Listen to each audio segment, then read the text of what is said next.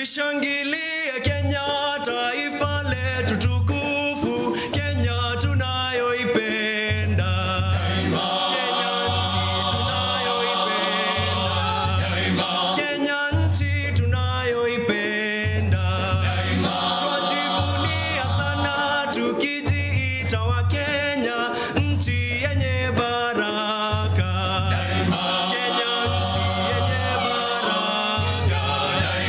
Kenya nchi yenye baraka. Wenzangu, Kenya kipenzi chetu, hatutaiacha milele daima.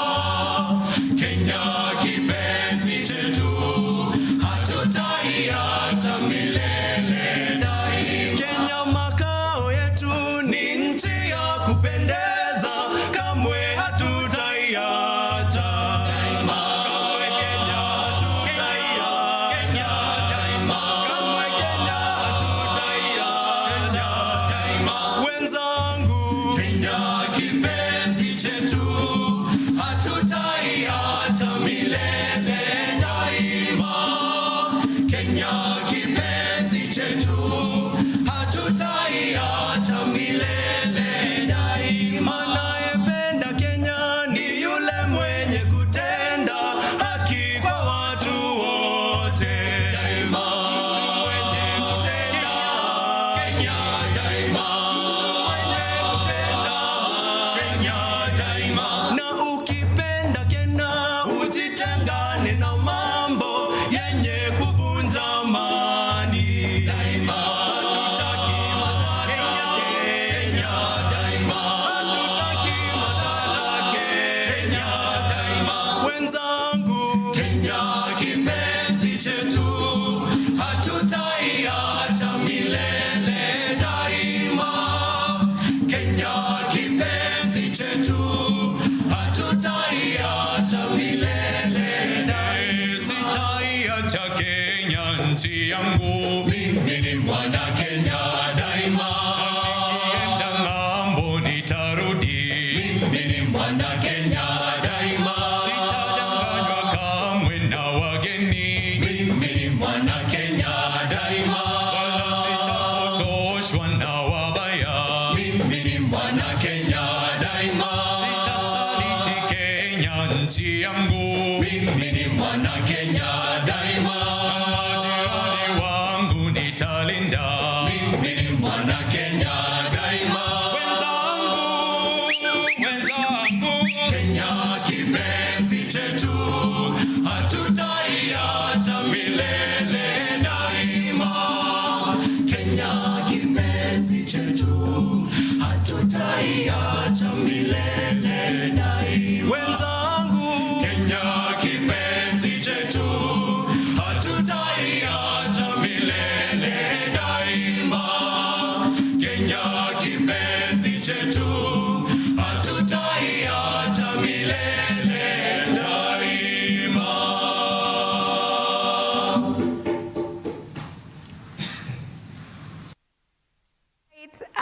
Thank you so much for keeping it here. Do you love that song, Hobbs? Yeah, me, I can tell you for sure. That Yeah. song is that song for the nation for me. Yeah. If kunye kuna national anthem, Yeah. you inafaa kuwa national anthem. Yeah, because it's been sung constantly.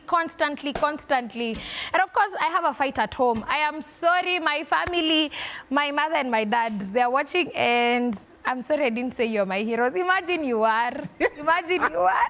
Lipa deni. Hobbs knows my mother, so you can imagine how dramatic that house is. You can imagine.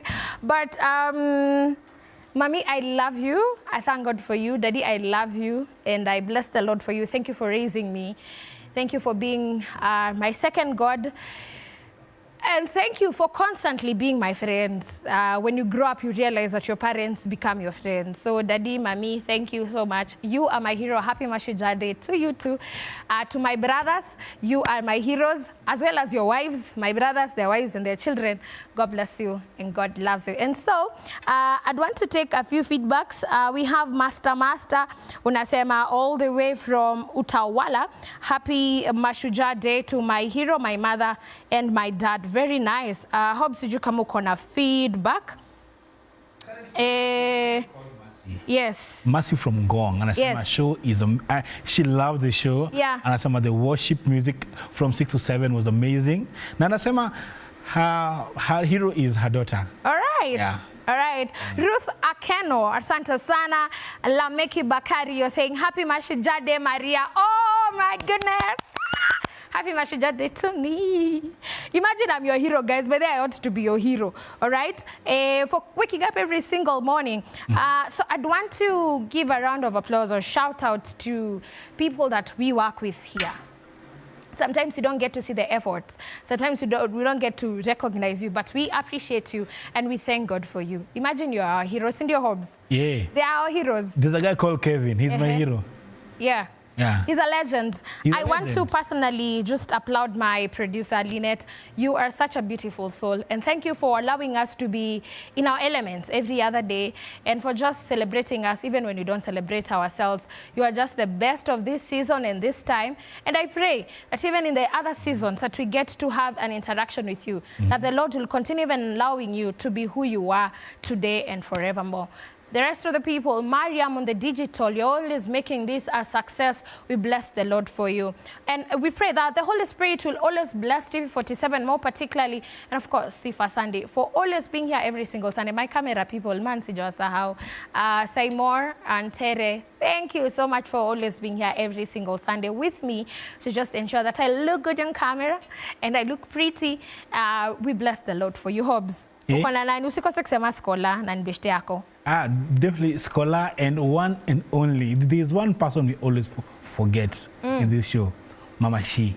Oh, okay. Mama yes. Shi, like for me, yes. she's my Mashujaa all time any day. Yeah. Big up to Mama Shi. Yeah. Yeah. All right, beautiful. Mama, she gets to serve us tea and some snacks, and she gets to allow us to just be her children. We bless the Lord for you. And so right about now, we'd want to get to hear more of the music, Kenyan music, and we just get to have an understanding of what is all about. We'd want to go moja kwa moja, aste hadi Kwale. We just want to get to see the proceedings that are there. And today we are celebrating Mashujaas, the people who allowed us to have the freedom that we are having right now, our heroes, and most importantly also the heroes of faith. But right about now, tuende Kwale.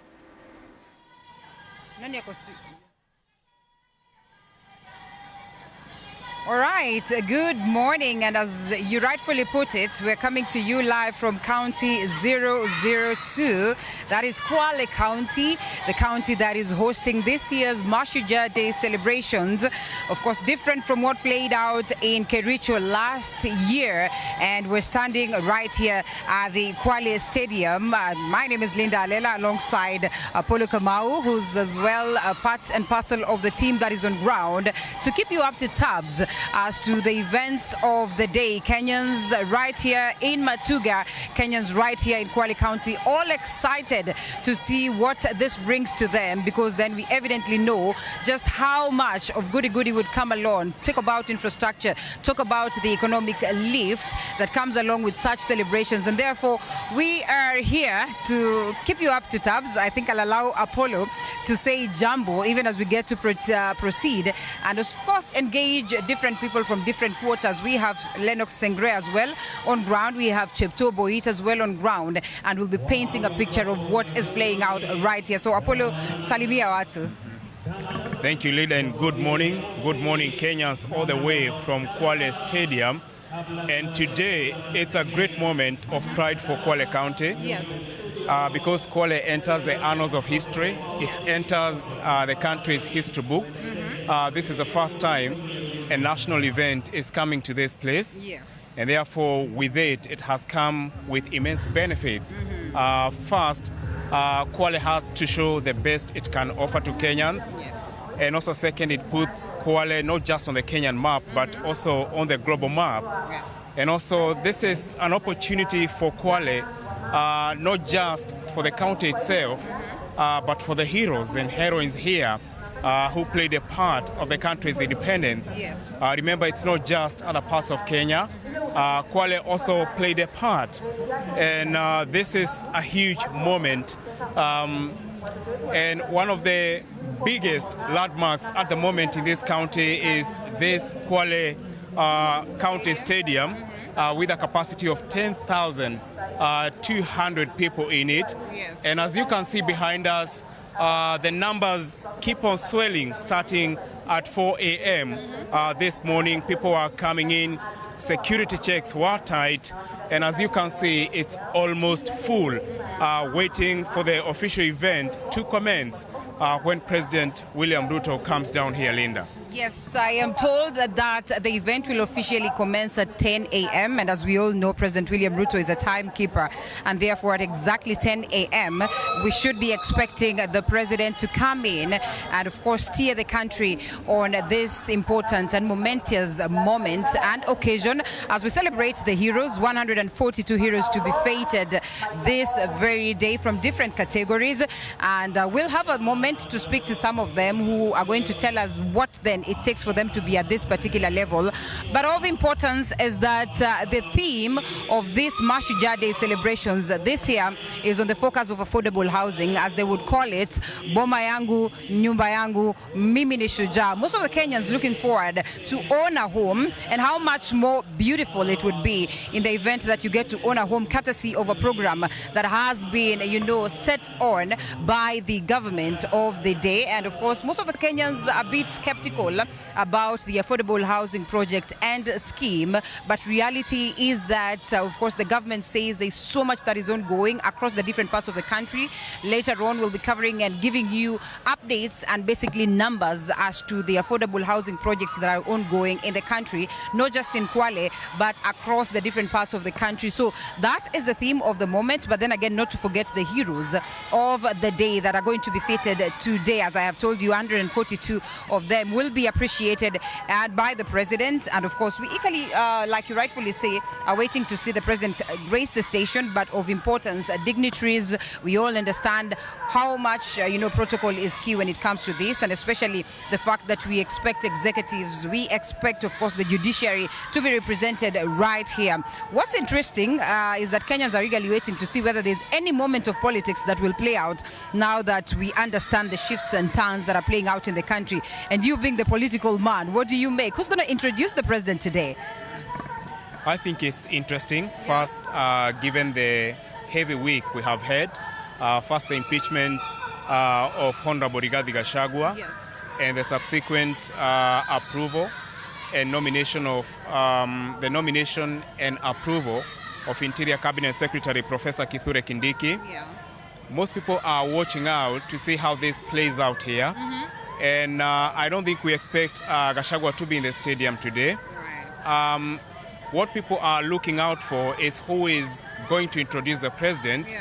And all eyes are pointing out to Prime Cabinet Secretary Musalia Mudavadi, given his the most senior ranking officer, minus the deputy president, Yes. given he's yet to be appointed and sworn into office.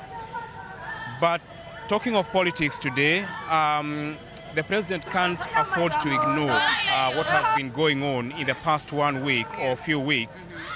He has to send a message of uniting a fractured nation, given the divisions this ouster process has caused among Kenyans, because Gachagua has his supporters, especially in the Mount Kenya region. So we expect when the president comes here to send that unity message to assure the nation that all is well in government.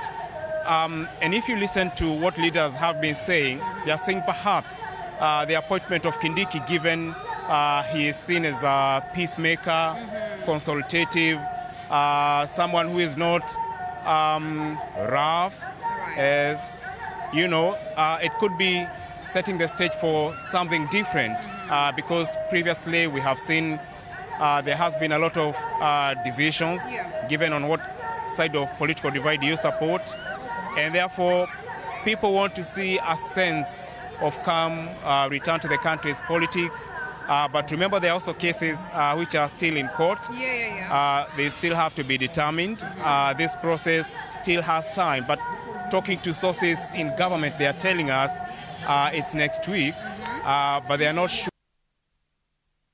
Initially set for Tuesday.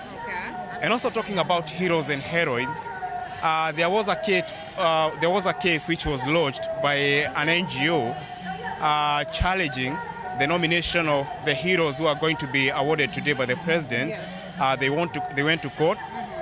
First, they wanted to attempt and stop the award today, but it was not granted. Right. The case will be heard, I think, next week.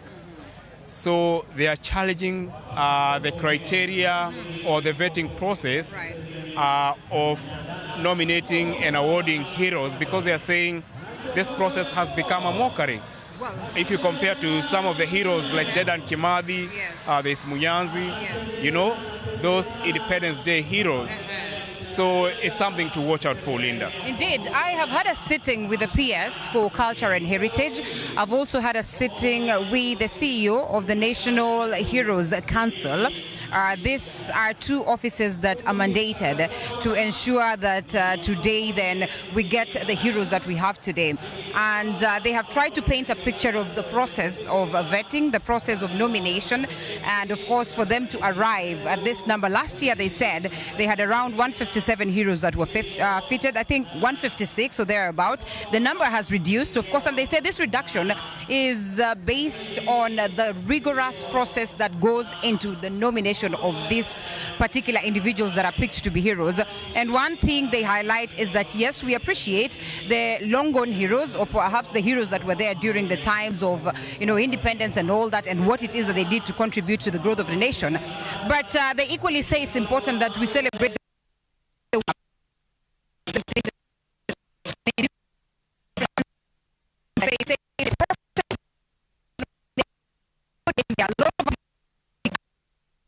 and be done. So, I think it will be what are excited to appreciate going to be fated, and that indeed we go to Lennox. Yes, that indeed everybody is a hero in their own capacity. You are a hero. I celebrate you definitely. All right, and so at this very point, and especially today, yes, oh, you are my hero. We got a chance to interact with Apollo for the, we always meet in the office.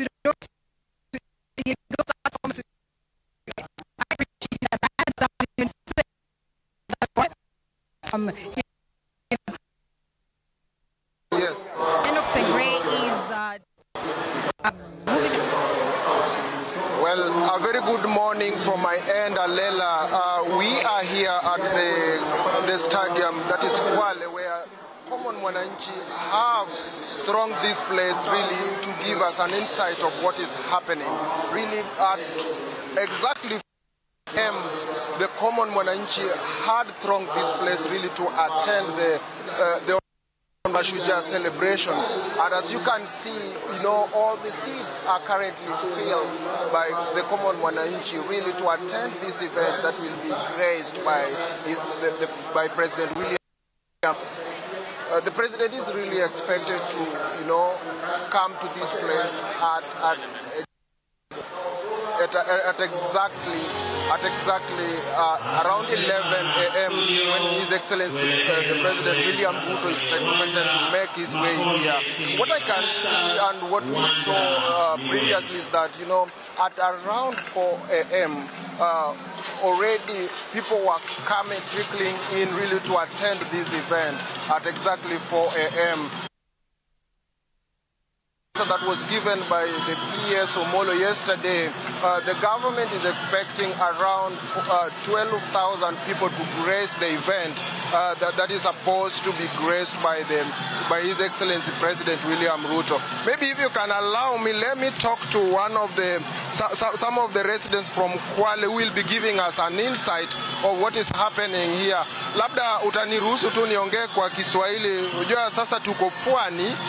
Mami, labda utueleze ulifika saa ngapi? Utaanza na majina yako, tuambie wewe leo.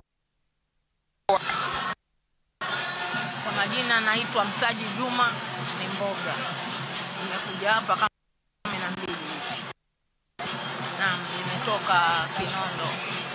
Nimekuja kusherehekea siku ya Mashujaa. Mwanzo kilichonileta kabisa ni kule kuwa leo sikukuu ya Mashujaa imefanywa ndani ya Kwale. Ni mara ya mwanzo kufanya kama hii Kwale. Alafu labda wewe kwa siku kama ya leo wewe washabikia nani? Mimi siku ya leo nashabikia mwanzo familia yangu, maana Ushujaa watoka pale nyumbani mwanzo. Maana ingekuwa si mzee kuwa yuani eka vile anavyonieka, nisingekuwa nimefika hapa. Alafu viongozi, Ushujaa wangu mimi nashabikia Mama Fatuma Achani. Mama Fatuma Achani ni shujaa. Ni shujaa Achani. Nilishai Kwale nyuma sana mpaka kufikia hivi leo. Mama Fatuma ni shujaa, tunampenda, tunamuenzi. Ushujaa wa Mama Fatuma umefanya Kwale sasa hivi yatajika kati ya nchi nzima. Wewe maoni yako ama wewe watarajia nini rais? Natarajia rais azungumzie mambo ya usalama sana. Usalama, bila ya usalama tusingekuwa hapa. Lakini kwa sababu ya usalama ndio maana tumekusanyikana hapa. Hapa kuna watu wengi sana. Ingekuwa ni huko kwa wenzetu, pia ungesikia bomu limebwagwa mahala. Lakini hata twasherekea tu. Kwa hivyo hiyo ni shukrani. Usalama ndio muhimu kwenye nchi. Nchi bila usalama haiendelei. Lakini nchi ikiwa na usalama ndio mwanzo wa maendeleo. That's one of the residents giving us an insight of what is happening. Remember, Alela, according to National Heritage PS yesterday, that is Umi Bashir, she indicated that 142 people will be feted today. And here with me are some of the heroes and heroines who will be feted for this event come when the president shall be making his way here. Maybe, gentlemen, maybe you can just introduce yourself and tell us which department or what will you be receiving for today? Thank you so much. My name is Elvis Malika. I'm the captain of the national team. We have been invited today here to grace this event at Mashujaa for us national heroes. So we'll be receiving the award, the National Heroes Award. The President will be Dr. William Samoei Ruto. Together with me, my teammates, Salma and Lona, together here. We've been representing the national team for the last 12 years as athletes, posting awards and accolades to the national team. And that's why today we've been recognized by the National Heroes Council, invited here today to. So what made you stood out? Sorry? What made you stood out? What made me? What made you stood out? What are you receiving for this day? I know you are going to be feted as one of the heroes for the Mashujaa Day. What made you stood out? You know, there are many taekwondo people I know around. How was this competition in the first place? So, I think this happens annually. So the National Heroes Council usually do their own research, and according to our track record and the consistency we have for the last 10 to 15 years, I think it was about time we were given this award. Yes. Maybe you are parting short. What are you expecting for today? First, we would like to thank the President, His Excellency Dr. William Samoei Ruto. We'd also like to thank the National Heroes Council for this award. It's a big achievement. Personally, it's a big achievement for the sport. We're also urging many youth to join us, and so that they can join the sport and help it grow. Basically avoid other vices in the society like drug abuse, radicalization and crime through sports and other arts. Yes, that's very powerful. Maybe if I can speak to one of the ladies around, she's also being feted for today. Maybe if you can just introduce yourself and tell us what are you receiving for today. It's Mashujaa Day. Anything new? Salma Ali Abdallah. I'm Shujaa Salma Ali Abdallah. Today I'm going to receive a presidential award of National Hero because of the recognized achievements that I've got in my span of years of sports. So I've represented my country in and out of the country, internationally, nationally, and I'm the ladies national team captain of Tongil Mudo Federation. Yes, I've won very many gold medals, international, and yeah. So maybe if we may know, like, how was the competition in the first place? Were you mainly, ladies competing for this, for this medal? How did you get your name here? I'm not getting that question right, but I've gone for so many competitions, and I started where it was. I started with local games before I started competing at the international level, which I started in 2014.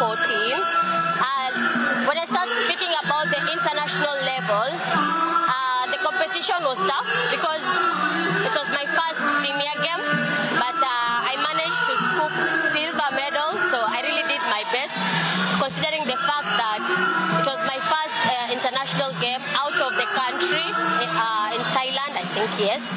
So, yeah, the competition is, but when the going gets tough, you get tougher every day, yes. Wow. That's very powerful. So, Lela, from where I stand, the common Mwananchi are still trickling in. You see, all seats are full, and at this entrance, as you can see, the security are not giving chance to anything currently. They are frisking everyone coming in, really to, ascertain that the security, the security status and the security mode at this stadium is, up to standard. You see, at around 4 a.m. already, most of these seats were filled by the members of the public, really to coming here to witness people will be feted for the Mashujaa Day. For now, Linda, I take it back to you. Linda?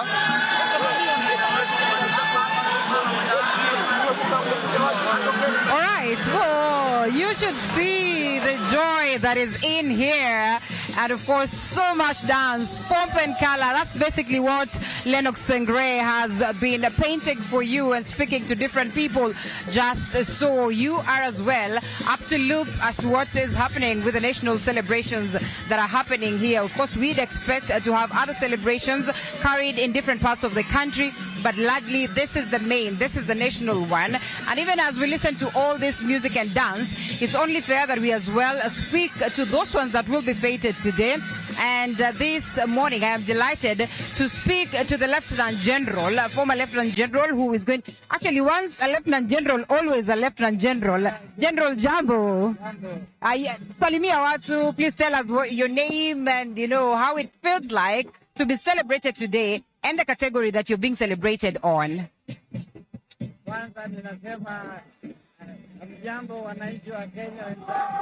Ndio. Aha.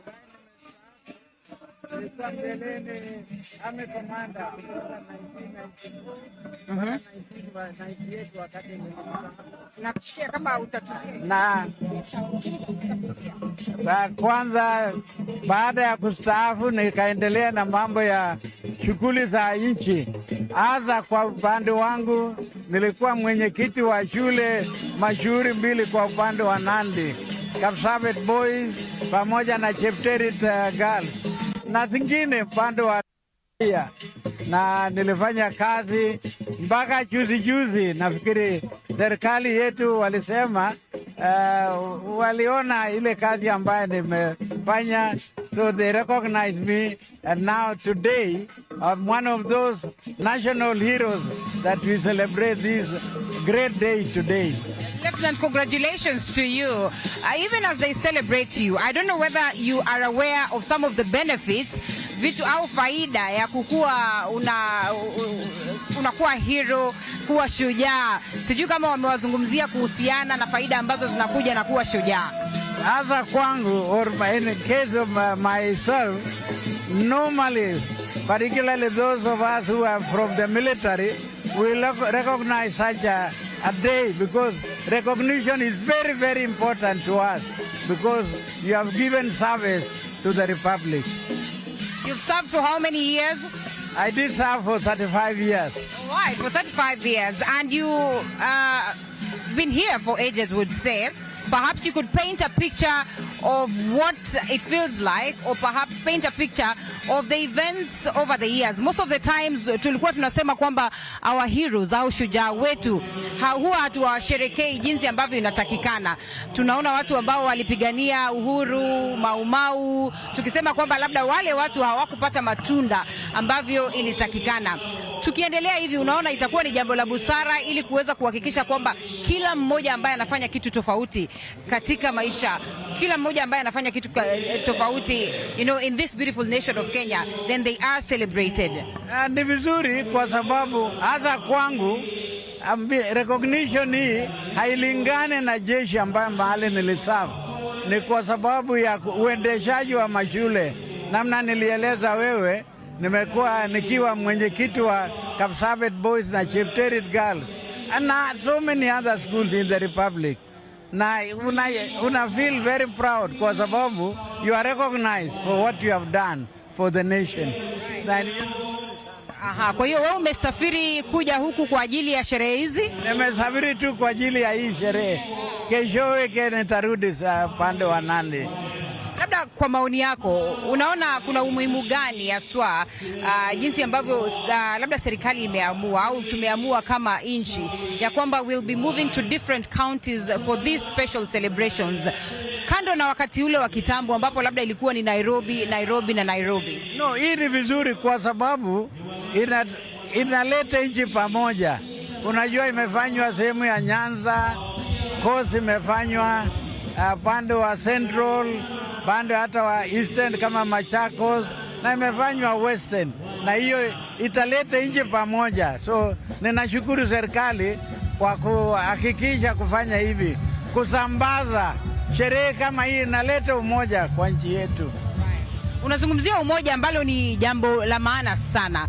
Kufikia sasa Wakenya wengi wanahofia wakati ambapo wanaangalia mambo yanavyokwenda katika kitengo cha kisiasa. Unapata kwamba labda watu wengi wana wasiwasi ya kwamba tunapoteza ule umoja, uwiano kama watu wa Kenya. Unaweza ukasema nini kuhusiana na siasa ambavyo zimekuwa zikiendeshwa, na labda unamtegemea rais azungumze vipi ili kuhakikisha kwamba anazungumzia hilo swala la umoja na uwiano? Unajua vitu kama hii sasa ikifanywa kwanza kama Kwale mwaka huu, watu kutoka hii sehemu wana feel their part and parcel ya serikali, na hiyo ni vizuri sana kusambaza. Na unajua, na tena una expose nchi, kwa sababu nyinyi kama runinga mnakuja mna air na kila mtu anaona kwa Kenya, so inaleta umoja sana, na pongezi kwa serikali kwa hii jambo ya kusambaza sherehe kama hii. Najua tunajaribu kutoroka jambo la siasa, lakini umeona jinsi ambavyo siasa zinachezwa katika nchi wakati huu. Unaweza ukasema nini anaswa kuwazungumzia Wakenya wote katika hali ya kuweza kuja pamoja na kusukuma gurudumu la kuwa pamoja, gurudumu la uwiano? Kitu tu ambaye naweza kusema, kwanza kwa wananchi wenzangu wa Kenya, umoja ya nchi ni muhimu kabisa. Namna nilisema, nilikuwa mkuu ya majeshi ya nchi kavu, na inahitaji sisi kuwa pamoja. Hata siasa kama nini, lazima tuwe kitu kimoja, na hiyo kawaida. Nchi yeyote ukienda lazima siasa iweko, but hiyo isitutenganishe, tuwe kitu kimoja. Ninasihi wananchi tuwe kitu kimoja. Asante sana. Labda tukielekea kufunga, unaweza ukawaambia nini wale ambao tunasherekea siku hii ya leo kama shujaa? Wewe shujaa wako ni nani? Shujaa yangu ni wananchi wote, tukae kwa umoja, na tunasema asante kwa TV 47 kwa kutualika, alafu tunapeana maoni kwa wananchi wenzangu. Na naona kwamba una wenzako pale, na ninasema tu wale ambao wamepewa kipawa, pongezi kwa shule, na pongezi sisi wana Kenya, tuendelee mbele. Endelee mbele, hakika. Asanti sana Lieutenant General. Labda kabla haujaondoka, Wakenya bado wanachanganyikiwa wanapozungumzia labda ile ambayo ilikuwa ni Kenyatta Day ikahama, tukakuwa na Moi Day ambayo ikabadilishwa, tukakuwa na Mazingira Day, Utamaduni Day, kidogo hapo tumechanganya, imekuwa ni Mashujaa Day. Itachukua nini ili tuweze kuelewa siku hizi mabadiliko ya aina gani? No, hiyo ni nafikiri lazima kuwa nchi mbalimbali kwa sababu iko vitu mbalimbali yanafanywa na taifa kama hii, na sasa ni kurecognize tu shujaa. Mahali pengine Jamhuri Day, Madaraka Day, hizo zote ni muhimu kwa nchi yote. Haya. Sana Lieutenant General Augustine, asante sana kwa kuzungumza na sisi. Wewe ni shujaa, tunakusherekea siku hii ya leo na tunasema kweli unastahili kutuzwa kulingana na vitu ambavyo umesema umefanya ili kuweza kukuza nchi na kukuza maisha za watu wengine. Asante sana. Asante sana. Mungu abariki sisi, Mungu abariki Afrika, Mungu abariki Kenya. Asante sana Lieutenant General Augustine right there. He'll be feted today, he'll be celebrated. He's amongst the 142 individuals that have been picked for these important celebrations as the heroes that we are going to have accorded that hero's moment. And so basically just what is playing out around before we get to speak to others. Asante sana General, asante sana. Yes, before we get to speak to some more individuals, I think it is basically all about the music, as you can evidently hear. And we understand that largely these celebrations nowadays are, stationed in a way that local talent is appreciated. Musicians as well as artists from the specific areas then are celebrated. And so this time around we have individuals from Kwale County, we have music groups, dance groups from Kwale County just showcasing best what it is that they have. So that's basically what is playing out even as we await for the coming of the president, where then the celebrations will begin immediately. But right here, I also have Reverend who is joining us as well, being feted, so that at least atuambie na yeye maoni yake kuhusiana na sherehe hizi za Mashujaa. Tumefikia hapa kama nchi na kiukweli tunashukuru na tunafurahia shujaa wetu. Reverend, ujambo? Na sijambo. Asante sana kwa kupata kuzungumza na sisi. Salimia watu wa TV47. Asante. Nashukuru, nataka kwanza kuwasalimia mashujaa walioko Kenya mzima ambao wengine hawajafikia kuja huku, na ni mashujaa nyumbani kwao, ni mashujaa maeneo yao katika community, ni mashujaa makanisani katika nyanja vitengo mbalimbali. Kwa hivyo wote na wasalimu na wahensi, nasema leo ni siku ya mashujaa na nashukuru Mwenyezi Mungu. Asante. Hili ni vazi la shujaa. Hebu tuambie imekuwa kuwaje mpaka mkajikuta kwenye vazi hili? Asante. Na mimi naitwa Askofu Daktari Masika, na toka maeneo ya Ukambani, Machakos, lakini na hudumu pia maeneo ya North Rift katika mambo ya kusaidia the warriors kubadilisha mitazamo yao, mindset change na alternative livelihood for regional security, na pia nasaidia watu kuwa na kuweza kujikimu, kuweza kujiendeleza na kuweza kujisaidia katika maisha. Kwa hiyo leo wewe unasherehekewa kama shujaa, like are we going to celebrate you today? Have you been picked or nominated amongst the number of the people who will be celebrated today? Nashukuru kwanza na kwa wale ile mchakato ambao ulitumika ili kupatiwa nafasi hii kuwa a national hero, kuwa recognized kama national hero.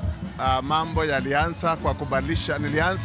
Nilikuwa civil servant, nilikuwa mwalimu, nilikuwa principal, nikaretire some years back, na nikaanza mchakato harakati ya kusaidia jamii ili waweze kujikimu, ili waweze kujiendeleza kimaisha. Na nikaanza mfumo huo katika area ya Ukambani, mahali inaitwa Yata, a dry area. Nikabadilisha mfumo, nikawafundisha namna ya kuchimba na Usilanga dams, na wakaanza kulima, maskini wakawa tajiri, wasiokuwa na chakula wakawa na chakula toshelezi. Baadaye nikachukua mfumo wa maendeleo wa model, mindset change na livelihood na mambo ya kimaisha, nikapeleka North Rift area ya Baringo Pokot, ambao tunafanya kazi na watu wa hao wa area ambao originally were marginalized for no reason, lakini sasa tunawasaidia ili waweze kujikimu kimaisha, kujifundisha mbinu badala kuliko kuenda kuchunga ng'ombe na mbuzi ambao ni kawaida yao, na kuenda kuchota wengine kutoka kwa majirani yao walio karibu kama Turkana, Marakwet na Samburu. Kwa hivyo tunawafundisha bandala jingine kama njia ya kuleta amani, kwa sababu hawa watu wanafanya yale wanafanya kwa sababu ni tamaduni zao, lakini sasa tukaona ili tubandilishe na hiyo hali yao, ni kubadilisha hali yao ya kiuchumi,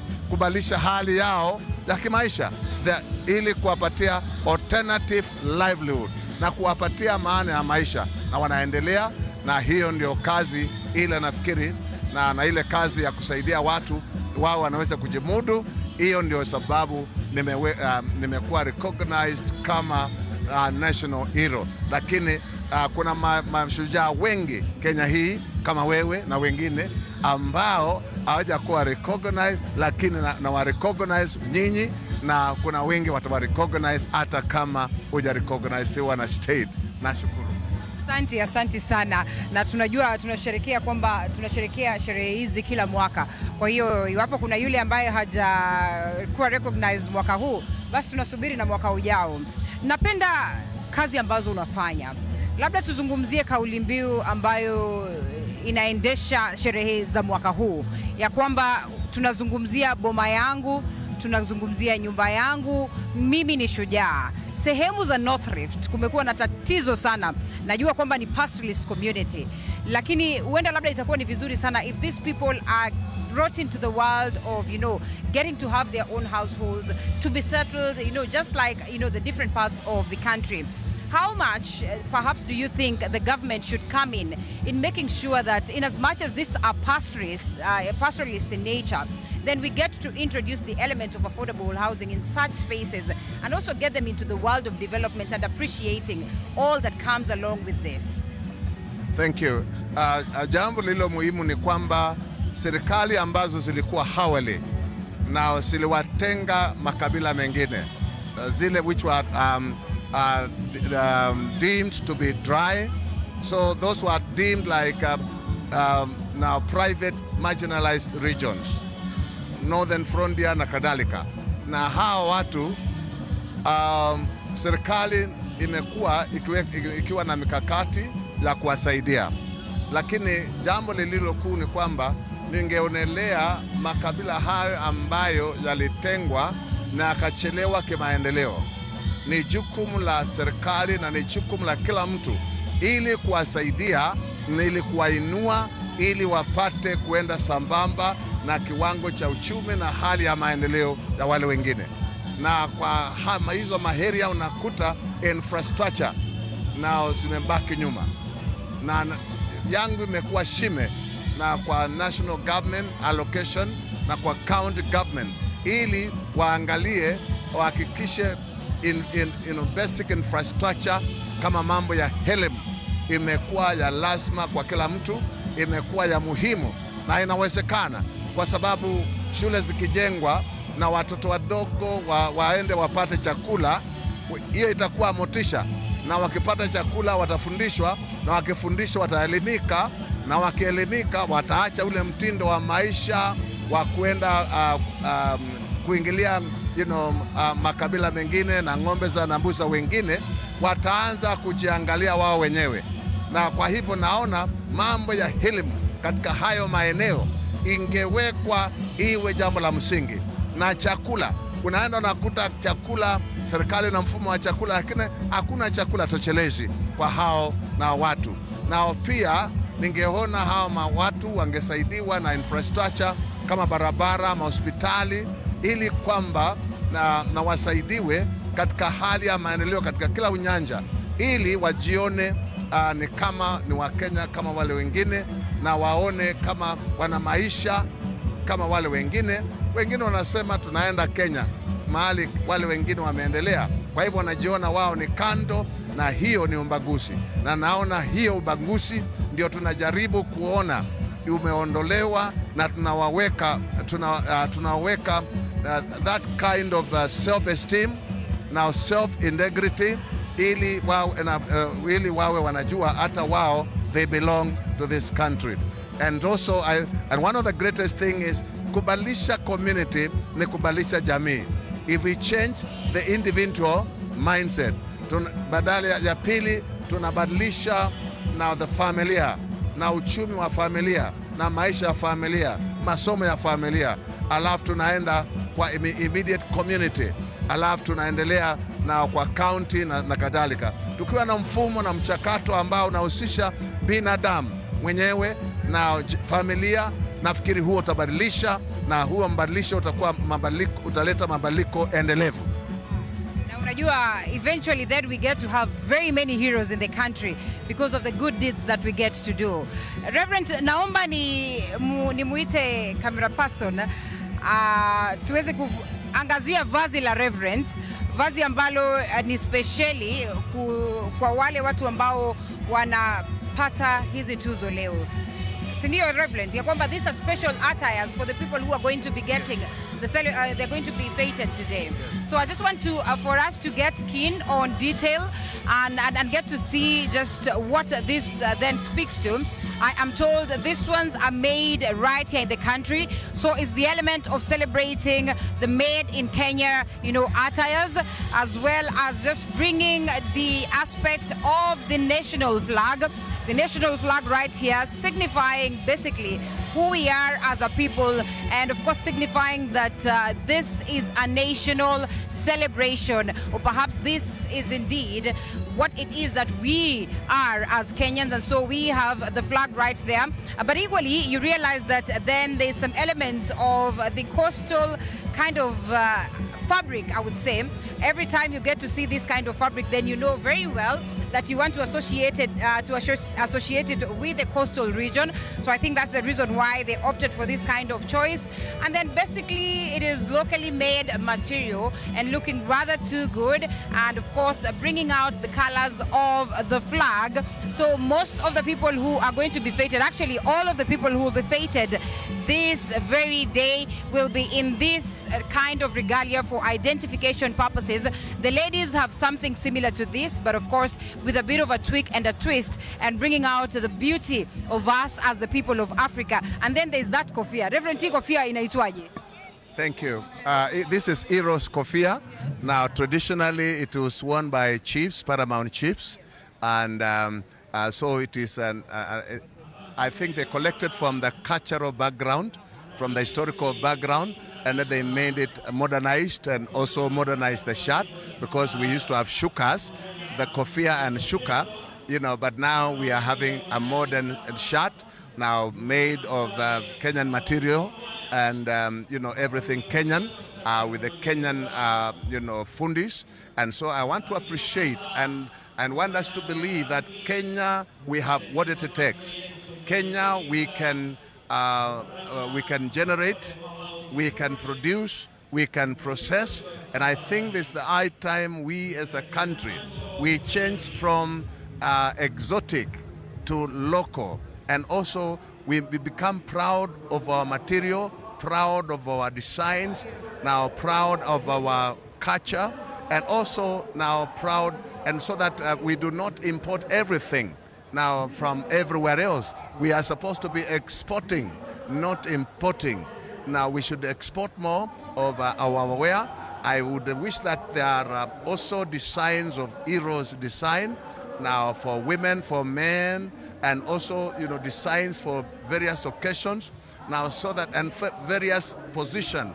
Like now we know a suit in the British is the official dress. We need to also have a dress we can say is the official dress of a country like Kenya, and so that all of us can be proud. We are trying to see what the president is wearing, but it has not been declared. We would wish that we all agree. We have a national referendum to say what is our national dress so that we can now market that. And also we can have also tribal dresses. Now, not tribal, but regional dresses, whereby we have the Maasai. Of course, those ones have their dresses. We know their brand. We need, where I work with in the Northern Rift, the Turukana, the Pokot, the Marakwet, they have the greatest, adornment. They are very artistic, and all that has not been brought to the fore. We are busy now looking at the West and the East. I would wish we look in our East, in our Northern Kenya, in our Western Kenya, Northern Rift Kenya, and the coast of Kenya, other than looking to the West and the East. Well, and I tell you, what a beautiful sight to see when you get to see people, in regalia and perhaps rocking their very own traditional attires. It's a very nice thing to see. Reverend, before I let go of you, I had a session with one of the representatives from the National Heroes Council, and they were trying to tell us what are some of the things that would come as benefit for the people who will be feted this very day, and even those ones that have been considered as heroes previously and appreciated in such national celebrations. Of course, coming along with, subsidized rates, when it comes to perhaps you accessing the forest areas of the country and a couple of other areas, as well as, first-hand, of course, kind of treatment when you get to Huduma centers, and they say they're going to set up circles that are going to involve those ones that have been fated as heroes, just so, there's more to this, hero activities. What do you make of that? And even as you get this, award today, how much more will it be instrumental for you in advancing the work that you've been doing to society? Thank you. Now, one of the greatest things about awards and recognition, it becomes as a motivation and an affirmation that you are doing something, because most of the people who are involved in transformation are altruistic. They give up their lives, they give up their resources, they give up their time, they lose out opportunity, even family time, now to sacrifice themselves. And quite often, the people that they serve, sometimes they might appreciate in a corner. And but at the end of the day, you'll find, out there, outside what you do, you are not recognized. So when there is a national recognition, now, of course, now you'll find that everybody knows, at least they appreciate. Actually, the people that we serve do appreciate more when they see we are recognized, because now in their own way they recognize. I've been given a lot of honorary shukas and beads by those communities we are helping. In other words, their way of appreciation. And but of course, when you are recognized nationally, it gives you some affirmation, confidence, and a resolve. And for me, this is my second recognition. I was recognized with the Order of Grand Warrior, and last year, and this year I'm recognized as a national hero, and it has made me increase my resolve, increase my public participation to communities. I'm upscaling my programs now from where I am in the Northern Rift, going to all parts or to the neighboring communities. And so, well, it is up to the government, it is up to the community. It was within our culture to recognize people as heroes. And even in our culture, when you are, we are 70, you are only given to sit in councils, to be, to give counsel on serious family and community matters. So I hope this, will be extended to where the communities where you are can acquire some wisdom, some experience, because you cannot succeed in transformation unless you have some skills. unless you have some abilities, unless you have some wisdom. And that wisdom can be taken, to another level, to another sector, because all truth, all principles can work everywhere. And so I think, even besides, what we if they do, that's good, because we hope instead of, the recognition that was there traditionally, if you go to places, you don't have to queue for that long. If that recognition given to government officials, because many of us were government leaders before we resigned, like the previous guy was here, now General Cheriot and myself, I was the principal. Now, at least, so now I'm being recognized for what I've done after retirement. And I think it's also a challenge to anybody who retires. That's not the end of life. That's the beginning of making significant strides in transformation and making impact in life and the lives of others.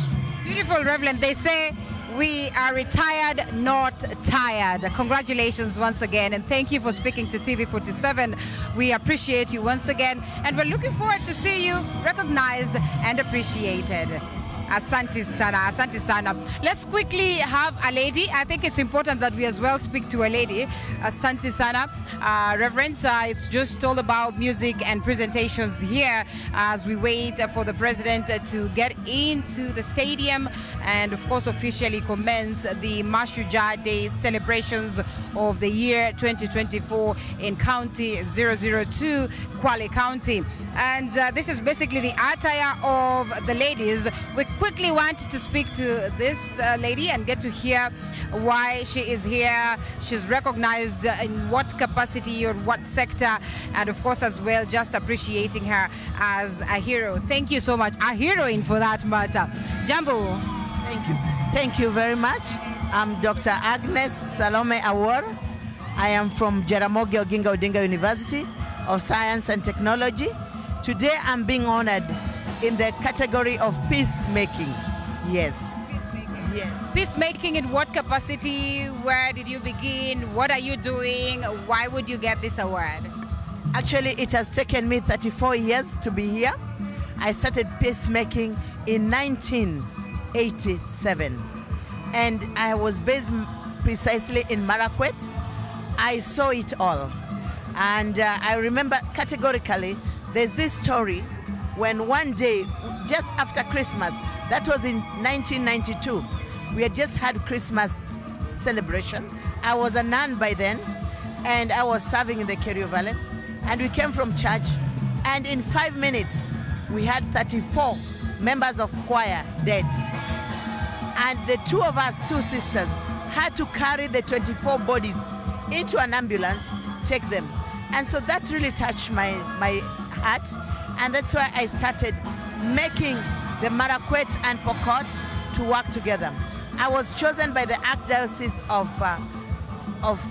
Eldoret to be the one in charge of peace and justice in the Kerio Valley, a work that I did for over 11 years. And so my work was to bring the young people, especially the young people, to bring the Pokot and Marakwet young people into music festivals. So we could do musical festivals, preaching peace. And I can tell you, from where I sit, it made a lot of difference. When you can bring an enemy together into one camp and they sit together. Because normally it's the young people being used to kill one another. And we are all Kenyans. And the first question I would ask them, if today you found out your father was a Pokot and you actually killed your own brother, how would you feel? Yeah. Beautiful story right here, and as well just getting to hear it from the horse's mouth. We understand just how crucial peace is a process. It still continues to be elusive. What will it take what will it take for us to get this to be a game of the past? What would you tell the government today, now that they are appreciating you for being part and parcel of that process? What is this one thing that they need to do to create that change as we sum it up? Actually, to sum it up, I'll ask the government to take the necessary efforts to fund peace-making processes, to be able to preach peace from themselves. And peace begins with me to you. And so if we really care about this country, which we call our motherland, we have to be able to fund peace processes, and the government should take the first lead in doing that. Congratulations. And this attire is basically what the ladies are having, this kind of attire? Yes, this is what the ladies are having, and we are really appreciate the National Heroing Councils for doing this for us. Thank you very much. Thank you so much. We're looking forward to see you being awarded, recognized, and celebrated. Wewe ni Shujaa. Continue doing what it is that you're doing. We certainly hope that this then opened doors to greater heights of the process of peace. TV47 for what you're doing about peace. Thank you. Thank you so much, Dr. Ari, as well. And there you go. We have lots of beautiful stories coming from the ground. We know we can't get to hear all of them, but the ones that we've been able to speak to, we certainly appreciate, and we say asante sana. I see Mama is trying to come here. Labda tu tutamsalimia, because then we have to cross over to the other side and speak to George Maringa, or perhaps hear what George Maringa has in store. Mama jambo, wacha tu tumsalimie mama kidogo tukifunga, asiwe amesubiri kwa muda mrefu. Jambo mama. Mzuri.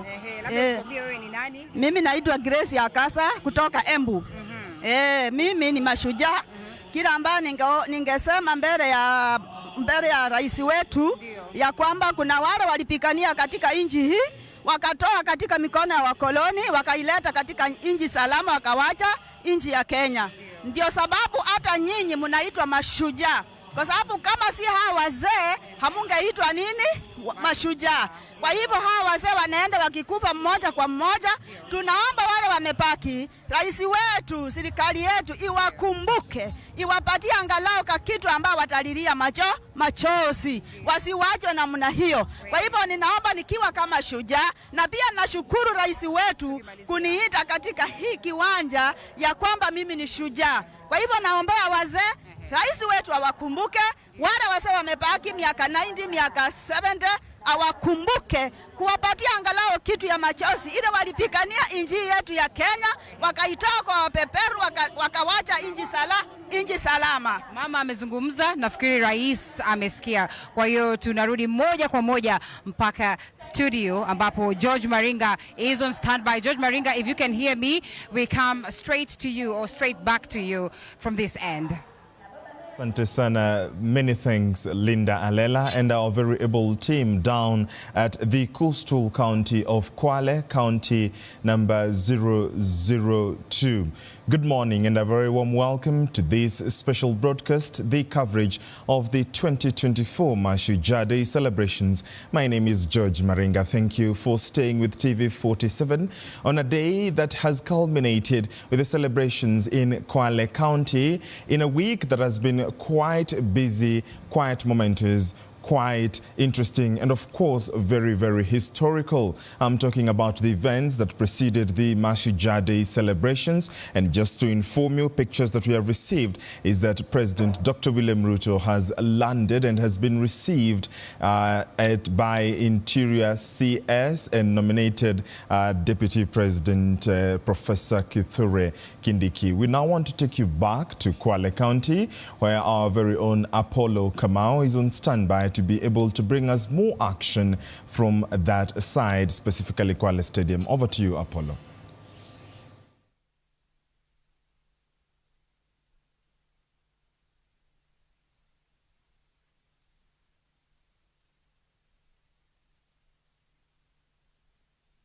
To streaming as people continue to wait expectantly for President William Ruto, who is just a few meters away from here at the Kwale State Lodge.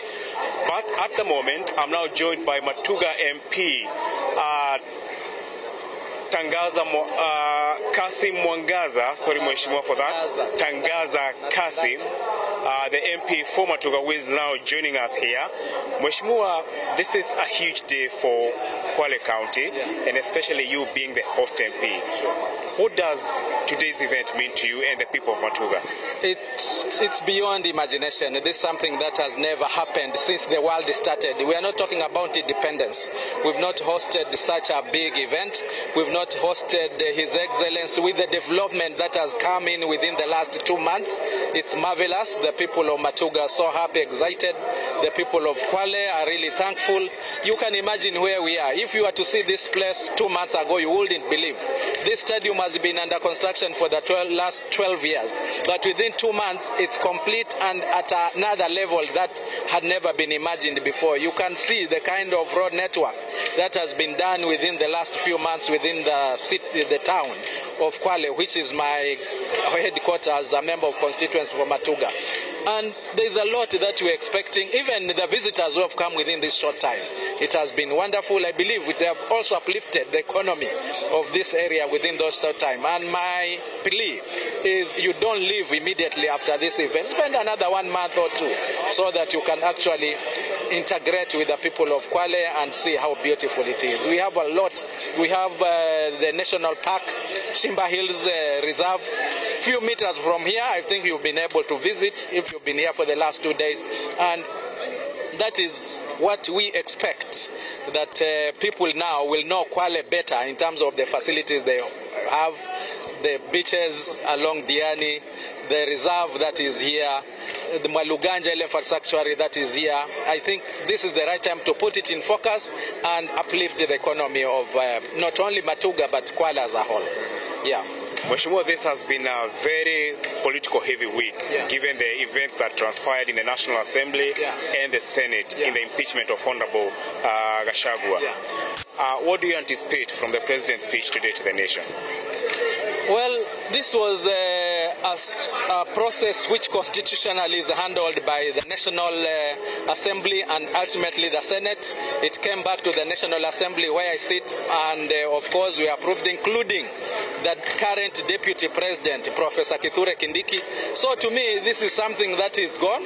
We are looking forward into the new relationship between His Excellency and his new deputy. The remaining is history. We want to move forward. We've taken some bit of time politicking, but I don't think we should continue that way. This is now the time to get our sleeves, to roll back our sleeves and get back to work, especially from the higher office. Otherwise, for me, I think the future is brighter now. Very well. I'm dressed like the way our heroes used to dress. And we have 3 specific heroes who actually fought for independence from Mashujaa here. One is Bilashaka, the other one is Mbozemboze, and the other one is Mwamgunga. I hope this is the right time also to honor them on their own home soil now that we are in Mashujaa. Unfortunately, they all came from Mashujaa. Two of them like 2-3 kilometers from here. So those are the type of expectations. It's high time. We also recognize that the fight for independence even cost fought for it, not just Mekatilili Wamenza, but even in South Coast. The idea of writing history based in Mrima, I think that should be long gone. Thank you. Thank you so much, Mheshimiwa, for your comments. That's Mashujaa MP Kasim Mwangaza. Kasim Tandaza. Kwani Kiswahili nakupiga chenga bro? Mheshimiwa, naomba msamaha. Tandaza. Thank you so much, Mheshimiwa. Thank you so much, Mheshimiwa. We are outside Kwale Stadium, where any moment now, President William Ruto will be making his way here. As you can see, the band is getting ready, and police are also, the Kenya Air Force, the Kenya Defense Forces are also in place for that moment for the President to join residents of Mashujaa and the larger Kwale County for the 61st Mashujaa Day celebrations. A very historic event for this county, given it's the first time this county is hosting Mashujaa Day. Back to you, Maringa. Thank you very much, Apollo Kamau, our senior reporter and political lead on the political desk, talking to us and speaking to Mashujaa Member of Parliament in these 61st day Mashujaa celebrations taking place at Kwale County. And just to inform you, President William Ruto and First Lady Mama Rachel Ruto landed at the County Commissioner's office in Kwale County and were received by Professor Kithure Kindiki, the CS for Interior, as well as the nominee for the deputy president position in the country. On this particular day on the socials, we are asking, who is your hero?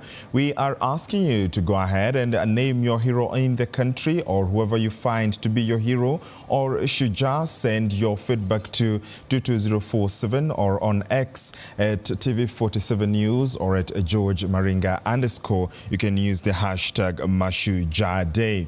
Now we are awaiting the arrival of President William Ruto to proceed and officiate the official celebrations, the Mashujaa Day celebrations that are being held in Kwale County. And these will also see about 142 Kenyans awarded with several honors awarded by the head of state. These are honors that are issued by the head of state in various categories and go ahead to celebrate Kenyans who have made strides in several fronts, from religious achievements, from religious leaders to liberation struggle, freedom fighters, as well as scholarship, professionalism, research.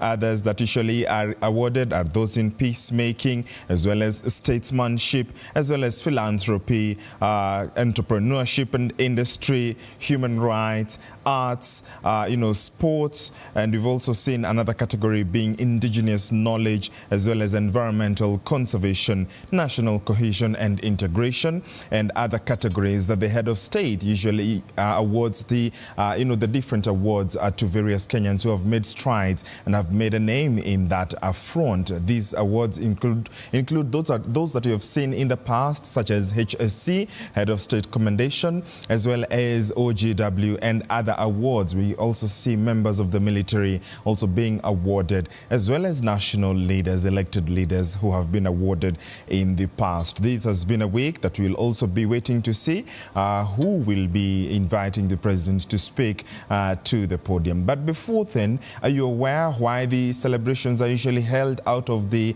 Nairobi City County, a different contrast from what used to happen in the past? Now, about 8 years ago, former President Uhuru Kenyatta declared or announced that 2 out of 3 national holiday celebrations will be celebrated out of Nairobi. And in the last 8 years, we've seen that being the tradition.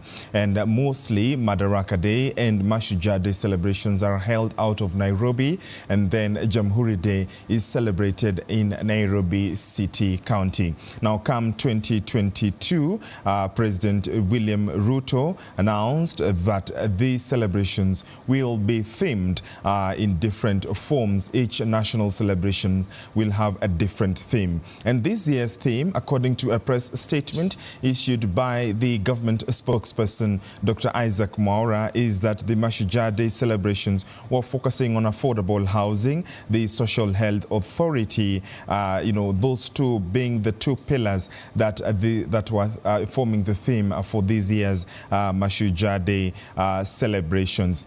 Also, away from that, is that we did see in the counties of Lamu 3 days ago the G7 celebrations, rather the G7 convention of the female governors convened in Kwale County ahead of the Mashujaa Day celebrations to be able to inspect several key development projects, including the official opening of the Kwale Oncology Center at Kwale Hospital, a visit to the Kwale Audiovisual Studio, an inspection of the Kwale Stadium, and the establishment of an intensive care unit at Kinango Sub-County Hospital. This G7 convention is an association of the 7 female governors in the country. And of course, these celebrations go ahead a long way to celebrate devolution in the country. We continue to follow the proceedings in Kwale County. I want to take you back to Kwale Stadium, where Linda Alela is on standby, even as we continue to await the arrival of President William Ruto. Over to you, Linda.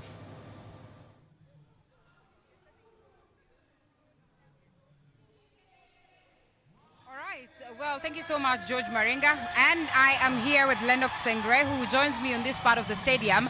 first, Lennox will remind us of what he has seen out there, the people he's spoken to, and basically that bone of contention or the biggest question as to the criteria of selecting the persons that are going to be recognized today as the heroes. And of course, Lennox, as you can evidently see, the music at the background, the play by Sisi Kwasisi. You know, the ladies, very powerful, the ladies and gentlemen signifying or reminding us of the importance of Ubuntu. Powerful. So, Alilela, as you have said, you see the stadium is full to the brim. The population of Kwale, people expected maybe, a lower number would attend this event. But as you can see, all seats are occupied. And you see even others are still standing, looking for seats. This event has been attended by, a number of people really coming to grace the event. Remember, this is the first Mashujaa Day that will be witnessed here at Kwale Stadium. And there was that question on the selection procedure, whatever that was used really to select the people, the 142 people who will be feted by the president today. The activists went to court really to have these, these names, the names of people who are selected to be feted by the president quashed. So this ruling is coming by next week. But we would really love to know, we have the CEO for the National Heritage that deals with the heroes, really to give us an insight of how they went through this process and how they selected, because many Kenyans, there's an uproar from a section of Kenyans really who wants, the names of the guys who are selected to really be quashed. Maybe if you can just have him, just Yeah. what is happening. Yes, and I agree with you because I've spoken to a couple of them, the heroes, who have told us the procedure that they took to get where it is that they are today. But I think it's important, like you rightfully say, that we get to hear the person who runs this institution, that is the National Heroes Council of Kenya, and he's standing right next to you. I think I'll allow you, yes, let me invite you for invite him for you, and you get to just get these questions and answers for us. All right, I know you've gone through a tedious process. Many Kenyans would not know, how do you go about, the selection process? People just call it Mashujaa. How did you arrive at these names? Do they deserve the titles in the first place? Oh, thank you so much. I think I need to bring out the public. First of all, my name is Charles Wambia, the first CEO of the National Heroes Council. I think we are now just this is our second year, our second Mashujaa. But I want to tell the public the process is not like those days. When the act came in place, operationalized, we are doing things more differently. We are involving even the public. First of all, I want to inform the public that in our act, it provides for 14 categories. Just to mention a few, we have liberation struggle, we have sports, we have spiritual leadership, we have human rights, we have scholarship, education, we have peacemaking. All those, they add up to 14. So that actually becomes our pointer to guide in our nomination. We must have at least each and every person within category, first of all, and we make a call. When our time for making our nomination comes, we make a call like 2 months before this celebration. This time we made it in July, and we started receiving calls for a period of almost 1 month, so that we receive calls, so that people can send in and bring up the nominations at close to ensure that everybody is taken into account, the whole country. So the process, like those days we were saying, call the county commissioner or the DC to pick, is over. Nowadays, it's very professional, very, very professional, and we are moving on to do this periodically. The question you asked, how is the public brought to know some of these things? Yes, we do our advertisement for a call on MyGov. And when we do it on MyGov, we make sure that you can search into our website and reach us out. So what we are other doing again is to ensure publicity is very much improved. When publicity is going to be improved, people are going to be able to do a good informed status on the nomination. But as now, we normally do that call. After the calls and the names have been identified, we normally allow those names are given back to the public for their public participation. So they normally given 14 days. Of course, this was the first time we did that because of challenges last year, but this time we tried and did that. And within 14 days, for sure I want to tell you, we didn't receive any objection of the 142. There are rules for objecting something. You make an affidavit and you give a written information of why you don't want ABCD. And we didn't receive anything. And we are working to inform the public of anybody we are nominating that we must receive their views before we finally gazette those names. So how do you arrive at these names? You see, there's a bit of an uproar from Kenyans. I know your stature at the commission has been very powerful, but how do you go about it? Like you first select, and then how do you arrive at the names? I've seen there are around 142 names that have been fronted, you know, for the Mashujaa Day. Those will be fated. So how many names did you receive? How did you sieve them to come up with the 142? Because maybe your comment also, maybe I've seen there's a court case. There are some activists who moved to court really to have this quashed. Thank you. Thank you so much for that analysis and question.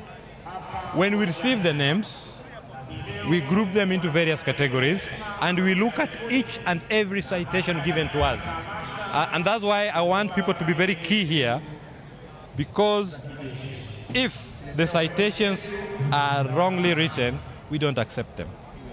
We want citations which focus on the person you are nominating very clearly. So we sieve those citations with the best on each place. So how we arrive at the best, we have a criteria and persons who chair that nomination committee appointed by the board. So the board, the council appoints somebody who does that. So we sieve those and we give the best. The other thing I want to say, when we receive those nominations, even if you are not selected for this particular charade, you are still a member of our heroes and you will get another chance for your request to be considered. And how we consider the numbers, sometimes we look at the invite and available space, and also sometimes financial position and the numbers which we can bring on board for a particular celebration. Last year we did 157. This year we went down a bit. Due to austerity, there are also a lot of financial impact. So the board approved for around 140. But I think we crossed 142 because there are very good nomination candidates whom we could not leave behind. Mr. CEO, someone would ask, after all this, these people have been celebrated as the Mashujaa team today. What do they benefit from? Apart from just getting the title, certificates, what's the commission doing?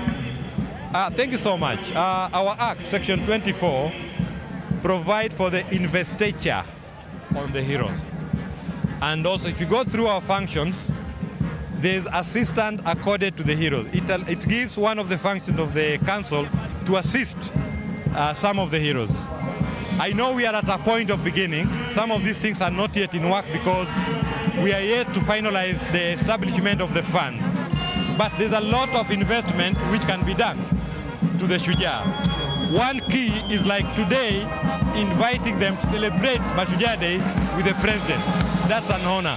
They will be accorded certificates, they will be accorded medals as a first line of consideration of an honor. In another level, there are always monuments which can be created for these particular heroes depending on the magnitude of the person's work. So we can also have statues made for some of them. So there's a lot of investment. The thinking of the council now is to create a beneficial to heroes, like giving them accordance support, having an ID card, which can make them be identified by the public on any activities they are going for, so that they can be known. So we are also going to allow them to have badges. And if you have a vehicle, have stickers. This is the thinking of the council. And I believe some of these things are very positive to make a hero feel recognized by his own country. That's very powerful, Mr. CEO. Thank you so much for that insight. Welcome. And wish you well also. Happy Mashujaa Day. Remember, we are talking about the theme. Boma yangu, nyumba yangu, mimi ni shujaa. If you can afford to buy an affordable housing, which is at a very affordable cost, you make it your home. Count yourself a hero. That's how the theme runs with this Mashujaa Day. Thank you so much. Maringa, that is the CEO for the Heroes Council giving us an insight of how they selected these people. For now, I take it back to you to enjoy the KDF parade.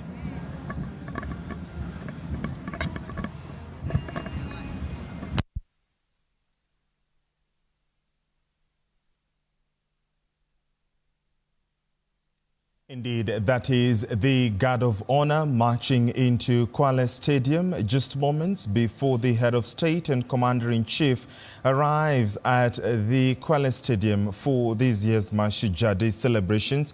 And as you have seen, the Guard of Honor today is being led by the Kenya Navy dressed in white, and then the Kenya Army dressed in the red tunic, followed by the Kenya Air Force. Of course, being at the heart of the coastal county of Kwale County could be perhaps the reason the Guard of Honor is being led by the Kenya Navy. And we've seen in the past that whenever celebrations are held in the coastal counties, the Kenya Navy takes center stage, or rather leads the Guard of Honor. And the reason this happens is because, the Guard of Honor marching into the stadium, just, signaling the moments before the president arrives, is because the president is not only the head of state, but also the commander-in-chief of the Kenya Defense Forces. And once he arrives, he will inspect the Guard of Honor. And the Guard of Honor is a special form of respect and honor that is given to the commander-in-chief, in this case being Dr. William Samoei Ruto. And once that happens, there will also be the military fanfare, and then the celebrations will continue. We do know very well that also the military is known to keep time, and therefore with that arrival and that march of the Guard of Honor into the stadium, we shall be expecting also to see the fanfare once the president will be able to arrive at the stadium itself. And there is also that signaling whenever the president arrives in that official presidential Land Rover. Now, earlier on, there were several issues that we did see, several celebrations, several events to mark these celebrations. And that's the fanfare that I'm talking about, that will be, as you can see on your screens, that will signal, that will be played once they spot the president arriving in the official Land Rover. And that earlier on is the president who had arrived at the Kwale County Commissioner's residence, the office, and he was received, President Dr. William Samoei Ruto and First Lady Mama Rachel Ruto. They were received by Deputy President nominee Professor Kithure Kindiki. Professor Abraham Kithure Kindiki there receiving the chief guest, the head of state and commander-in-chief of the Kenya Defense Forces, Dr. William Samoei Ruto. That you can see on your screens is just the final preparations once the Guard of Honor has made its way. We can see also the presidential dais where he will be able to stand and, as the national anthem and the East African anthem will be played. I did mention to you that the Guard of Honor is a full Guard of Honor led by the Kenya Navy. And as you can see earlier on, Professor Abraham Kithure Kindiki, the nominee for Deputy President, is the one who received the President himself at the Kwale County Commissioner's residence just moments ago. And it's not far from Kwale Stadium where the celebrations will be taking place. The Guard of Honor, pomp and color is currently going on, and the officers are handing over and changing over, as you can see, to the commander of the Guard of Honor. At this point, I want us to cross over back to Kwale County and speak to our very own Apollo Kamau once again for more action on the ground. Over to you, Apollo. 61st Mashujaa Day celebrations. Joining me now is Lamu Governor Issa Timami and his Tana River counterpart, Dado Godana. Thank you so much, Your Excellencies, for joining me on TV47. To start with you, Mheshimiwa, what does this day mean to you, given this is the first time it's happening in Kwale County?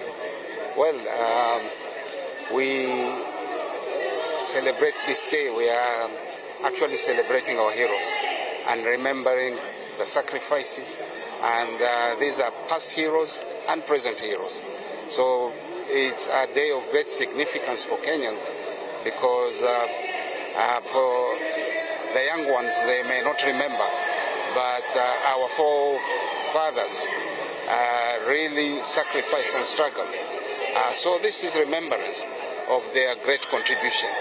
And of course, we also have present heroes whom we are celebrating, including, of course, our track stars. They are doing wonders for this country. A lot has been happening this week politically. We have seen the impeachment of Honorable Rigathi Gachagua and the subsequent nomination and approval of Interior Cabinet Secretary Professor Kithure Kindiki. What do you anticipate in the President's speech today? Well, it's very difficult to read the President's mind. But as far as that issue is concerned, I am a lawyer. The matter is pending before court, and it is not advisable to comment on matters before the court. Otherwise, I will be rendered in contempt of court. But all in all, we are hoping for the best for this country. Thank you, Governor, for your comments. Let me now turn to Tana River Governor Dadho Godana. Thank you so much, Mheshimiwa, for joining us. This is such a huge day with a lot of significance, not just for the people of Mashujaa, but Kwale County. But politically, a lot is cooking. And we've seen the nomination of Interior CS Professor Kithure Kindiki. What do you anticipate moving forward, given this new power arrangement? We don't need to anticipate anything. It's a matter that is already being handled by the courts, and it is very much in order that when the court is in seizure of such a matter, then the rest of us cannot politicize. So we wait for the outcome.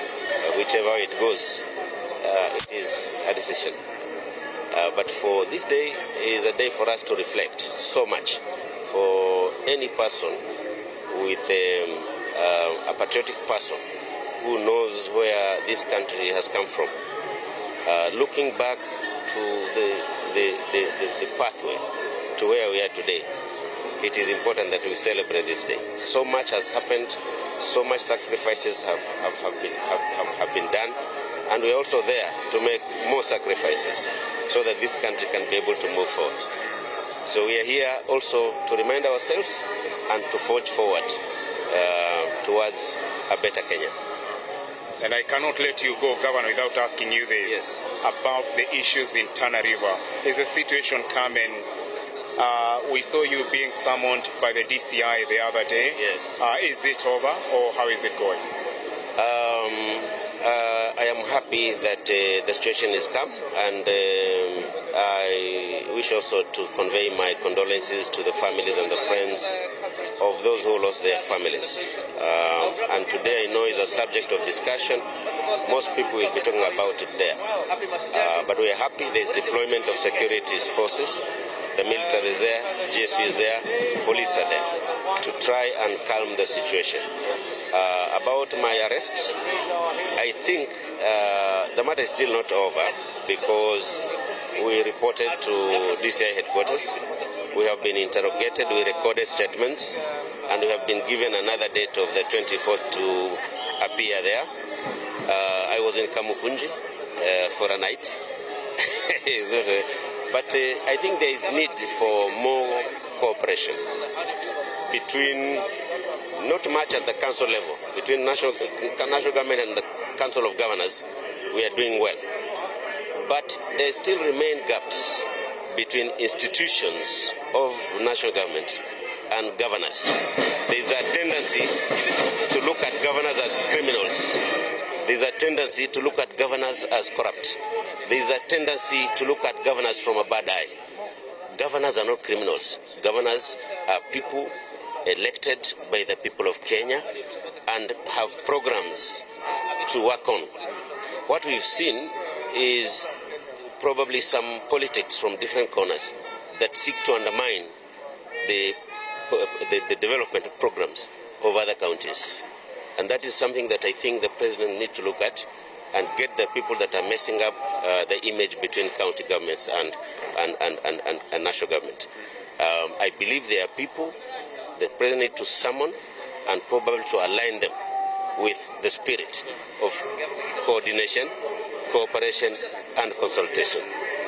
It will not be fair if a governor, busy as he is just probably sent a message to report to DCI, sent in the evening, and expect that in the morning you are DCI. We are busy people. I have here 17,025 messages I have not been able to read. I have WhatsApp messages. I have 23,402 mails. With all that heavy workload, somebody cannot just take things casually. There's need to strengthen that cooperation. Thank you so much, Governor. Happy Mashujaa Day. I'm also joined by two governors here, starting with the governor of Mombasa, Abdul Somad Sharif. Happy Mashujaa Day, Governor. This day and coming here in Kwale holds a lot of significance. What are you anticipating the president's speech today, especially given the recent political happenings this week? Well, I believe the speech will be swayed out of politics and more on remembering our fallen heroes and heroes who are still here, and to encourage the other Kenyans who are out there that can be able to be the Shujaas of tomorrow. We saw you being summoned by the DCI over some happenings in your county. I actually took myself. Let me just rephrase that. I took myself, and they asked me the questions, whatever issues that they had, whatever doubts that they had, I was able to clear it. Today is a day for Mashujaa Day. Let's talk about Mashujaa. Happy Mashujaa Day, Governor. That's Governor Abdul Somad Sharif. We are now joined by Kilifi Governor Gideon Mungaro. Governor, Your Excellency, welcome so much. Welcome to TV47. What are you anticipating given the intense political heat we've had for the past few weeks? I think, 2 minutes. I think the political heat now, you have seen the president have already nominated DP. Of course, both parties are still pushing back and forth. But I think my message to Kenyans is let's have a peaceful transition. Yeah? Whatever happens, this country belongs to all of us. Thank you so much, Governor. Enjoy your Mashujaa Day. That's Kilifi Governor Gideon Mungaro speaking to us here outside the newly built Kwale Stadium. As you can see, any time now, President William Ruto will be making his way here. We understand he is at Kwale State Lodge, where he is holding a cabinet meeting.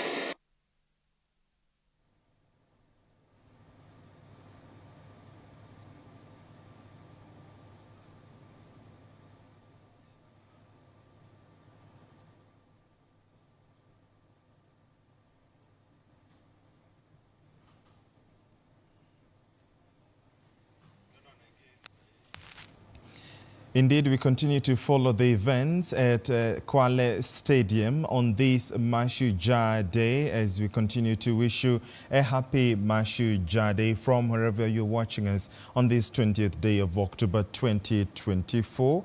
The arrivals continue to take place even as we await the arrival of President Dr. William Ruto, the head of state and commander-in-chief of the Kenya Defense Forces, to be able to officiate that specific celebrations, that specific county. And you can see the official car of the governor of Kwale County, GVN 002A, with that flag over there. That is the code, the county code for county number 002, showing that all preparations are in top gear as we continue to await in the penultimate region period of the arrival of the president. You can see the diplomats, rather the heads of embassies and the diplomatic corps, as well as the Speaker of the National Assembly, Moses Wetangula, has made his way, even as the guard of honor is already complete. Legislators such as Farah Maalim are already making their way right there at Kwale Stadium to be able to attend and participate in this, celebrations, the 61st Mashujaa Day celebrations. He is the Member of Parliament of the Dadaab constituency, and as well we can see that is another leader who's making their way. We wait to see who that is, and of course, you know, on such days, the razzmatazz and the fanfare that is usually associated with leaders who, in the manner in which they make their way, just to show the political might and grandiosity of the strides that the country has made.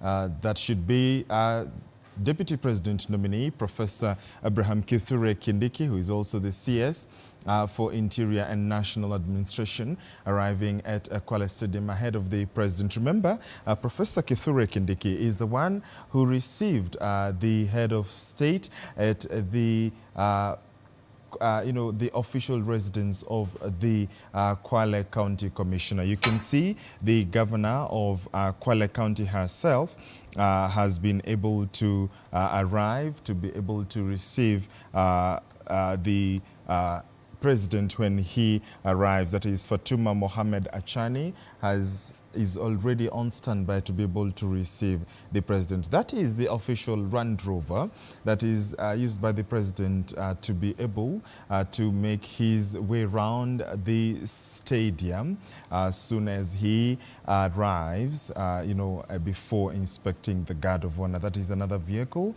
Let us see who will be able to disembark, and it's just, steps away. That is Prime CS Musale Mudavadi, received by Governor Fatuma Achani, Governor of Kwale County. Of course, being the host governor, she is receiving leaders and dignitaries who are making their way right here at the Kwale Stadium to be able to participate and celebrate the Mashujaa Day celebrations. That's another vehicle with a flag as well. That is Governor GVN, I think. Those are the plates that we've seen, but of course we'll be seeing who is arriving as well.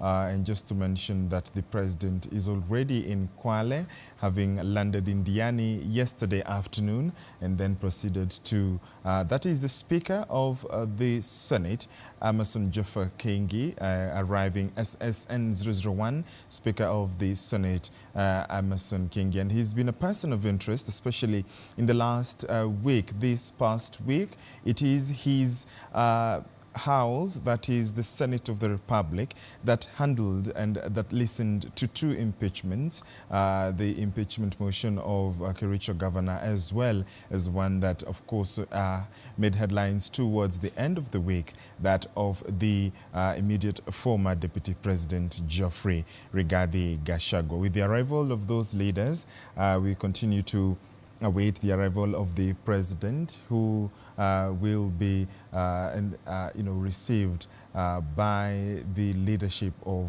the Kwale County, and later make a tour and a round of the stadium. You can see the young children, the young kids right there waving flags, and it has been a tradition that they are arranged in order of colors, the colors of the Kenyan flag. That is black, green, white, and red. And those are some of the beautiful pictures that we get to see as a country on this specific day. The Guard of Honor is complete, full Guard of Honor. That is the Kenya Air Force in blue, the Kenya Army in red tunic, as well as the Kenya Navy, which is leading the Guard of Honor. Of course, the celebrations are taking place and happening in the coastal region of the country. There will also be a celebration, a luncheon by hosted by the President and the First Lady, most specifically that will take place at the Kwale County Commissioner's residence.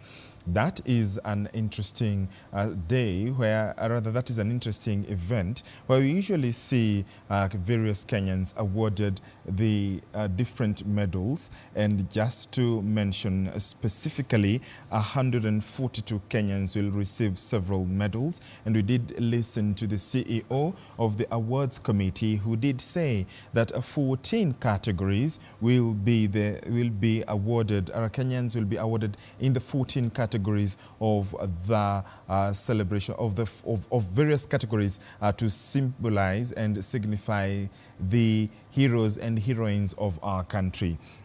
Some of the categories that are usually awarded in this scenario, and in this case, are from the education and research. We have scholarships as well. We've also got other categories such as liberation struggle, the freedom fighters, spiritual leadership, cultural values and practices, scholarship, professionalism and research, as well as peacemaking and other categories, statesmanship. That is the commander of the Kenya Air Force that you've seen right there, the wonderful, the illustrious lady who has made headlines and has also broken the glass ceiling as the first female commander of the Kenya Air Force in Kenya to be able to make that history. Major General Fatuma Ahmed. This, of course, being a military function as well, we expect a lot of military fanfare for the better part of the first part of the program. There will be the arrival of the president, and then the vehicle, the official vehicle, will proceed to drop the First Lady, Mama Rachel Ruto, and then the president will go on to arrive officially at the stadium on board or aboard the military Land Rover with the special plates CNC Commander-in-Chief. Of course, he is the Commander-in-Chief of the Kenya Defense Forces. And then once that happens, once he's done with that lap of honor, where he will acknowledge the greetings and the celebrations from Kenyans, he will proceed to the mini podium to, of course, offer his respects as he, and that you can see is the president's motorcade. And after he arrives, after that lap of honor, he will be able to will be able to listen to the national anthem and the East African anthem, and then the other issues that will happen, that the military official precedents and official activities that later happen. That is the official motorcade of the head of state and commander-in-chief with the full, outriders and of course his official vehicle. By the way, the formation that is taken by the security detail is quite interesting in the form of an arrow. As you can see, how an arrow is shaped at the front is how the outriders form themselves, and then the president's vehicle is usually in the middle, of course led by the president's, the presidential escort, a contingent, a unit, of course, within the official security detail and official security structure of the head of state. The president's escort we've seen, and this is a vehicle that will also be in front of the military Land Rover as we await the official arrival of the head of state. The president is making his way to Kwale Stadium, the outriders there, and eventually you'll be able to see the head of state himself. We've seen today he is dressed, when he was received by the Deputy President nominee, he was dressed in a Kaunda suit today, and Mama Rachel Ruto was of course dressed in red. The President's vehicle with the Kenyan flag and the presidential standard, yellow and green. He has already made his way, the President and Commander-in-Chief, as well as the First Lady. The President being received there by the General Kahariri, the Chief of the Defense Forces, right there, dressed in white. Oh, he's changed into a suit. The President has already made his way. Behind him is General Kahariri, the Chief of the Defense Forces. And once that presidential standard flag is, mounted, it signifies the arrival of the President. That is the ADC, Colonel Fabian Lengusuranga, and the President, Dr. William Ruto, and the Chief of the Defense Forces, General Kahariri, just having a chat. Remember, Colonel Fabian Lengusuranga is from the special unit of the Kenya Army. That is why he is dressed in the ceremonial colors, the red tunic, as you can see. And much of these activities and celebrations and how we do them, especially in as far as the military is concerned, we borrow them from the Commonwealth. Kenya, being a member of the Commonwealth of Nations, is where we usually get these colors from. The red tunic is what you can see there. The Chief of Defense Forces, this being a rotational role. Remember, he took over following the death of General Ogola, and that's why he is dressed in white, because he is drawn from the Kenya Navy. The official Land Rover has made its way, and you'll be able to see him doing the lap of honor, and shortly we'll be taking you there for you to be able to see these specific celebrations, the 61st Mashujaa Day celebrations happening in Kwale County, and that will be presided over by President William Ruto. The fanfare to show this arrival of the President has taken place. I want to take you over and for us to cross over to Kwale County for the official start of the celebrations, the program in Kwale County that is playing host to this year's 61st Mashujaa Day celebrations that will also see over 140 Kenyans awarded, several honors, and that is the celebrations. Let's take you to Kwale County for the celebrations.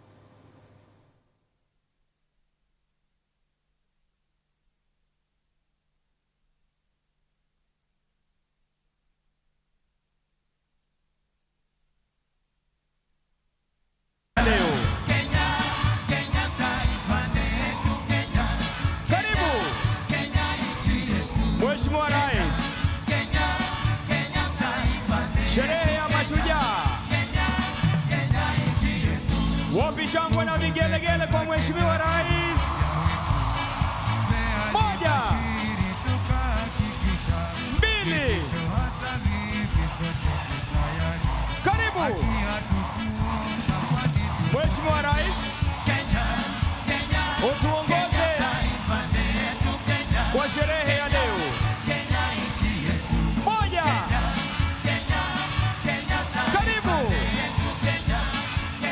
Mheshimiwa Rais, wanafunzi peperusha bendera. Wapi shangwe na vigelegele kwa Mheshimiwa Rais. Karibu Mheshimiwa Rais, utuongoze kwa sherehe ya leo. Boma langu, nyumba yangu, mimi ni shujaa. Karibu. Mheshimiwa Rais, eneo gatuzi la Kwale, katika sherehe ya Mashujaa. Tuendelee kumkaribisha Mheshimiwa Rais kwa makofi, mabibi na mabwana, anapojiunga nasi katika eneo gatuzi la Kwale, sherehe ya Mashujaa.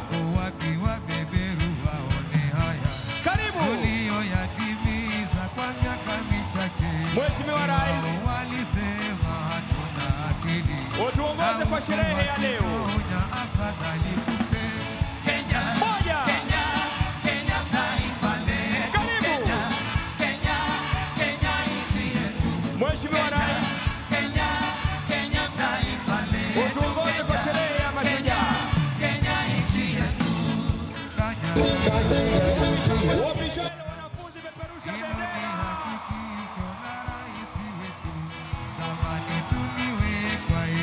Hongera Mashujaa wetu. Mkiwa mkono wa kulia wa jukwaa, tumsalimie Mheshimiwa Rais Mashujaa wetu kwa furaha. Mashujaa hoye! Karibu Mheshimiwa Rais. Mashujaa kwa shangwe tumsalimu Mheshimiwa Rais anapojiunga nasi katika sherehe ya Mashujaa eneo gatuzi la Kwale. Karibu Mheshimiwa Rais, utuongoze kwa sherehe ya leo. Kauli mbiu, boma yangu, nyumba yangu, mimi ni shujaa.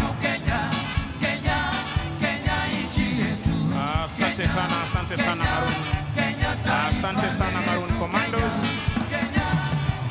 Niombe tubaki tukiwa tumesimama kwa wimbo wa taifa na wimbo wa Jumuiya ya Afrika Mashariki.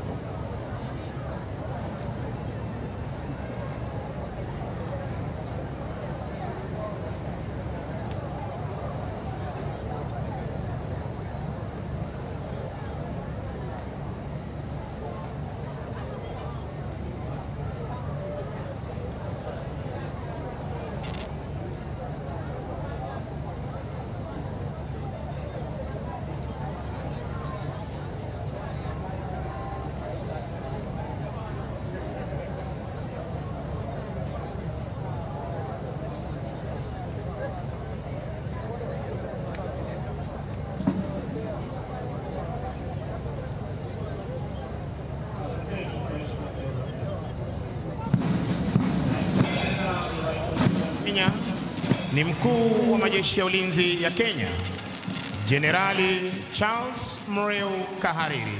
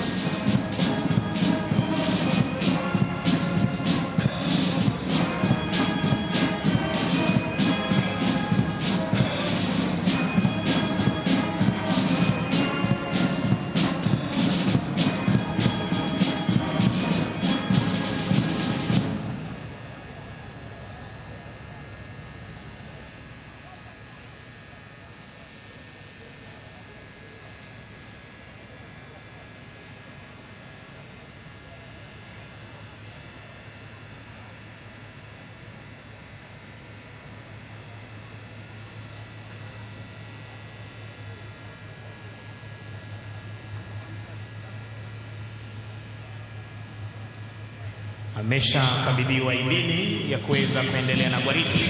Punde tu Mheshimiwa Rais atachukua nafasi yake rasmi kwenye jukwaa maalum.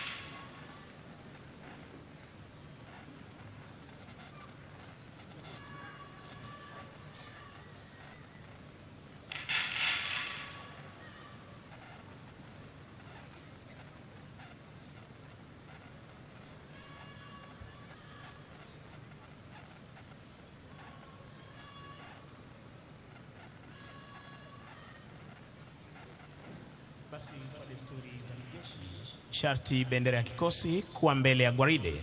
Unavyoshuhudia hivi sasa kutoka kwake Kala Ofsa pamoja na Parade RSM wakichukua nafasi zao rasmi.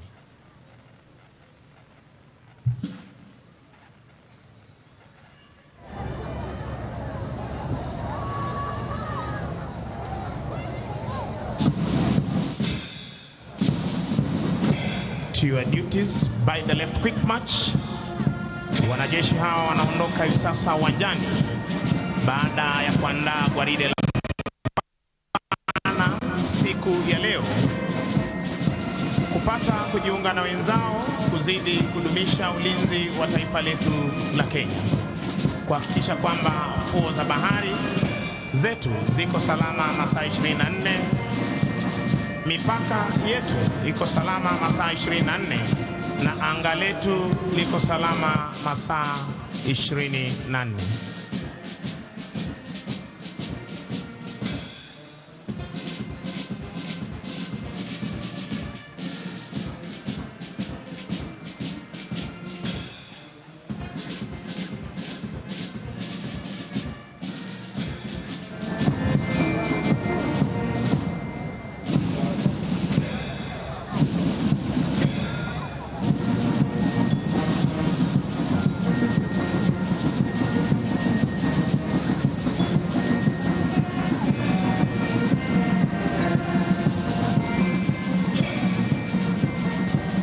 Mheshimiwa Rais, mkuu wa gwaride hili ni Luteni Kanali Faith Mwagandi, na ikumbukwe kwamba yeye ndiye mwanadada wa kwanza kutwikwa jukumu la kuwa parade commander wa kuweza kuongoza vikosi vyote vitatu vya jeshi letu.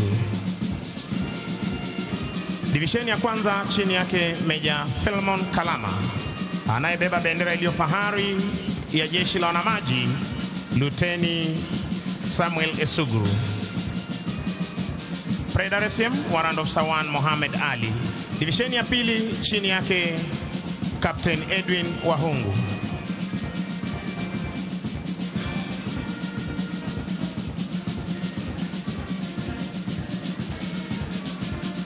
Divisheni ya tatu jeshi letu la nchi kavu kikosi cha 5 chini yake Meja Paul Nyaga Ireri, wakiwa katika mavazi yao rasmi ya sherehe. Divisheni ya 4 jeshi la wanaanga chini yake Meja Douglas Wanjohi Mwangi, akiwa katika mavazi yao rasmi ya sherehe. Parade Adjutant Captain Hewa Mageso. Mheshimiwa Rais, linafuata gwaride la vikundi na nitaweza kuapisha wenzangu waweze kuendelea na itifaki hiyo. Inafuata hivi sasa ni gwaride la vikundi ikiongozwa na jeshi letu la nchi kavu 5KA the Fighting 5, chini yake Meja Kevin Saningo Leyan, Company CSM, afisa mteule daraja la pili Jarso Abdi Dawa. Kikundi cha kwanza chini yake Luteni Duncan Kibor Koskei, wakiwa katika magwanda yao mazito ya kivita. Kikundi cha pili chini yake Luteni James Mursia Ngarum, wakiwa katika magwanda yao mazito ya kivita.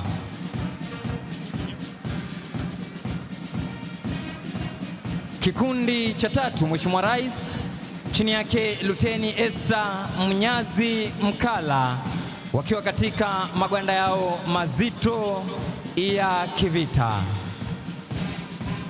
Wanafuata hivi sasa Mheshimiwa Rais ni kikosi cha 15 A Company, kauli mbiu yao ikiwa ni Stay High Alpha Raiders, chini yake Meja Jonathan Toniok, Company CSM Warrant Officer 2 Ngungu wakiwa. Kikundi cha kwanza chini yake Luteni Ahmed Guracha Halake katika magwanda yao mepesi ya kivita.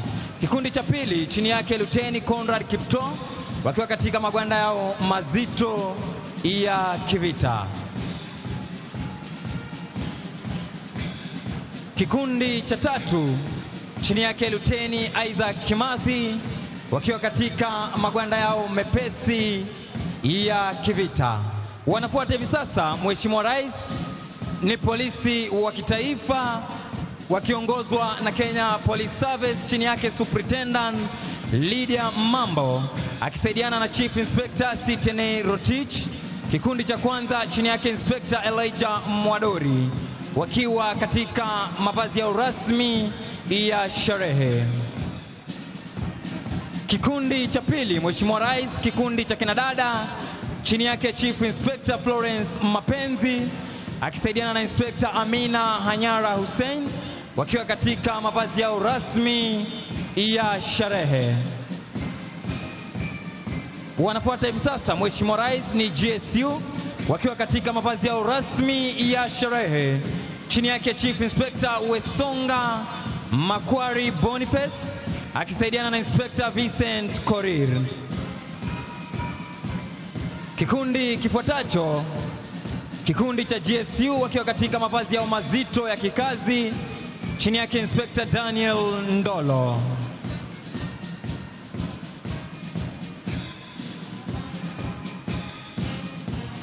Wanafuata hivi sasa Mheshimiwa Rais ni kikosi spesheli cha kutumia majibwa almaarufu kama K9 Squad chini yake Chief Inspector Evans Kipsang akisaidiana na Inspector Daniel Siengo.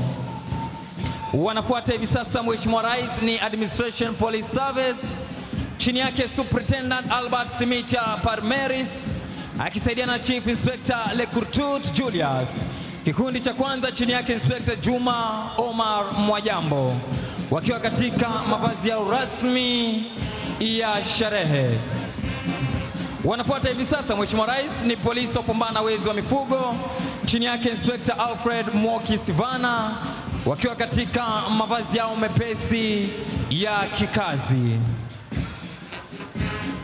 Kikundi cha pili Mheshimiwa Rais, kikundi cha kupambana na majanga yanapochipuka chini yake Inspector Joshua Mbaye Mutuku wakiwa katika mavazi yao mepesi ya kikazi. Wanafuata hivi sasa Mheshimiwa Rais ni polisi wa kuchunga mipaka yetu chini yake Inspector Kevin Walukana Njani au mazito ya kikazi.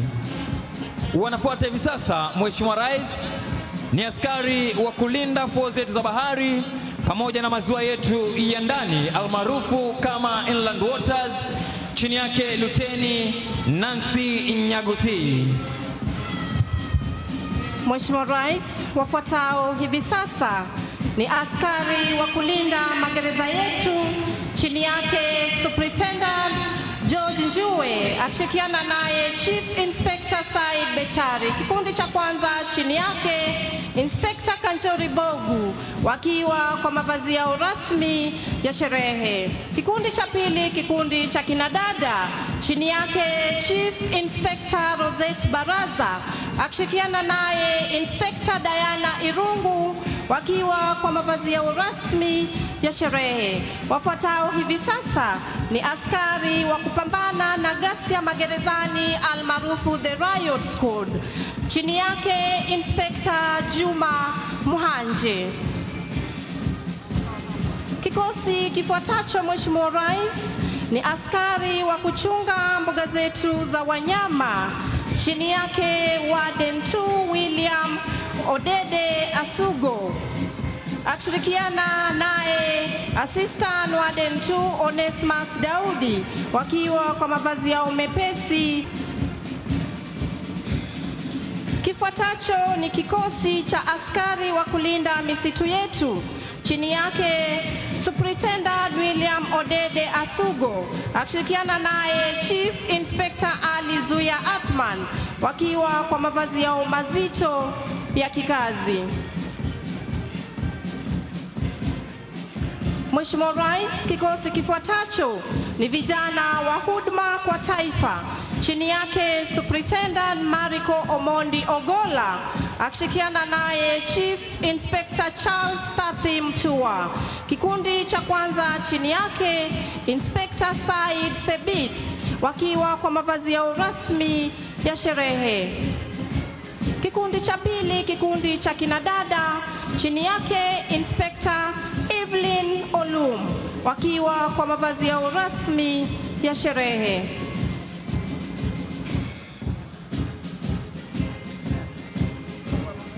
Kikundi cha tatu, Mheshimiwa Rais, chini yake Chief Inspector William Ojwang, akishirikiana naye Inspector Nicholas Mwanzia, wakiwa kwa mavazi yao mazito ya kikazi.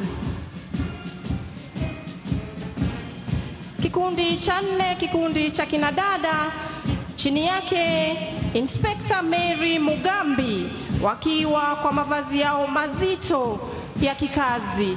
Na kwa kutufungia gwaride hili la vikundi, Mheshimiwa Rais, ni askari wa gatuzi hili la Kwale, chini yake Chief Inspector Joseph Kalumwalewa, akishirikiana naye Inspector Abdalla Morandani, wakiwa kwa mavazi yao rasmi ya sherehe. Kikundi cha pili, kikundi cha kinadada, chini yake Chief Inspector Mwanajuma Gwaya, akishirikiana naye Inspector Magdalene Nduta, wakiwa kwa mavazi yao rasmi ya sherehe. Tuwasindikize askari hawa kwa makofi tafadhali, kwa kazi nzuri wanayoifanya.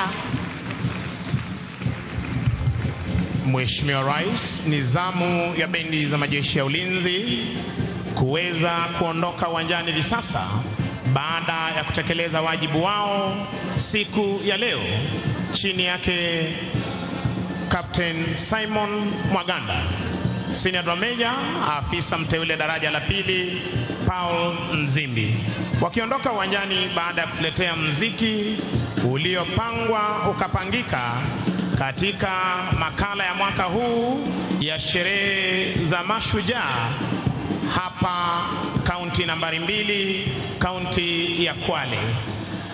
Basi Mheshimiwa Rais, litafuata tamasha la ndege zetu za kivita na nitampisha mwenzangu aweze kuendelea. Basi Mheshimiwa Rais, kama tunavyoshuhudia hewani, kikundi cha kwanza ndege aina ya Globe 120 Alpha, leo hii zikiwa chini yake lead pilot Major Lucas Wafula Wekesa, zikipita taratibu mbele yako Mheshimiwa Rais kuweza pia kutufanikishia makala haya ya siku ya Mashujaa mwaka 2024. Basi kitakachofuata Mheshimiwa Rais ni kikundi cha pili, ambazo ni ndege zetu za kivita, ndege aina ya F5, kawaida yake mwendo wa kasi, sauti kuu, lakini kwa mara ya kwanza zitapita zikiwa taratibu mbele yako Mheshimiwa Rais. Na ni ndege hizi Mheshimiwa Rais, kama tunavyoshuhudia angani, zikiwa katika 4 ship box formation. Tuwape makofi marubani wetu tafadhali, ambao wahakikisha kwamba anga letu liko salama, wakiweza kujiondoa katika mfumo huo wa box formation, ili Mheshimiwa Rais waweze kutuletea maonyesho ya moja kwa moja jinsi wao ukaweza kukabiliana na adui angani, ardhini na pia hata kwenye fuo za bahari. Mheshimiwa Rais, rubani wa kwanza atatuletea onyesho ambalo atainua pua la ndege takriban digrii 45, kisha kupaa akielekea mawinguni na kuletuletea mizunguko ya upande wa kushoto mwa ndege. Kisha rubani wa pili Mheshimiwa Rais atatuletea onyesho ambalo yeye naye atainua ndege takriban digrii 60 kupaa akielekea juu kabisa, pia akiweza kutuletea maonyesho ya kushoto. Kisha rubani wa tatu Mheshimiwa Rais naye atatuletea onyesho roll of top, onyesho ambalo rubani atainua pua la ndege kupaa ikiwa wima, na inapofika upeo wa kupaa basi rubani atailaza chali na kurudi mahali ambapo ametoka. Alafu baadaye Mheshimiwa Rais tutaweza kupata ndege ya 4 ambayo itaweza kutuletea high speed pass, onyesho ambalo marubani huweza kutumia kule vitani, manake sauti hii ukiisikia. Rubani wa kwanza Mheshimiwa Rais akiwa tayari kabisa, kama tunavyoshuhudia kuinua pua la ndege na kutupa mizunguko ya kushoto. Tumpe makofi rubani huyo tafadhali. Basi Mheshimiwa Rais, rubani wa pili kama nilivyokuwa nimesema, naye akituletea vertical roll, kuinua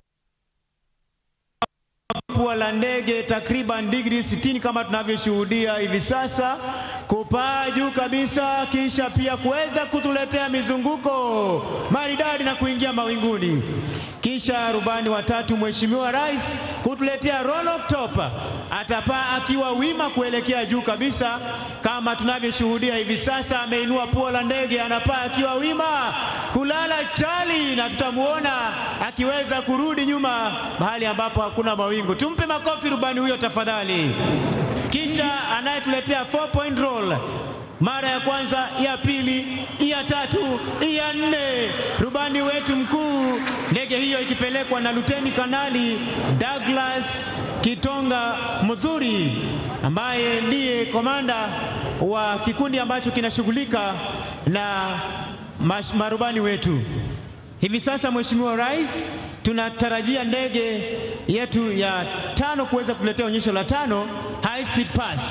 Ukisikia sauti hiyo, basi ndege hii itakuwa imepita.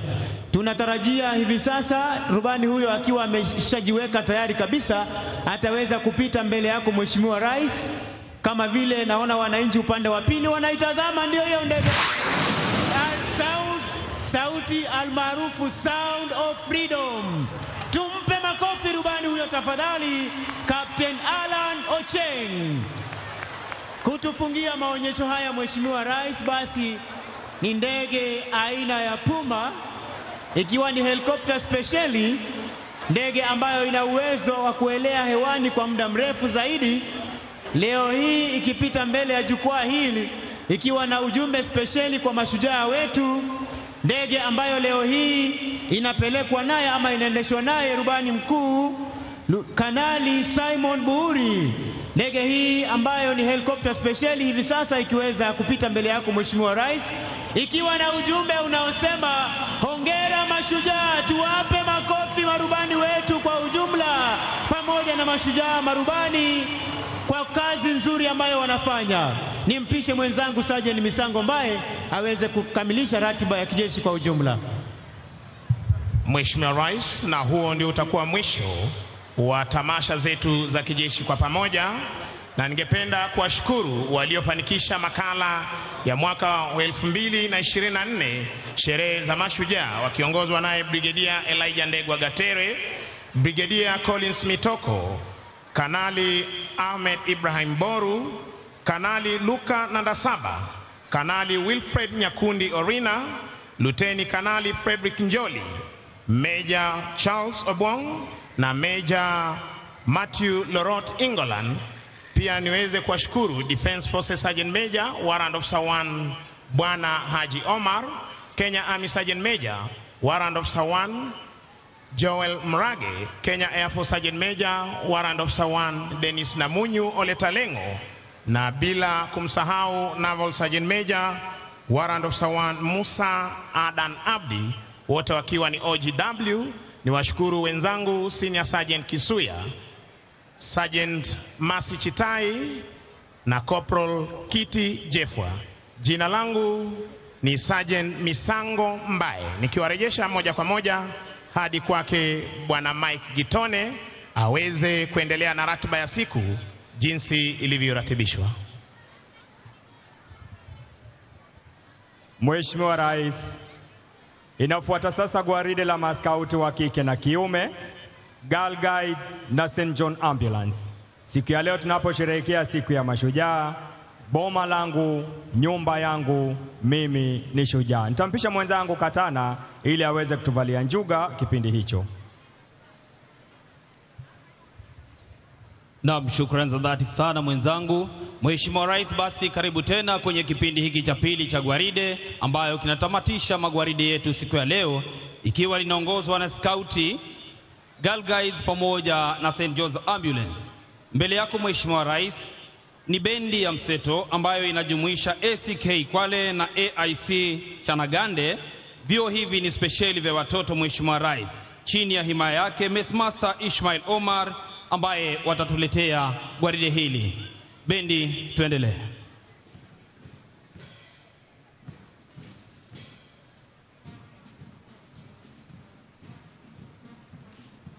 Mheshimiwa Rais, bendi hii inaweza kutuchezea nyimbo zilizopendwa na pia vile vile nyimbo za enzi. ambapo siku ya leo wataweza kuhakikisha hatua zote zilizoko kwenye gwaride hili la maskauti zinaenda sawa sawia.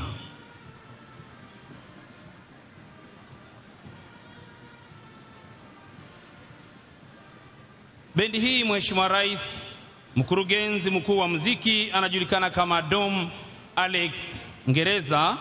Drum major siku ya leo, Mheshimiwa Rais, akiwa ni mwanadada mdogo kabisa Hope Sonia. Skauti, Mheshimiwa Rais, waliweza kudumiwa hapa nchini Kenya miaka ya awali, na ikiwa wewe ndiye baba mlezi wao, wako na skauti mkuu Prof. Jacob Kaimenyi, pia vile vile kamishina mkuu Bwana Victor Radido, wakiweza kuhakikisha kwamba skauti basi inaendelea nchini Kenya, na wako katika vitengo tofauti tofauti.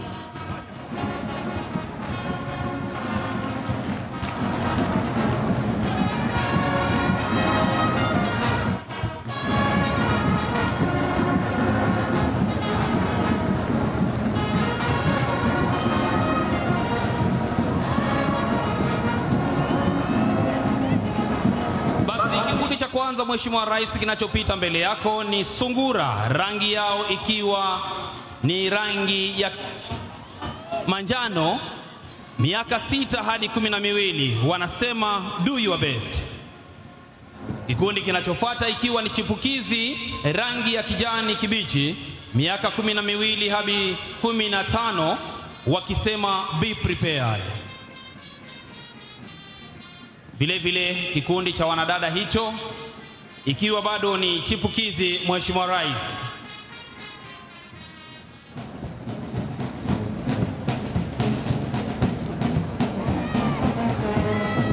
kinachofuata, Mheshimiwa Rais, ni kikundi cha mwamba wakiwa wamevalia rangi ya maroon kwenye shingo, miaka 16 hadi 18, wanasema look wide.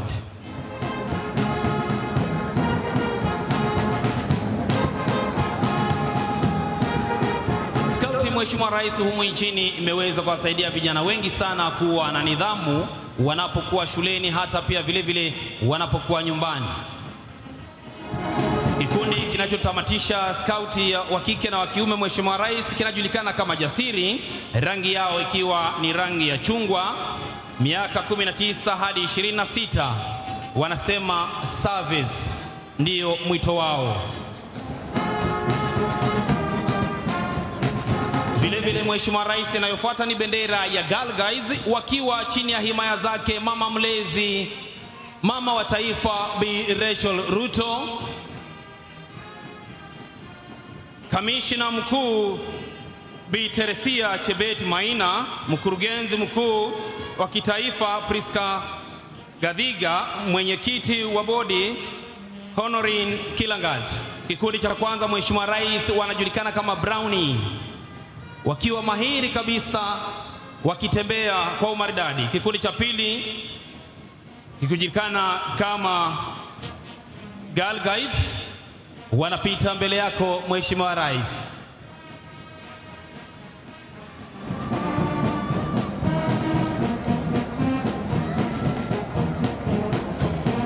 Wanaopita mbele hivi sasa, Mheshimiwa Rais, ni kikundi cha wanadada ambacho kinajulikana kama Girl Guide, wakiwa wamevalia blue wakisema upright. Mheshimiwa Rais, kinachotufungia gwaride la Girl Guide ni kikundi Rangers wakiwa wamevalia navy blue, miaka 18 hadi 35, na inayotufungia gwaride hili ikiwa kikundi cha kwanza cha wanaume ni St. John's Ambulance, ambao wanajulikana kwa kazi yao ya huduma ya kwanza nchini Kenya. Kikundi cha kwanza ikiwa ni Dolphin, miaka 13 hadi 18 kuradhi. Vile vile wanadada hao wakiweza kufunga kikundi hicho, na cha mwisho, Mheshimiwa Rais, ikiwa ni above 18 wakijulikana kama adults.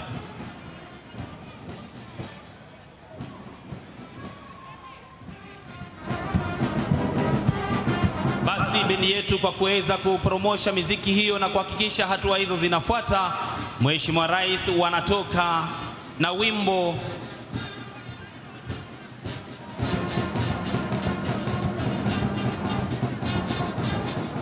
Tuwape makofi jameni wanaskauti wetu wanapoaga kiwanja hiki na tunapofunga tamasha za gwaride.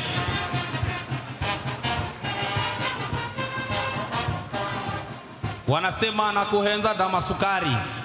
Basi ningeomba Mheshimiwa Rais niweze kumkaribisha mkuu wa kikosi chetu cha State Functions Bwana Mike Gitonga aweze kuendelea na ratiba inayofuata. Karibu. Asante sana Katana, na tuwapigie maskauti makofi tafadhali. Kwa heshima kuu naomba na tadhima kuu tuwe watulivu sote kwa maombi, na maombi yataongozwa kimila ni mzee Salim Mwasabu. Maombi ya Kiislamu tutaongozwa na Shehe Faraji Bakari Omari, na atakaye tufungia kurasa la maombi ni Reverend Musomba kwa maombi. Kaya kaya kaya kaya atusimilani muchisimila na voya vizo vihivyo hazo hazo inomvula ya pevo simasia mwamba Zahara mloganji mloga nchi ya Kenya, mloga rais wa Kenya Bwana William Samoei Ruto, mloga mahakama ya Kenya, mloga bunge la taifa la Kenya, hai mlungu ukongo mpungu atu wa Chigomba similani alomba eniani serabi emeni chitwani mvura kumanya kuimana chime matonanda kumanya kona na gaone mikono mikwaha kumanya kuirana ibire magulunguzo kumanya kuchitanga chite similani. Jina la Mwenyezi Mungu mwingi wa rehema mwenye kurehemu. Tunakushukuru Mwenyezi Mungu kwa kutupa sikukuu hii ya mashujaa wetu wa nchi yetu tukufu ya Kenya. Tukuomba Mwenyezi Mungu utubariki, utuzidishie kheri, baraka na amani yako Mwenyezi Mungu. Tukushukuru kwa kutupa mafanikio mema katika elimu, afya na mengi tuliyoweza kufanikiwa katika nchi yetu ya Kenya. Twamuombea rais wetu Mheshimiwa Dr. William Samoei Ruto maisha marefu, afya njema, azidi kutuongoza Kenya hii tupate mafanikio na maendeleo zaidi. Kwa kuomba Mwenyezi Mungu uwajalie viongozi wetu wote na wananchi sote tuzidi kupendana, tuwe na umoja, ushirikiano, amani na maendeleo zaidi. Rehma na amani ziwashukie mitume wako wote. Amin, amin, amin. Let's pray. Heavenly Father, on this Mashujaa Day, we come before you with hearts full of gratitude. We thank you for the heroes who have paved the way for our freedom and progress. Almighty God, on this Mashujaa Day, we lift before you His Excellency, the President of the Republic of Kenya, Dr. William Ruto. We thank you for his leadership and the responsibilities he carries. Grant him wisdom and discernment in every decision he makes. Bless all our leaders in national and county government. Lord, help us to foster unity among our communities, embracing our diversity as our strength. Gracious God, grant us the strength and the courage that our heroes exhibited in their fight for justice and equality. Let their examples remind us to stand firm in our conviction and pursue what is right. Dear Lord, as we remember those who have fought for our freedom, we also pray for the future generation. instill in them the values of bravery, integrity, and service. In closing, we ask for your blessing upon our nation. Bless us economically, socially, numerically, and spiritually. In Jesus' mighty name, we pray and believe.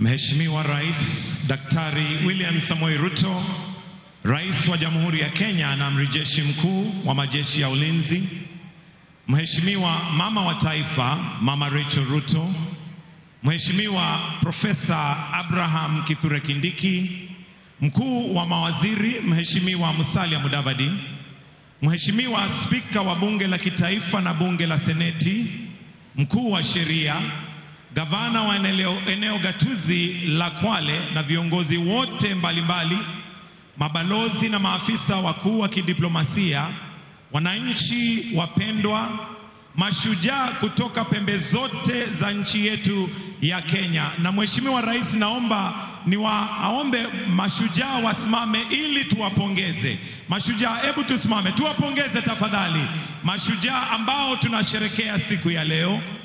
Asanteni, mnaweza mkaketi mabibi na mabwana.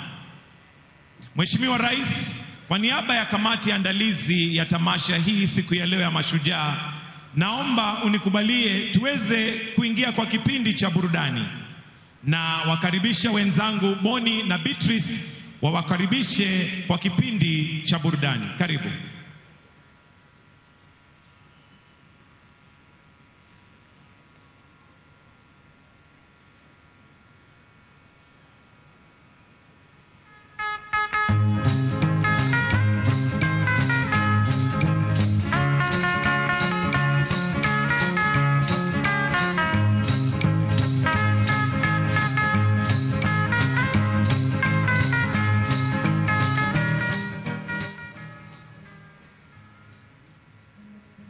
One, two, 1, 2.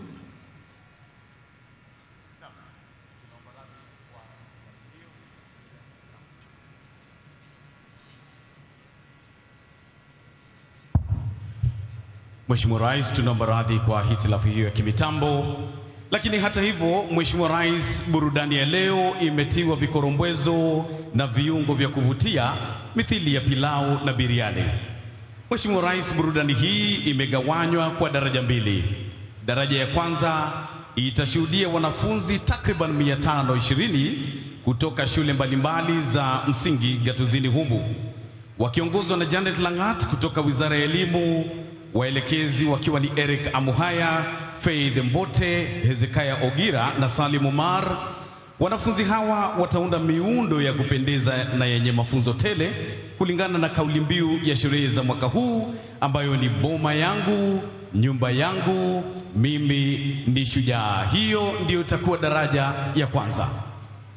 Daraja ya pili, Mheshimiwa Rais, ni burudani mseto. Tutaanza na mchezo wa kuigiza wenye mada boma yangu.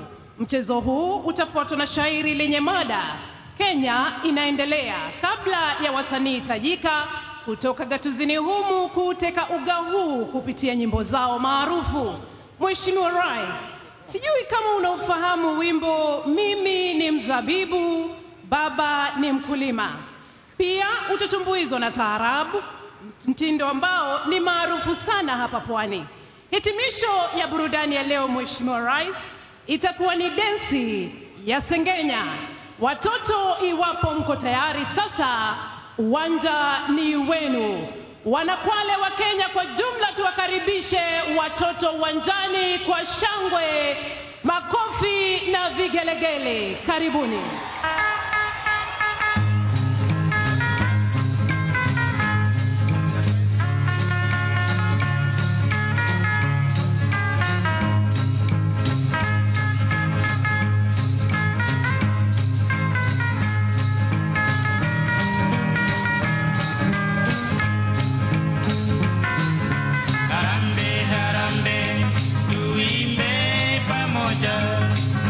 Harambe, harambe,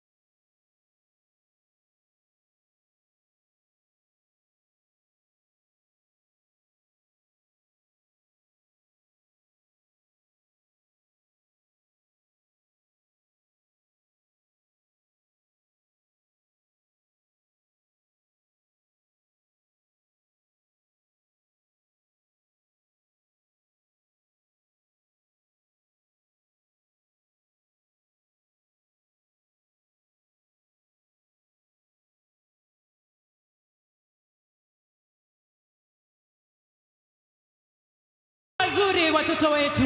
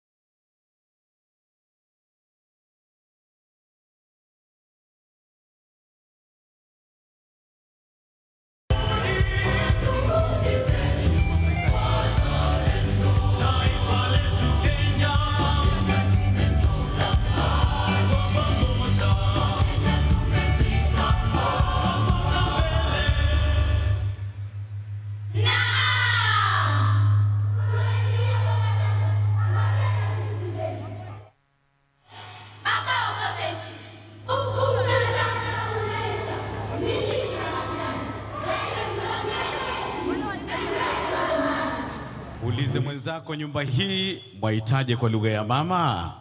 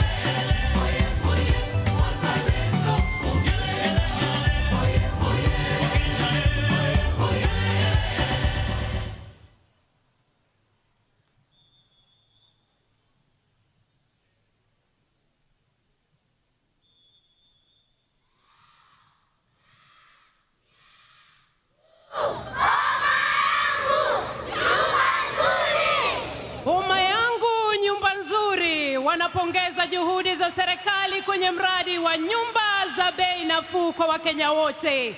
Tuwape makofi mazuri tena wanafunzi wetu tafadhali.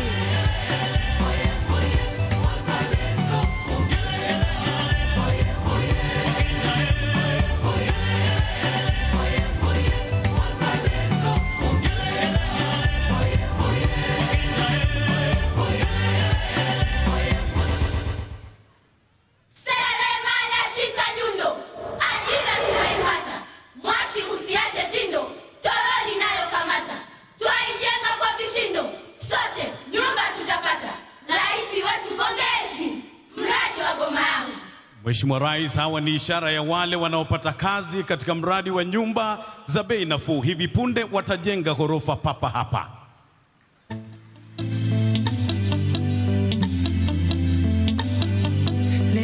inavyomeremeta.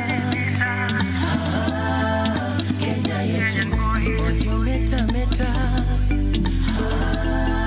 Kenya yetu inavyomeremeta. Kenya yetu. Kenya ndo nyumbani kwetu.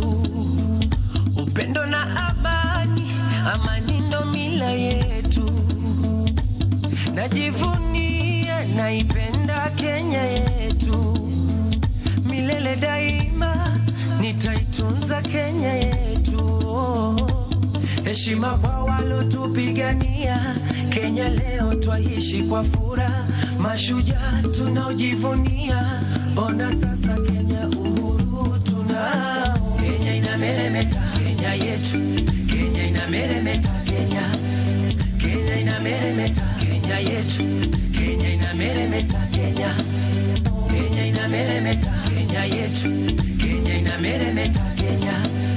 Kenya inameremeta, Kenya yetu. Kenya inameremeta, Kenya.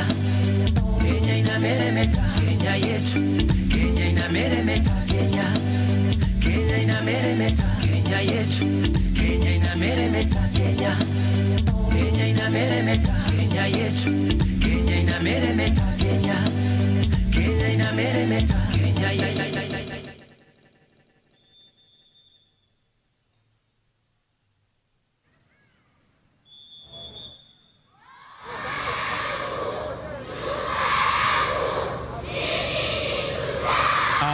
Mheshimiwa Rais, jengo ndilo hilo la ghorofa 4, mlango ukiwa karibu na jukwaa lako, na sasa hivi litafunguliwa rasmi hapa. Mheshimiwa Rais, ukiangalia wapi makofi na vigelegele. Kenya inameremeta, Kenya. Kenya inameremeta, Kenya yetu. Kenya inameremeta, Kenya. Kenya inameremeta, Kenya yetu. Kenya inameremeta, Kenya. Kenya inameremeta, Kenya yetu. Kenya inameremeta, Kenya. Kenya inameremeta, Kenya yetu. Kenya inameremeta. Jumba langu oneni, sasa limefika juu. Hodi hodi tabisheni, ufunguo ndio huu. Wakenya jisajilini, nyumba za bei nafuu. Eti nyumba za bei nafuu. Chukua nyumba za bei nafuu. Jisajili nyumba za bei nafuu. Rais wetu, pongezi, mradi wa boma yangu. Hivi sasa Mheshimiwa Rais, kijana huyo mwenye koti zito ana azma ya kuwa rais kama wewe. Sasa anakwenda kufungua jengo hili ambalo ni nyumba za bei nafuu. Anachukua makasi, anakata utepe, tumshangilie kwa makofi. Anakabidhiana ufunguo, anaingia ndani kufanya ziara. Mheshimiwa Rais, pale ndani kuna bed sitters, kuna 1 bedroom, kuna 2 bedroom, na zote zina stima na maji na zimesafishwa kweli kweli. Wapi vigelegele wananchi? Kenya inameremeta, Kenya. Tuwape makofi mazuri watoto wetu wanapoondoka uwanjani baada ya burudani hiyo kubwa. Makofi mazuri wananchi. Wakenya na tuamke. Na kama unaipenda Kenya. Na kama unaipenda Kenya. Kenya nchi ya amani. Kenya nchi ya upendo.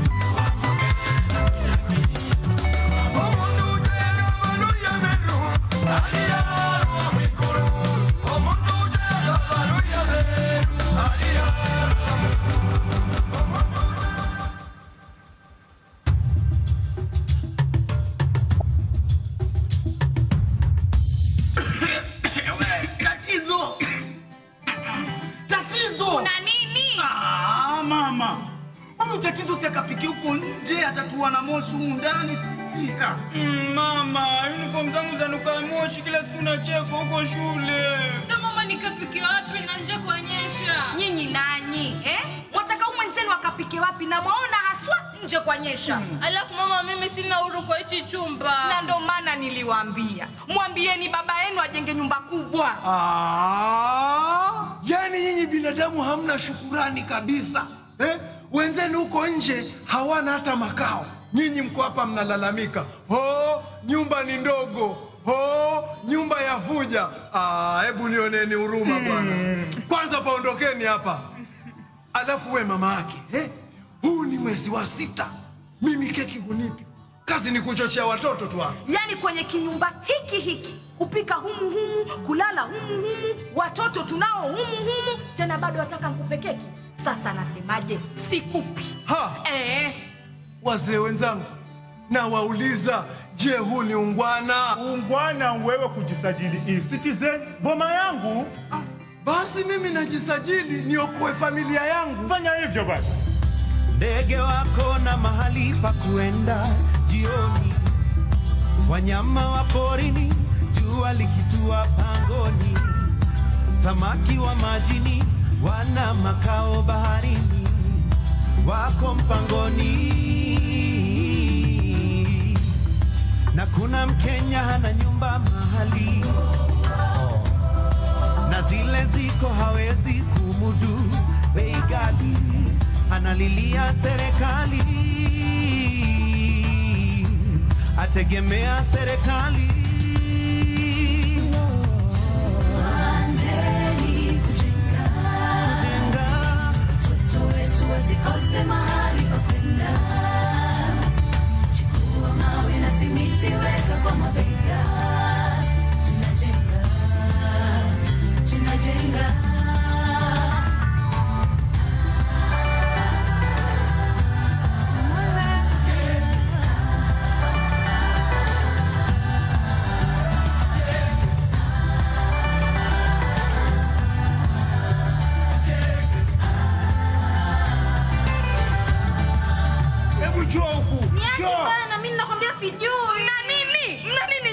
Si usiku zote hadi kuflash show bana. Wewe nawe huko kuflash umekujulia wapi kama si humu ndani? Hebu nenda kamfundisha mwenzako jinsi ya kuflash. Hebu tuende ukulione. Haya bwana Mwamadi. Karibuni kwa boma langu bwana. Wow. Karibuni. Mama, hao watoto wako wapi? Mbona kumenyamaza sana? Kila mtu amelala chumbani kwake. Hili jumba hili kama ni hoteli zile za wazungu bwana. Wewe wasema hoteli? Huku nako kuna maji ya moto na ya baridi. Na chumba cha wageni kiko wapi bwana? Mamadi, mimi nimewaleta kwa hii boma yangu ili mulione na nyinyi mkasajiliwe mupate boma yenu kama hii bwana. Kama ni hivyo bwana, pia na mimi niko ndani ya huo mpango. Hata mimi niko. Na wewe mume wangu ndio shujaa wangu. Asante mke wangu. Na rais wetu ndio shujaa wetu. Haya, twendeni niwapeleke kwa huu mpango bwana. Mtalala kwa nyumba za matope hadi lini? Tunajenga Kenya si kama zamani, sasa nina boma langu. Pongezi kwake rais kuleta mradi huu. Hizi nyumba sio ghali, bei zake si za juu, hata asiye na mali ameipata nafuu. Kenya si kama zamani, sasa nina boma langu. Kenya sasa ni tajika kwa yake maendeleo. Wakenya twafarijika, kimepanda chetu cheo. Maboma yetu hakika yamekuwa ya kileo. Kenya si kama zamani, sasa nina boma langu. Kenya si kama zamani, nchi yetu inapaa. Ajira tumezibuni, tumeipunguza njaa. Mafundi wa mjengoni nao pia mashujaa. Kenya si kama zamani, sasa nina boma langu. Ajira zimepanuka, mambo sasa yako shwari. Vijana rangi wapaka kwenye nyumba zetu nzuri. Mkandarasi hakika jamhuri. Kenya si kama zamani, sasa nina boma langu. Tusiwasifu kwa nini Wadau na mashirika wote walokaa chini, mradi kwetu kufika. Kenya ni hame kwa nini? Na mambo yamenyoka.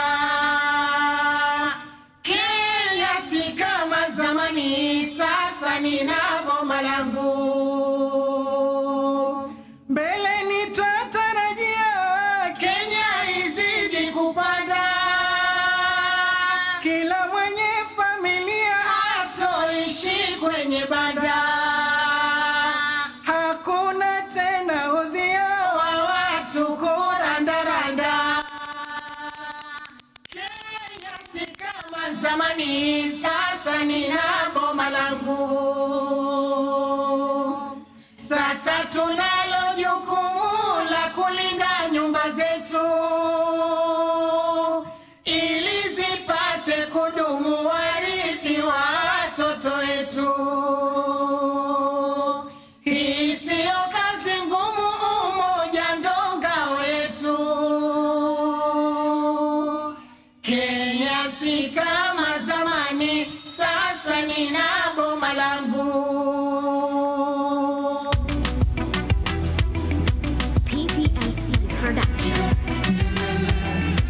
Bendera yetu inapepea dira kwa uzalendo na amani, mashallah.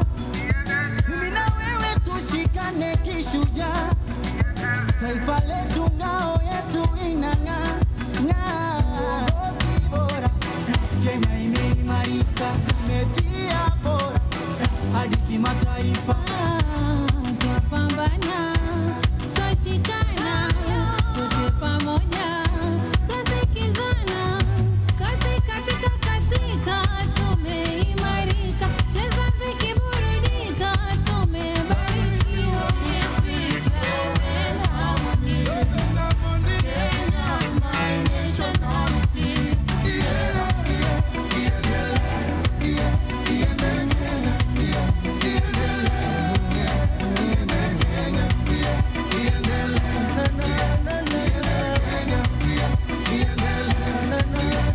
Kaskazini, kusini, mashariki, Kenya ndiyo nyumbani. Meniheshimisha, siwezi pokea lawama. Amani, upendo, umoja na mengi maendeleo, tumeimarika, sijisikii jangwani. Areka shenzi ya bire maalum wa Zigolonde. Kenya ni nchi iliyo yangu, koma na zilale alume huo ache hoya, alume huo ache hoya.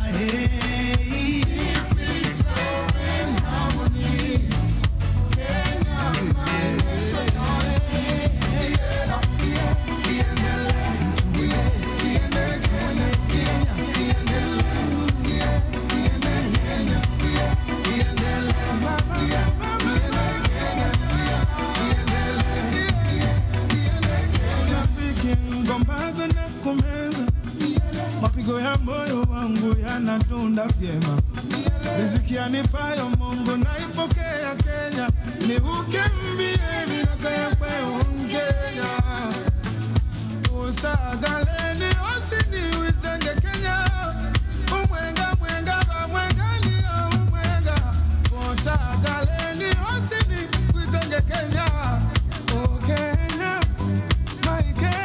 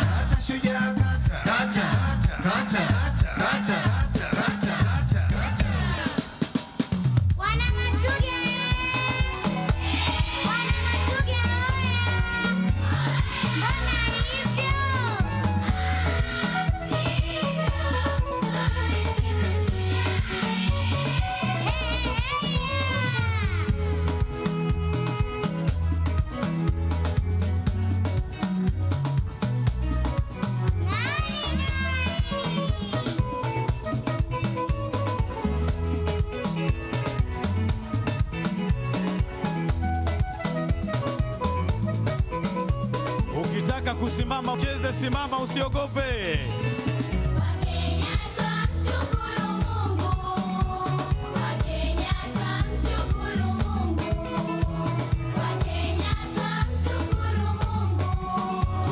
Tusimame jamani.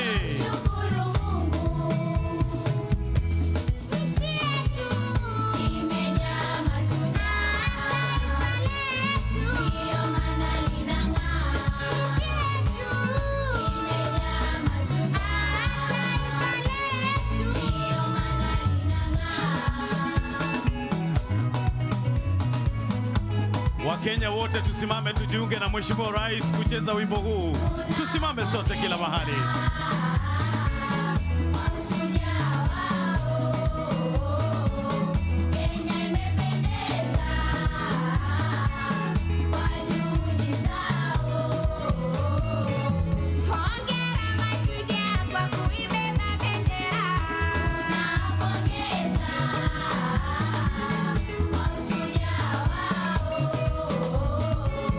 Kenya imependeza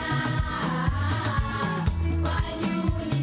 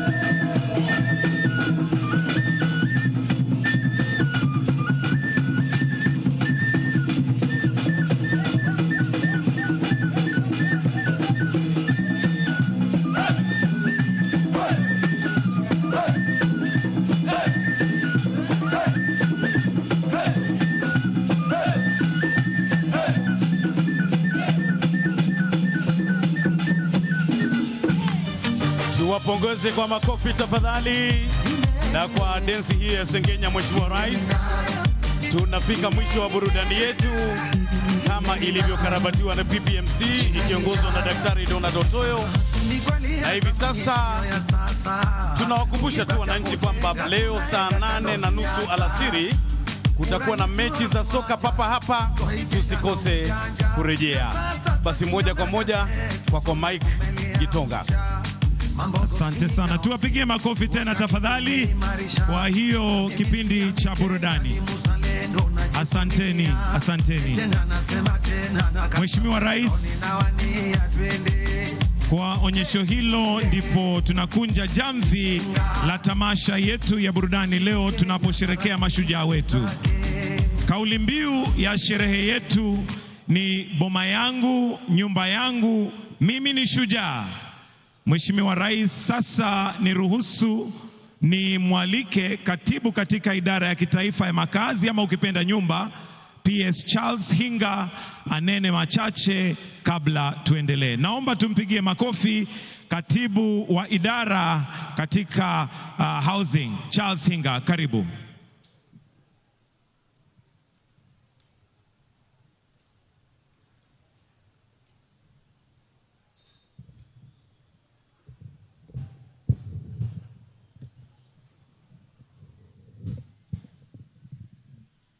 Your Excellency, the President of the Republic of Kenya, Cabinet Secretaries here present, distinguished guests, God is good.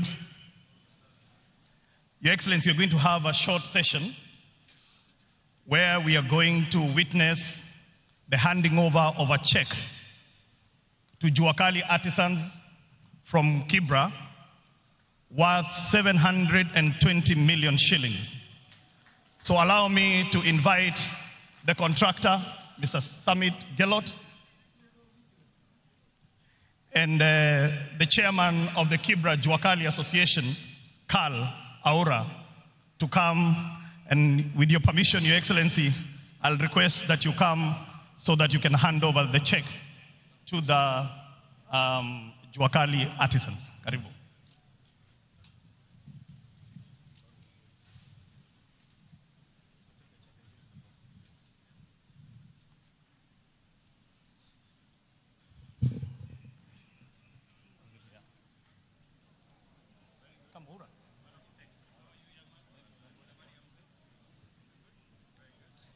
$720 million shillings to do doors, windows, balustrades. This is real work, and it will benefit about 300 Juakali artisans in Kibera. Makofi tafadhali. Thank you so much, Your Excellency. Your Excellency, the affordable housing program is not about 4 walls and a roof.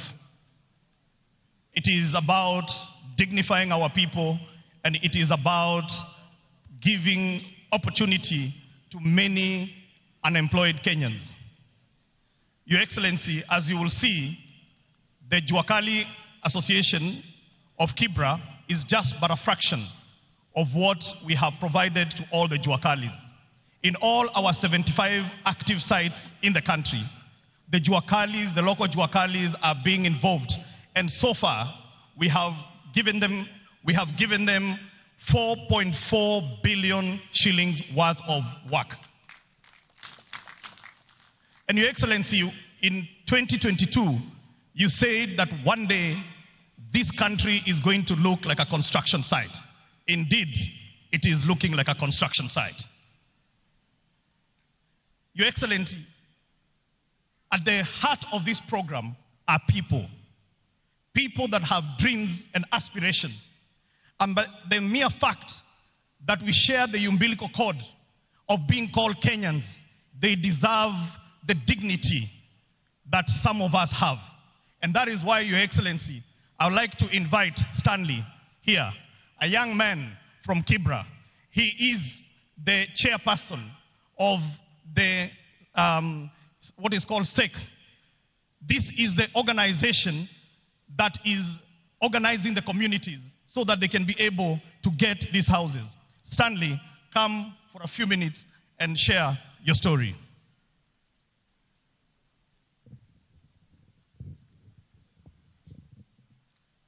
Okay. Your Excellency, the President of Republic of Kenya, Dr. William Samoei Ruto, and all protocol observed. Wacha niwaamkue. Amjambo. Kwa majina naitwa Stanley, nikiwakilisha Jua Kali vijijini. Na bado mimi ndio mwenyekiti wa Settlement Executive Committee ya Soweto area. Yangu ni kupongeza Bwana Rais kwanza kwa ile jukumu ulichukua ya kuja kutuinua maisha yetu kutoka chini mpaka kutaka kutupandisha maisha ya juu. Your Excellency, nakuambia kwetu mtaa wa mabanda tumeishi kuteseka, tumeishi kuishi nyumba duni ambazo hazijafika standard. Kwanza nikitaka kukuambia Your Excellency, pale kwetu mtaa imekuwa ni changamoto sana. Wakati unasikia wiu kwako utafikiria ni ambulance inakuja mtaa, lakini hiyo ni zimamoto. Your Excellency, imekuja kutusaidia kuzima mtaa wetu wa mabanda. Tukikaa dakika mbili tunaomba Mungu mvua inyeshe, ni baraka ndio kinyesha. Lakini kwetu Your Excellency, mvua ikinyesha ni chanzo za shida zetu kubwa. Tunabebwa na mafuriko, maji inaingia, tunatega na besheni kwa nyumba. Tunaishi maisha yenye ni ya kufinyika, ya kuhangaika na kuteseka kila mara Your Excellency. Lakini kwa hii mradi ya boma yangu na hii affordable yenye umetuletea Your Excellency, nyumba zetu huko tunaona mtaa zimeamka na tunatarajia tunakaa nyumba mzuri yenye iko na stima, iko na maji, iko na shower na hata kitchen iko kando. Mheshimiwa Rais, ukiangalia kwetu pia Your Excellency, nataka kueleza nyumba yetu venye iko. Unapata nyumba ni moja, baba na mama wako hapo, kitchen ndio hiyo hapo. Yenye imetofautisha kitchen ni curtain imepita tu katikati. Watoto uko nao, hapo ndio wanachezea tu kwa nyumba. For real Your Excellency, imefika mahali unapata kwetu mtaa unapata mtoto wa miaka 10 huwezi mfunza kitu kuhusu maneno na sex kwa sababu zimechezewa hapo ndani, zimeonekania hapo ndani. Haina dignity Islam Your Excellency. Na ndiposa nimekuja kukupongeza kwa hiyo mradi yenye umetuletea huko, na hata hii Jua Kali yenye umetuletea ambapo imeshikilia uchumi wetu ya huko Soweto sana, hasa huko vijijini. Watu wameajiriwa, watu wamepata ajira, na si ajira kupata mshahara peke yake Your Excellency. Hawa watu wanawekeza kidogo kidogo ndiposa pia wafikishe ile percentage ya wapate na wamiliki nyumba. Si kujenga nyumba pekee, mbali hata watajenga na wamiliki. Hiyo ndio Rais nimefurahia kutushikanisha hapa, na nikasema ikiwa ni hivi Your Excellency umeanza hivi na imekubalika Kenya mzima, tushikilie, maana wewe ni mtetezi wa wanyonge, wewe ni mtetezi wa mahasla, na hivyo yote watu wote wa kijiji wanasema hakika wewe ni shujaa wetu. Shukran.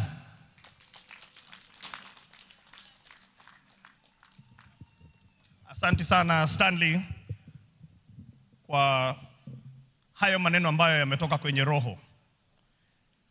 Your Excellency, allow me to inform you that 2 days ago, the African Union for Housing Finance held its 40th anniversary in Tanzania, in Zanzibar, along with the International Secondary Mortgage Market Association. During these awards, Kenya was awarded the Country Housing Program of the Year 2024 edition to recognize its comprehensive affordable housing program that delivers decent, dignified, sustainable, and affordable homes while creating jobs across the housing value chain and ultimately driving the economy. Your Excellency, this trophy was given by Shelter Afrique, and the Managing Director of Shelter Afrique, Mr. Habib Tiano, is here to present this award that was presented to Kenya 2 nights ago. Habib, karibu.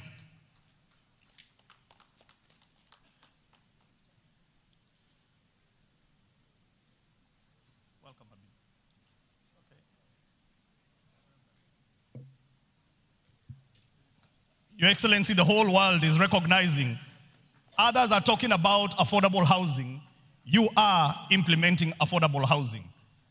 We will see many people coming to benchmark here the same way people go to Singapore and other places to benchmark. And you have become the global champion for affordable housing. Thank you so much, Your Excellency.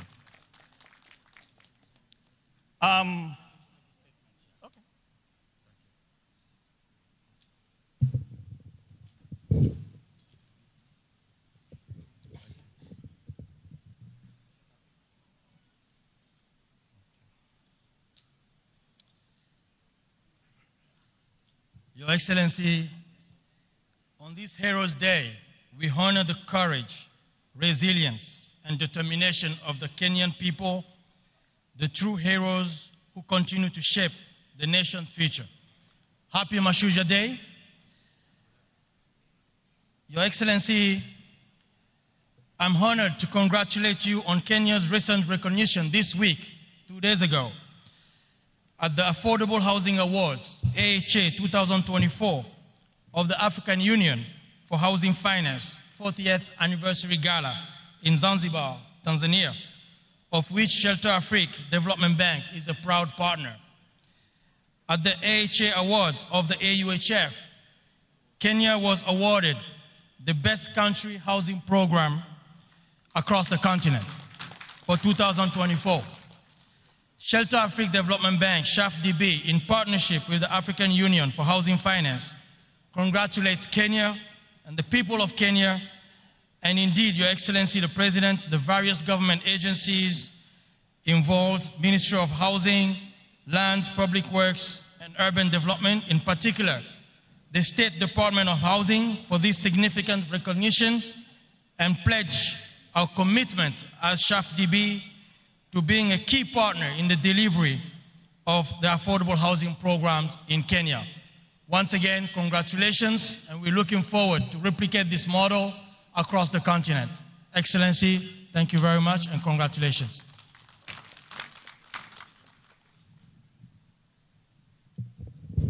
Thank you, MD Habib. And Your Excellency, just to recognize that Kenya is the biggest shareholder of Shelter Afrique.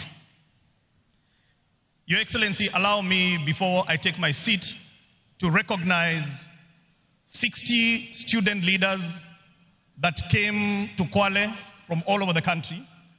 And on Friday, Your Excellency, we were able to unveil the new design for student accommodation, which we shall be rolling out in all our universities, TVET colleges, and our KMTC. Thank you so much, the students, for coming today. Last, Your Excellency, allow me to introduce a group called Wadaglis, who are going to give us a number, Wataanguka na Nyumba. Karibuni.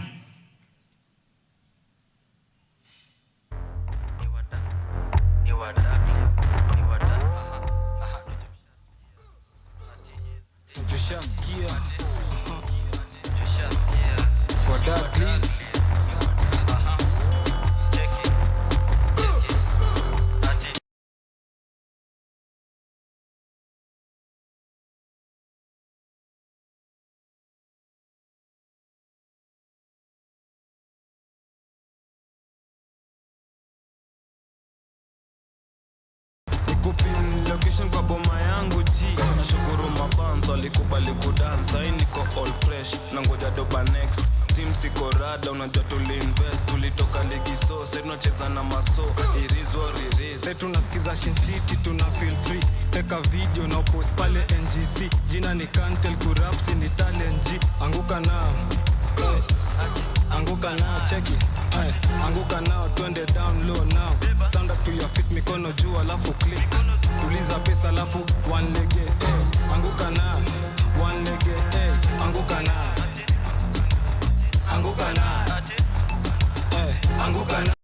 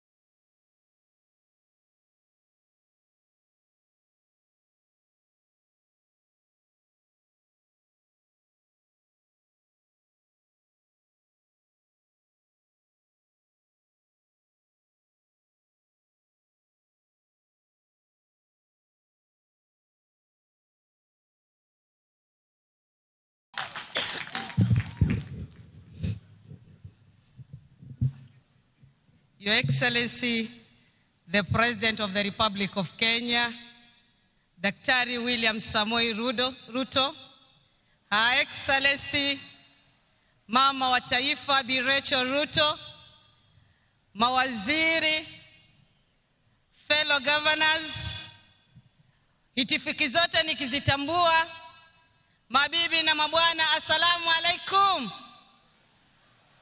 Bwana asifiwe. Sumilani. Your Excellency, I would like to take this opportunity to first thank you, the Almighty Allah, for enabling us to be here today. Secondly, I want to extend my heartfelt gratitude to the President of the Republic of Kenya, Dr. William Samoei Ruto, for seeing it fit to bestow this great honor of hosting a national celebration, Mashujaa Day in Kwale.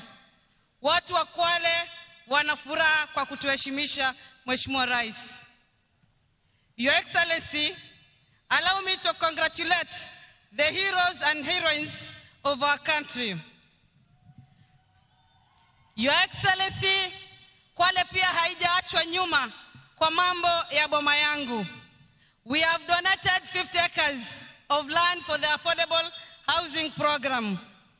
And tunakushukuru, Your Excellency, uliweza kutuanzishia the first site in Kwale, ambayo completion date ni December 2025. Your Excellency, the entire program imeleta employment opportunities to our people. The Juakali sector is thriving. Mheshimiwa Rais, nitakuwa mpungufu wa fadhila iwapo sitataja ufadhili ambao umeufanya wa kukamilisha stadium hii leo ambayo tumekaa. Pokea shukrani nyingi kutoka kwa Wakwale. Lakini pia tunashukuru kwa muda mfupi kwa zile barabara ambazo pia zimeweza kuboreshwa ndani ya municipality ya Kwale na vile vile pia Diani. Your Excellency, tunashukuru kwa muda mfupi tumeweza kupata mini state lodge ndani ya jimbo hili. Your Excellency, tunataka tushukuru pia for the partnership in a number of projects within the county. Ya kwanza ikiwemo project ya KIPES ambayo iko Mwananyamala, na stimulus market program ambayo tayari ulianzisha pale Diani, na hivi karibuni ile ya Kinango na Lungalunga nayo pia itaweza kuanza. Your Excellency, this week I hosted my fellow female governors in Kwale. Tukafungua oncology center hapa Kwale Hospital.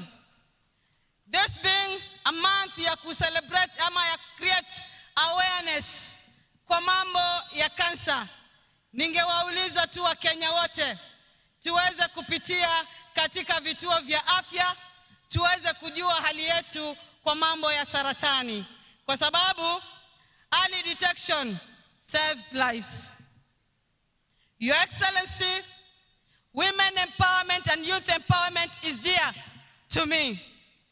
Under my leadership, Your Excellency, nimeweza kuunganisha vijana na kina mama wakaweza kuunda kampuni, na in the last financial year tumeweza kuunda kampuni 200 na zaidi ya kampuni 30 ziliweza kupata tenda za county government na national government. Asante sana, Your Excellency. Your Excellency, county governments imeweza kuachieve kwa mambo mengi, including water through construction of small and medium dams, kutengeneza pia mambo ya micro irrigation, improvement of different sectors. Your Excellency, Kwale is a proof that devolution is working. Kwale County boasts of its stunning coastal landscape, pristine whitey sandy beaches, wildlife, and it's also rich cultural and heritage of its people, making it top choice for both domestic and international tourists.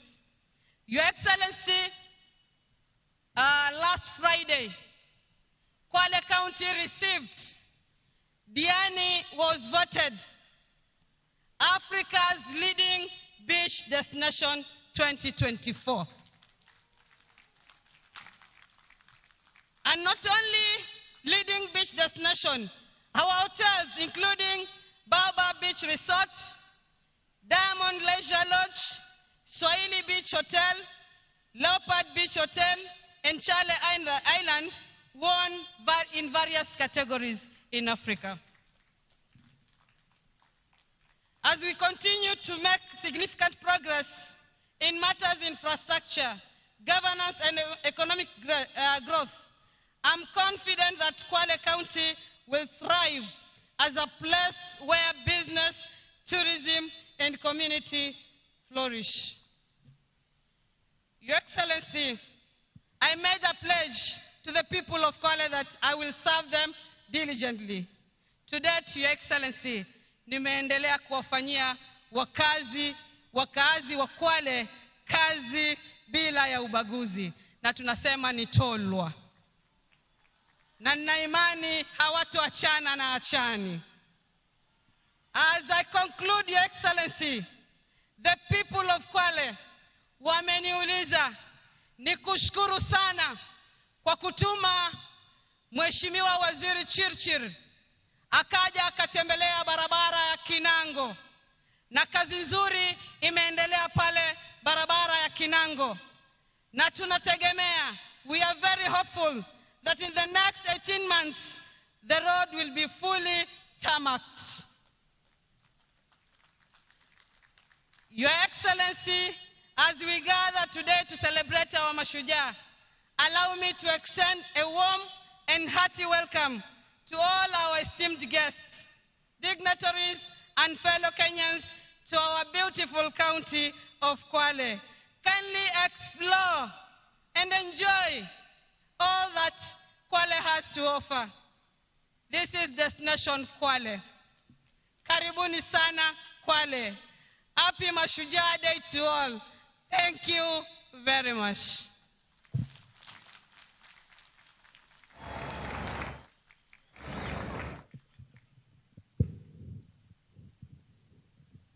Tumpigie tena makofi. Nasikia hapo wanasema hatuachani na achani. Wapi makofi ya governor? Asante sana governor. Your Excellency, with your permission now, allow me to invite His Excellency, the Prime Cabinet Secretary, Honorable Musalia Mudavadi, who will in turn invite His Excellency, the President. Tumpigie makofi tafadhali. Welcome, sir.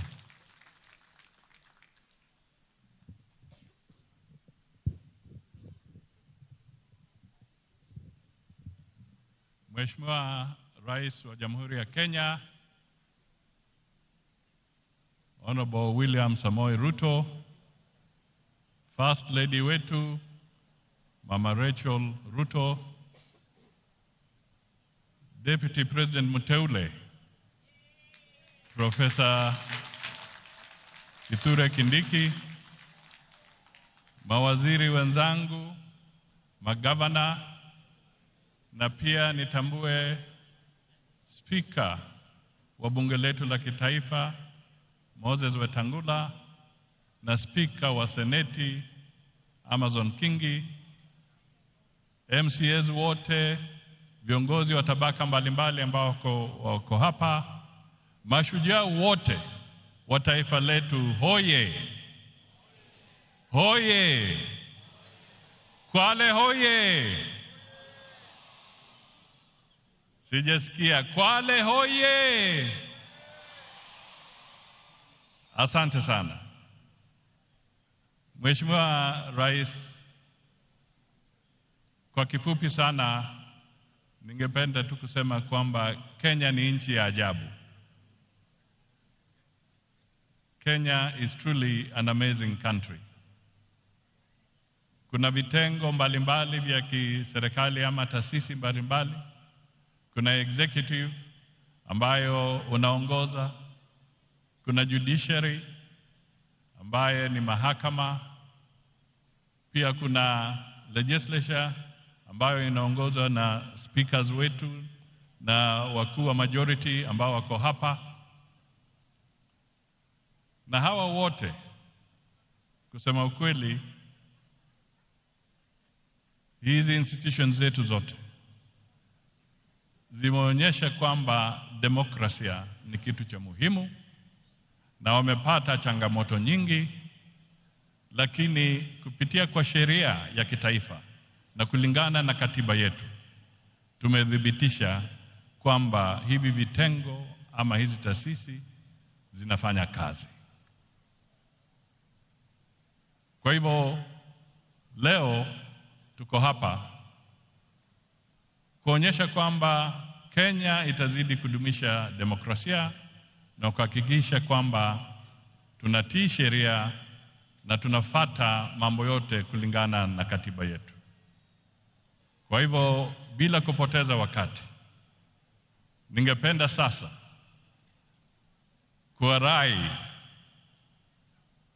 Wakenya wote, haswa wale wako hapa Kwale, tuinuke na tumkaribishe Rais wa Jamhuri ya Kenya kwa shangwe na vigelegele ili awe na nafasi ya kutubia. 1, 2, 3.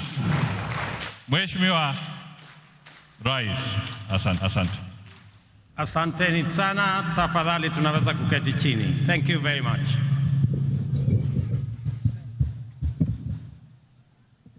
Viongozi wote wenzangu na watu wa Kwale, hamjambo.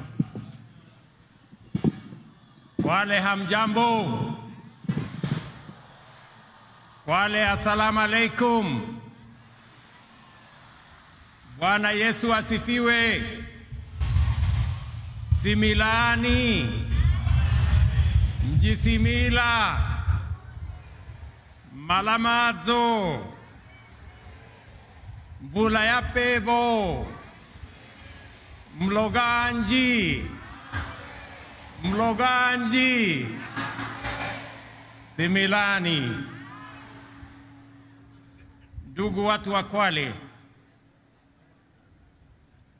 kwanza nataka niwapongeze wananchi wa Kwale na wananchi wa taifa letu tunayoipenda Kenya kwa kutukaribisha katika sherehe hii ya Mashujaa 2024 hapa Kwale. Nataka nimpongeze viongozi wote waliofika hapa. Nataka niwapongeze pia viongozi wote wa Kwale hii wakiongozwa na Mama Governor Fatuma Achani.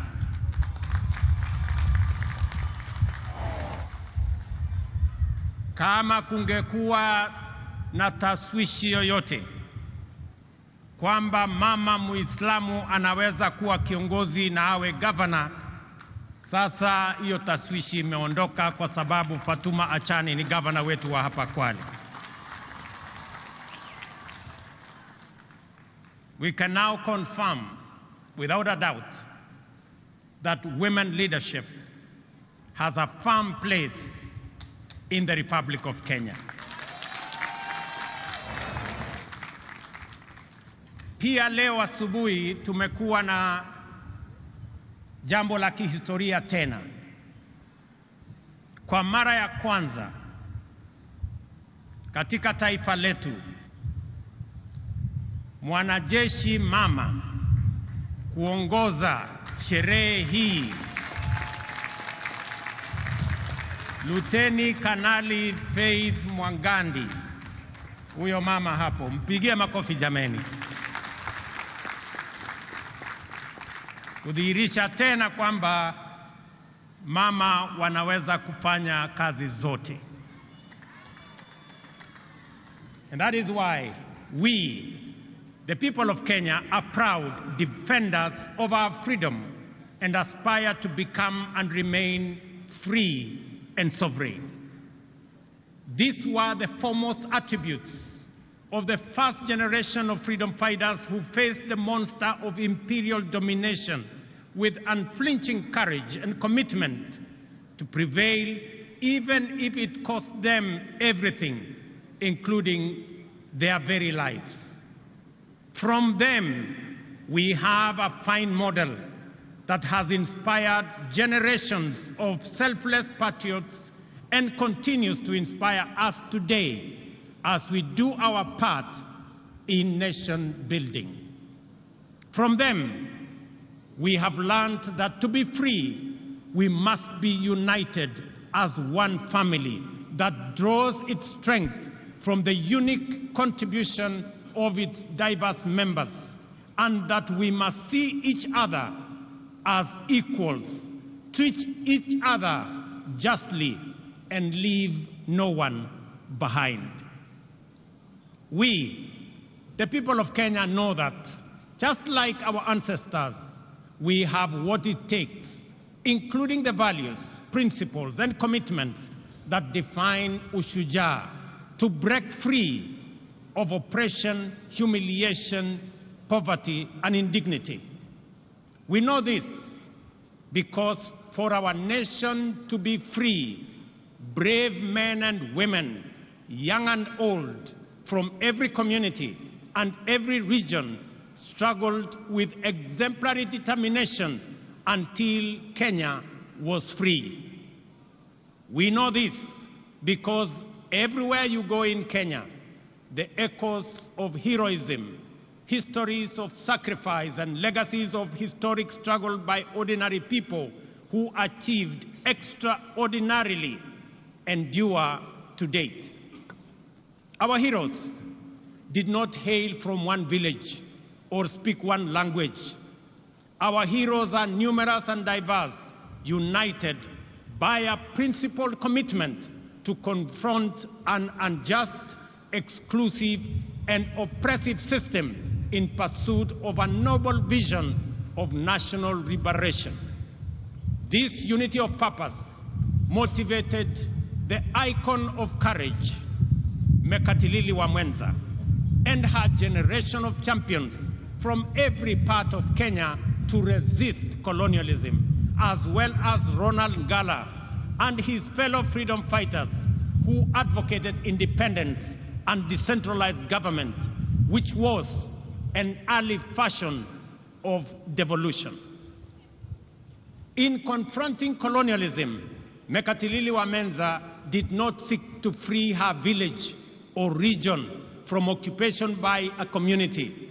Instead, she resisted the structures and institutions of a system of exploitation and tyranny in the knowledge that defeating it would free a whole nation.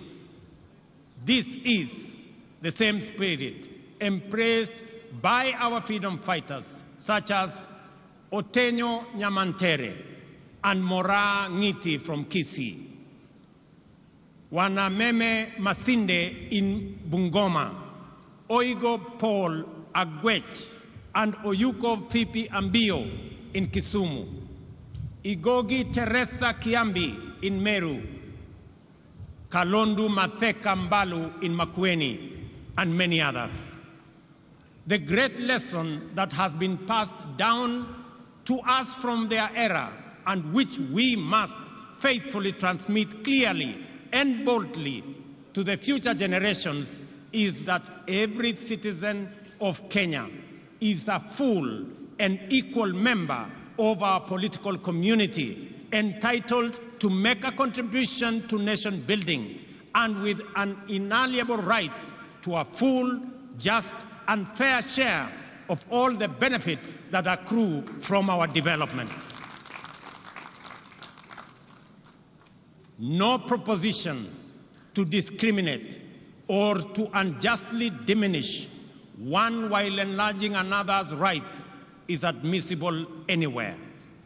Therefore, any formula seeking to exclude alienate, or disenfranchise any person, group of community for any reason is repugnant to the very essence of our nationhood. We are one people, and Kenya is one united, indivisible, and sovereign nation. Ladies and gentlemen, freedom came at great cost and was won against overwhelming odds. It called for a capacity to embrace immense sacrifice and willingness to pay the ultimate price. We remember them and appreciate their sacrifices. We recognize their achievements and acknowledge that the nation we have today, with its past history and future prospects, is a legacy of their work, commitment, and life. Every day, the Constitution commands us to honor our freedom fighters who struggled heroically to bring freedom and justice to our land by living up to the spirit of Mashujaa in the way we relate with one another, pursue our vocations, and build our nation. Article 10 of the Constitution shows us how to be Mashujaa in our own way, day by day, every day. The freedom fighters were inspired by enduring universal principles and values which have transcended generations and live with us today. Unity, sharing, integrity, courage, determination, and patriotism are our sources of strength in the face of difficulty, risk, and danger. The struggle for freedom is the overwhelming and everlasting mission of humanity, because in freedom lies the opportunity to achieve peace and democracy, health and wealth, justice and dignity, equality and inclusion, as well as unity in the pursuit of prosperity individually and collectively. Freedom is the key that opens the door to sustainable progress in every sector.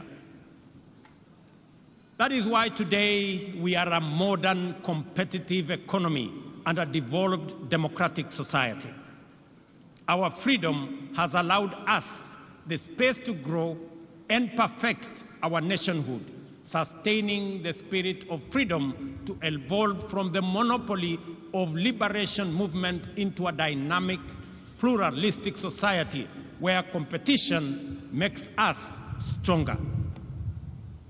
Since the ultimate goal of freedom is sustainable development, the heroic struggle of our time must focus on achieving this through inclusive growth. The Mashujaa of our era calls for urgent mobilization to create wealth and jobs, reduce poverty and inequality, and protect our environment. The dedication we bring to these tasks will determine how well we uphold the legacy of Mekadilili, Wamenza, and other freedom fighters. This fact is abundantly clear to us. The persistent unemployment, severe poverty, increasing inequality, and general gross underdevelopment are not only undesirable, but are also unacceptable derogation from the legacy of our Mashujaa and the spirit of our intergenerational commitment to freedom. Recognizing this, the government formulated a plan aimed at enhancing dignity and security, creating wealth and expanding opportunities by increasing investments in infrastructure development, essential service delivery, and the productivity of key strategic sectors. The bottom-up economic transformation agenda is Kenya's economic freedom charter, which mobilizes unprecedented levels of investment into the most impactful sectors in providing essential public services inclusively and affordably, multiplying incomes and creating millions of new, good jobs for our many well-educated and highly skilled young people. The priority sectors identified as the strategic pillars of the bottom-up economic transformation agenda have enabled us to galvanize the national development agenda by mobilizing local and foreign investments, significantly improving the reach, efficiency, and impact of services, and creating jobs at a sustained incremental rate. We are driving agricultural transformation through major interventions across all value chains, including fisheries and aquaculture, horticulture and food crops, livestock, beekeeping, and rangeland development. Investments are being made to boost production and supply of quality inputs, provide extension services, reduce post-harvest losses, and maximize returns for producers. These efforts are aimed to increase economies of scale through aggregation, agro-processing, value addition, and exports. Let me announce to farmers across Kenya that we have just concluded the process of procuring the next consignments of fertilizer and assure them that the fertilizer that we have will continue to retail at 2,500 as we committed ourselves. Whether it is tea, whether it is coffee, whether it is maize, whether it is wheat, whether it is sugarcane, we will make sure that prices of fertilizer are universal, because we have seen its impact on matters food productivity in Kenya and the lowering of the cost of living as a result of reduction of food prices because of enhanced supply. Fellow citizens, in the digital economy, we have invested in developing digital and ICT hubs in all wards and expanding last-mile fiber connectivity across the country, reaching areas previously considered remote and underserved. I must congratulate members of parliament across Kenya for being partners with us in this effort. And I want to encourage all our members of parliament to front-load and to prioritize the construction of ICT hubs across Kenya so that we can give digital opportunities for our young people, because these efforts have enabled young digital creators, entrepreneurs, and workers to access opportunities not just locally, but also globally. We have also supported our mama mboga, the boda operators, small-scale traders, construction workers, and others working in the informal and the hustler economy by investing in financial inclusion through accessible loans, capacity building, and regulatory reforms to facilitate their growth. I want to commend the banking industry for extending, just last week, an additional 150 billion in loans and loan facilities to micro, small, and medium enterprises to complement our efforts in making sure that we attend to the people lower in the category. To achieve universal health coverage, we have transformed the provision of health care to enable all Kenyans access promotive and preventive services in addition to curative services. First, under an all-inclusive social health framework, and also through programs like Afya Bora Mashinani, which has onboarded over 100,000 community health promoters who provide health care directly to people in their homes. Ladies and gentlemen, today marks the conclusion of Boma Yangu Week, launched last Monday to celebrate the achievement of our affordable housing program. Throughout the week, we showcased significant progress in advancing this ambitious agenda, which aims to transform lives and livelihoods by providing affordable, decent homes for millions of Kenyans. On this Mashujaa Day, we recognize key initiatives such as the Kenya Urban Resilience Project, the Kenya Informal Settlements Improvement Project, and the National Climate Resilience Program, otherwise known as Climate Works. Under our bottom-up economic transformation agenda, we are committed to striking a major blow for the freedom struggle of our time by eradicating the shame of hunger in the land of plenty, taking decisive measures to significantly reduce poverty, providing all Kenyans with high-quality health care, and enhancing dignity, well-being, and standards of living for everyone. The Affordable Housing Program is central to these efforts, with a target of delivering 200,000 homes annually to meet the growing demands of housing.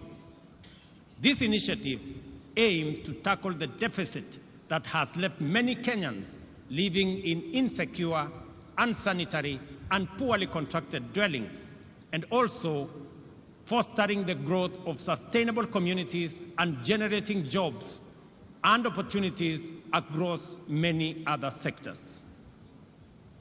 We all know that the future is urban. 60% of our population, not just in Kenya, but globally, will be living in urban areas. That is not a choice we can make. That is what's going to happen. But we can make a choice as to what kind of living, what kind of settlements these 60% of our citizens who will be living in urban areas, how they will live. Either they will live in slums or they will live in decent dwellings. It is our choice and the choice of our generation to make sure that when we undergo this process, which is inevitable, and we have communities that are urban, they will be living in decent livelihoods. The progress so far is remarkable. 124,000 housing units are at different stages of completion across 75 sites in 37 counties. These projects include homes also for the military, police, and correctional services. I am happy that the students have participated in designing student accommodation. And congratulations to the students who came, the 60 of you who have participated in that process. Here in Kwale County, I am also happy that the Mashujaa Affordable Housing Project is underway, creating daily employment for over 200 workers. Similarly, the Diani White House project is under construction and is also generating more jobs and more opportunities. Boma Yangu, a key platform in the program, exemplifies our commitment to economic empowerment and improving Kenya's quality of life. This online portal aggregates housing demand with over 547 registered users, of whom 52,000 have collectively saved more than 2.3 billion towards home ownership. These numbers represent real individuals striving to achieve their home ownership dreams. For example, Joseph Cairo from Ruiru, who began saving on Boma Yangu and has now accumulated an impressive 895,000, more than half the cost of a one-bedroom unit. Similarly, Jemima Nyaboke, a businesswoman living with disability in Nairobi, has saved 650,000, steadily and surely bringing herself closer to home ownership. Jane Mumbi Mushina, a widow and a mother of two from Nakuru, will soon move from her rented unit, which costs 1,500 monthly, to her own one-bedroom home after patiently and with determination saving for it. Likewise, David Gagiri, a 44-year-old Juakali artisan and a father of 4, is rearing and nearing the completion of his savings to move into his own house. These stories illustrate how the affordable housing program is empowering ordinary citizens, affirming their dignity and opening pathways for financial independence. In December this year, just a few months from now, we will achieve a major milestone by handing over 1,080 new studio units at the Mukuru Meteorological Site in Nairobi, with mortgages priced at $3,200 per month. This is to citizens who today pay the same amount but live in a slum. Rent that does not qualify them to own the dwelling finally. The revolutionary dimension of this milestone is that finally mortgages will no longer be the vocabulary of a lucky few, but an accessible, feasible, and convenient instrument of bottom-up empowerment, making home ownership affordable and therefore attainable. The program's benefits extend beyond housing. So far, the Affordable Housing Program has created over 160,000 jobs throughout the housing value chain. While the industry remains predominantly male, we are working to increase female participation to 30%, up from the current 20%. Our collaboration with the Juakali sector has demonstrated the Affordable Housing Program's significant potential to transform local manufacturing. In Kwale, over 200 artisans are providing essential services at various sites, fabricating components such as doors, windows, and cabinet fittings.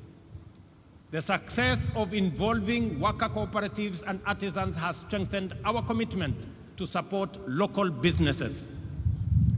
You heard the governor of Kwale enumerate the number of companies that now work with us. To facilitate this further, the government has allocated Kenya shillings 4.4 billion specifically for payments to MSMEs supplying goods and services under this program.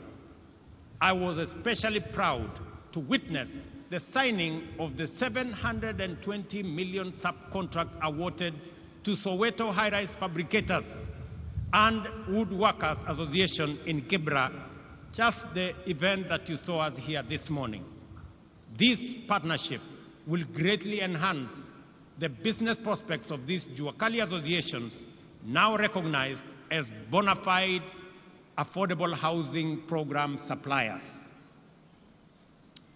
Ladies and gentlemen, on this day, it is important for us to remember that the objective of the freedom struggle was for the citizens of Kenya to have full rights and opportunities to live in dignity and achieve a high standard of living with security, health, and wealth.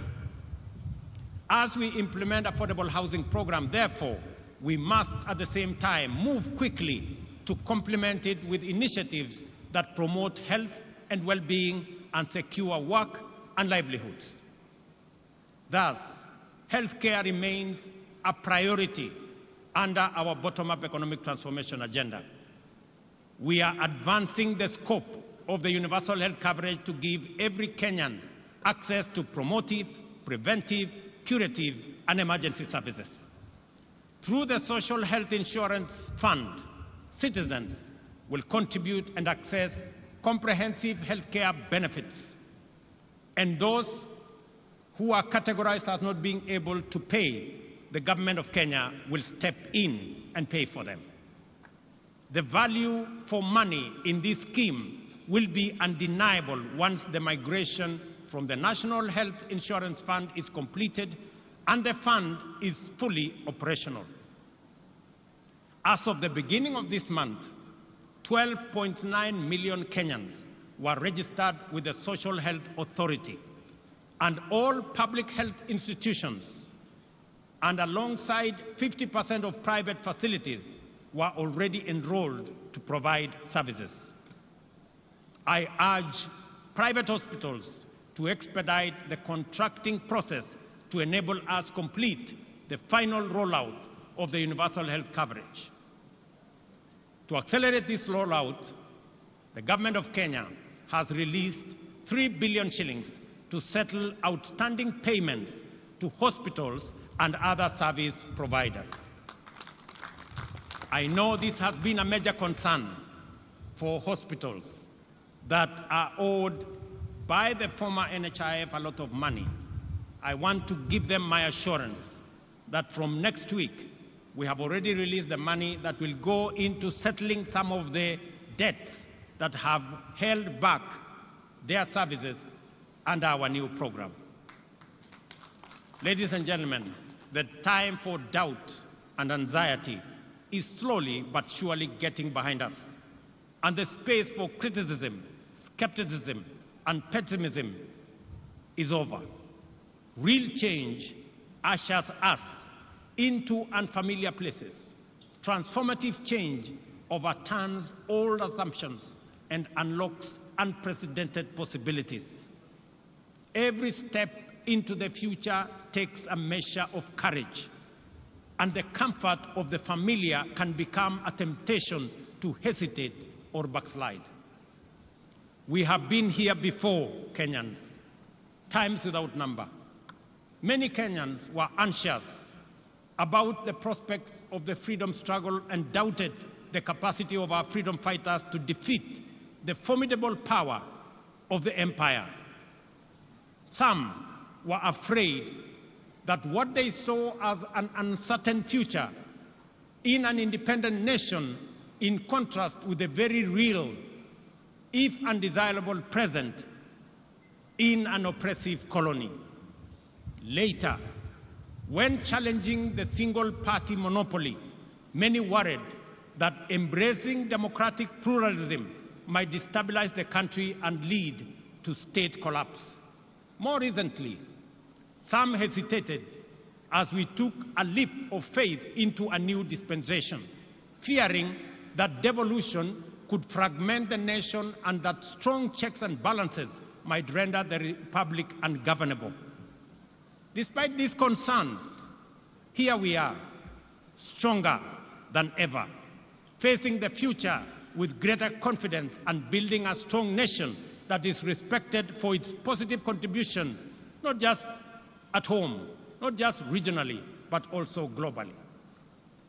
Independence, multi-party democracy, and our progressive constitution have made Kenya stronger, enabling our country to move forward and upwards, even in the midst of unprecedented challenges. What we have learned from Kenya's history of freedom struggle is this: we must not allow the fear of change to imprison us in the past, and we must have greater faith in our collective capacity to achieve inclusive transformation and usher in progress that leaves no one behind. I call on all Kenyans. I call on all Kenyans to have faith and a little patience. In matters of weeks, or in a matter of weeks, SHIFT will be serving us efficiently and making the dream of universal coverage come true. I am aware that during this transition period, employees of the former National Hospital Insurance Fund will be managed in accordance with the provisions of the Social Health Insurance Act of 2023. I want to assure all the former employees and those now serving under our new outfit that no one will lose their jobs, and that I appreciate their dedication and service during this transition. We will make sure that everybody who has served in the former outfit is transitioned into the current outfit.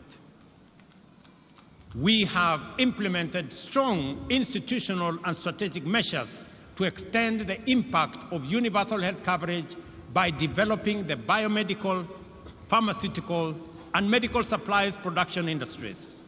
To enhance healthcare delivery and ensure the security of medical supplies, the Government of Kenya is improving the overall supply chain, starting with capacity upgrades and the establishment of Kenya Medical Supplies Agency regional distribution centers in Kisumu, Embakasi, and Mombasa. Ladies and gentlemen, the Kiswahili saying, mgaga na upwa hali wali mkavu, is an understated hint of the promise held by our blue economy. Because of the Indian Ocean, Kwale County and coastal region as a whole abound with transformative opportunities of an immense magnitude. At present, the blue economy contributes 20 billion to the economy annually and is expected to increase to over 80 billion in 5 years. This transformation will create thousands of jobs and stimulate regional economy through increased investment in various industries, enhanced export manufacturing, and expanded overall economic activity.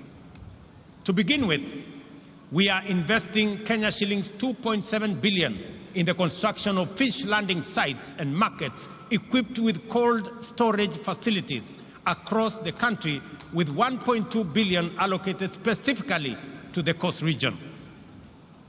Additionally, we are releasing 1.7 billion in grants to support 612 fishing cooperatives and groups in the region.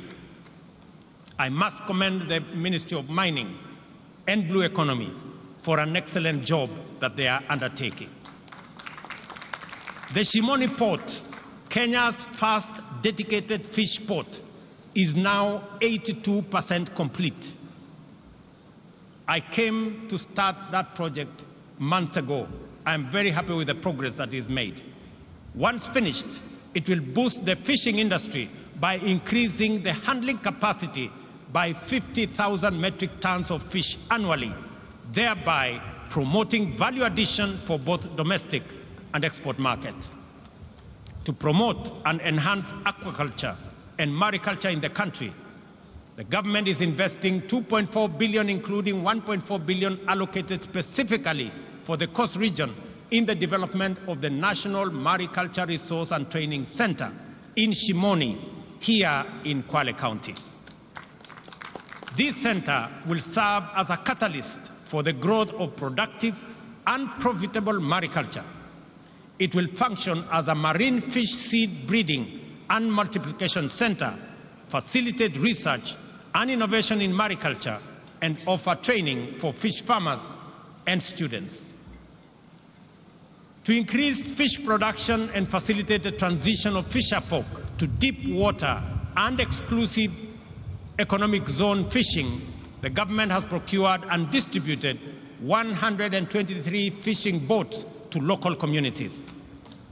And additionally, we plan to acquire deep-sea fishing vessels for offshore fishing with a total budget of Kenya shillings 600 million allocated for this purpose this year.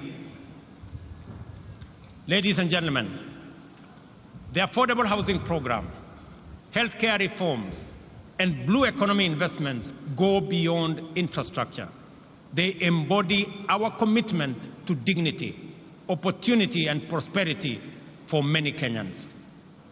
We invite the private sector to join us and drive up the scale of these initiatives to provide opportunities for more Kenyans to take part in achieving lasting transformation. Together, we are building a brighter future where every Kenyan has the opportunity to thrive and winning the freedom struggle of our time. Let us remember the example of our first Mashujaa and be inspired by their values, achievements, and legacy. Let us do our part to promote national cohesion and inclusion and to combat division, tribalism, and exclusion. Let us remember that without unity, our freedom and our future would be under threat.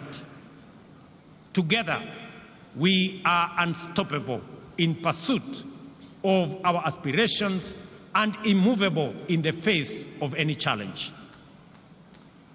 By embodying championing and defending our national values and principles of governance every day, we will be able to live up to the monumental legacy of Mekatilili Wamenza and other heroic men and women who blazed the trail for the patriots who followed and built a nation that present and future generations will be proud of. I am encouraged by the bravery, diligence, and loyalty with which Kenyans of all walks of life undertake their profession and social tasks, fighting crime and terrorism, defending the nation's territorial integrity, treating the sick, feeding the nation, teaching our children, and serving the needs of underprivileged citizens. To you all, I convey the gratitude and appreciation of all Kenyans. It is in these things that heroism lies. The fact that we must do them every day doesn't make them any less heroic or extraordinary. Mashujaa is doing ordinary things in extraordinary ways. Therefore, whatever our vocation, let us apply ourselves with zeal, because that is how great nations are built. Ladies and gentlemen, watu wa Kwale, ndugu zangu watu wa Kenya,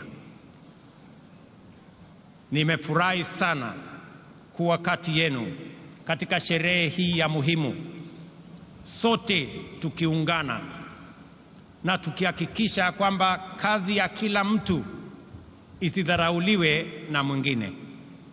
Wale wote mnaochangia katika sehemu zote, yule unayesukuma pale wheelbarrow ili tuweze kujenga affordable housing, yule unayepiga randa ndio tuweze kuwa na milango na madirisha na mambo mengine ambayo yatatusaidia kuwa na manyumba ya sawasawa, walimu pale shuleni mnapojitolea kufundisha watoto wetu, wakulima shambani wanaofanya bidii ndio tupate chakula, askari wetu ambao wanasimamia usalama wa taifa letu la Kenya, wafanyabiashara wetu ambao wanafanya bidii wakiamka mapema.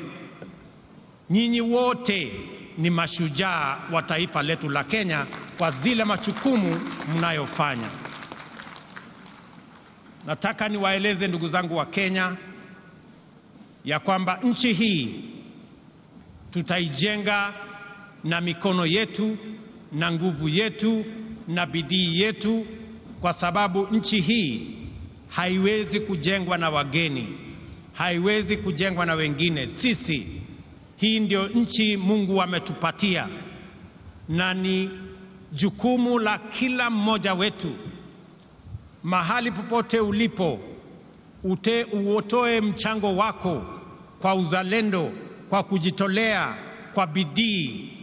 Na mimi nataka niwahakikishia kwamba tutafaulu kama nchi ya Kenya tukifanya hivyo, tukiwa tumeungana pamoja. Mwisho kabisa, nikiwa hapa Pwani, tumekuwa na jambo ama donda sugu la mambo ya ardhi. Nataka niwatangazie ya kwamba tayari tuko na pesa shilingi bilioni 1.5 ya kuanza ile program ya absentee landlords, na kusaidia wananchi ambao wanaishi katika mashamba ambayo sio yao, tuweze kuwasaidia wawache kuwa maskota, wawe wenyeji, kwa sababu tutaungana na wale ambao mashamba haya ni yao, tuweze kununua, ndio tuweze kusonga mbele pamoja. Na mimi nataka niulize magavana wetu pamoja na wabunge na wale wengine wote, tuungane katika safari hiyo, ndio tuweze kukomboa watu wetu kutoka mambo ya uskota. Asanteni sana watu wa Kwale, asanteni sana ndugu wa Kenya. Thank you very much. God bless you all, and God bless our great country that we love, Kenya. Asanteni sana na Mungu awabariki.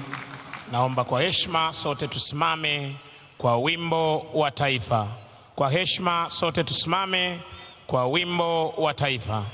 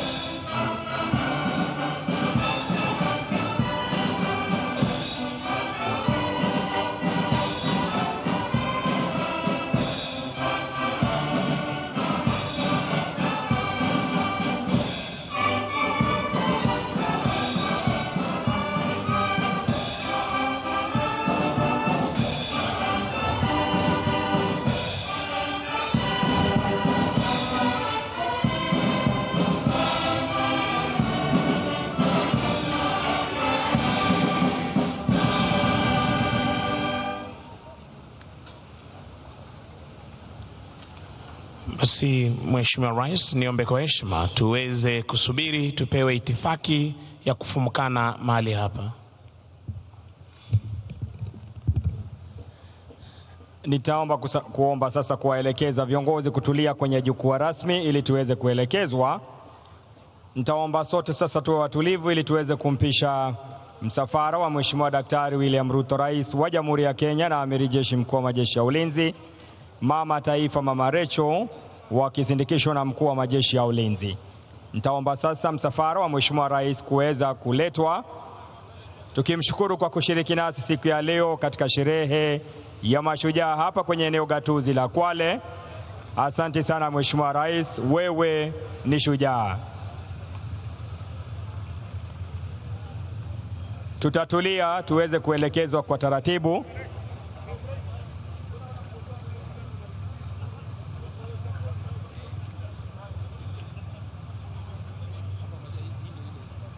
Anaondoka Mheshimiwa Rais Daktari William Ruto, Mama Taifa. Atasindikishwa na Mkuu wa Majeshi ya Ulinzi. Niombe tu tutulie, itifaki itazingatiwa kadri tutakavyoondoka. Mheshimiwa Rais, shukran, uwe na siku njema. Mkuu wa Majeshi ya Ulinzi ataondoka, kwa hivyo nitaomba msafara uweze kupita, atafuatwa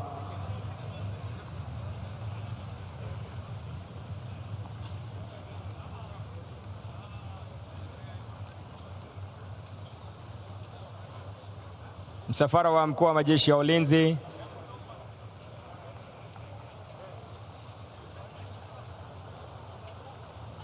Vilevile gari la Profesa Kithure Kindiki liweze kuingia, gari la mkuu wa mawaziri, the Prime Cabinet Secretary.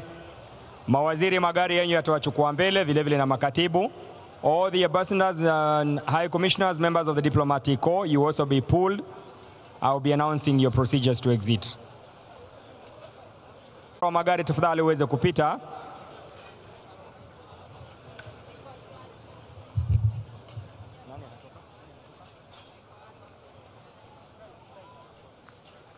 At exactly 12:33 p.m., marking the end of the official celebration, the official marking of the 61st Mashujaa Day celebrations of the Republic of Kenya.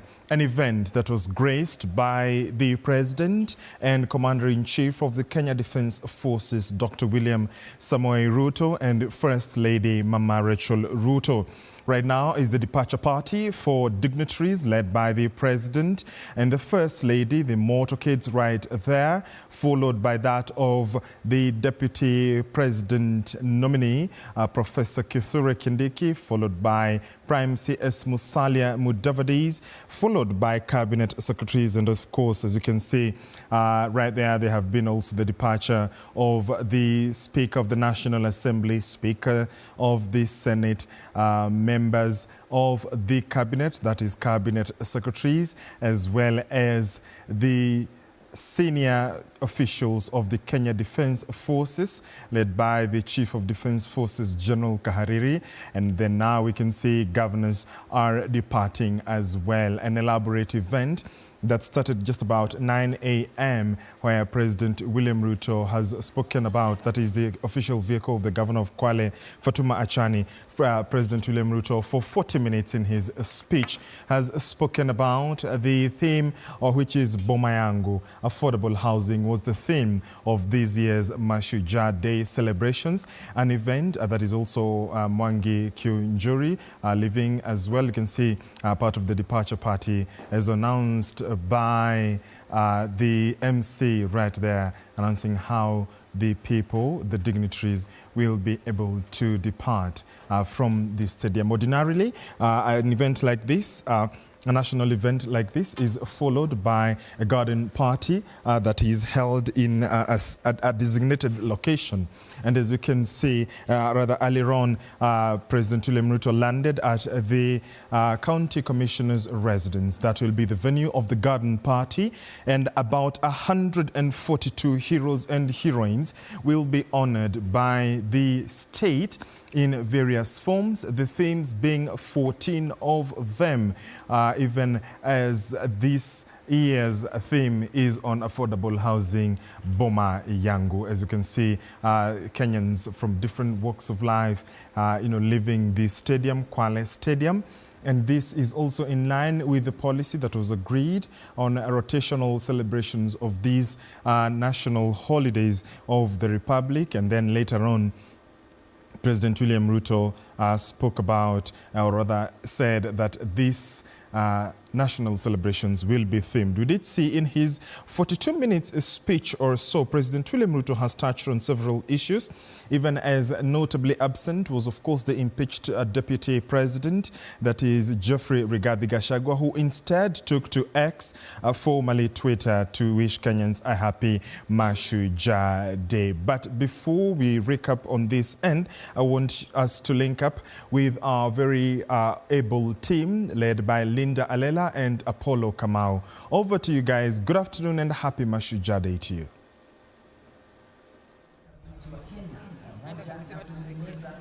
Good afternoon and happy Mashujaa Day to you. The president has just wrapped up his speech, which was very interesting in many ways. He avoided politics, and of course the notable issue that people are looking out for was the issue of who will the president, and as we saw, Prime Cabinet Secretary Musalia Mudavadi did so. Anything you did pick out, Linda? Did you expect something else apart from that? All right, well, just like you predicted, that the possibilities were that the Prime Cabinet Secretary will be the one to invite the President, of course appreciating the element keeping, as well as the fact that a majority of leaders, aside from the Prime Cabinet Secretary, have focused much on the element of, growth, as well as, the transformative agenda, or perhaps the bottom-up agenda of the government, and largely highlighting the progress that we have made as a nation. And what then I pick significantly is the fact that they have articulated the progress that we continue to make as to the affordable housing, which is the main theme of this very event. And of course we'll be looking at some of the nitty-gritty details highlighted by the President, highlighted by the Fatima in the county, to the fact that even as we are not left behind, set aside 50 for the affordable housing project, stating that come 2025 then their project will as well be completion. But of importance, has spoken to the question of shift, that movement and that transition, and reminding Kenyans and calling upon Kenyans to be patient a bit, just so they can get to experience the beauty and the goodness that come along with SHA. So to me, that stood out in a huge way, and I hope that Kenyans can listen to that and we get to see just what is this that is forthcoming as to this transition on matters health. And also talking about the issue of Social Health Authority, he did assure National Health Insurance Fund employees that their jobs are safe. Yes.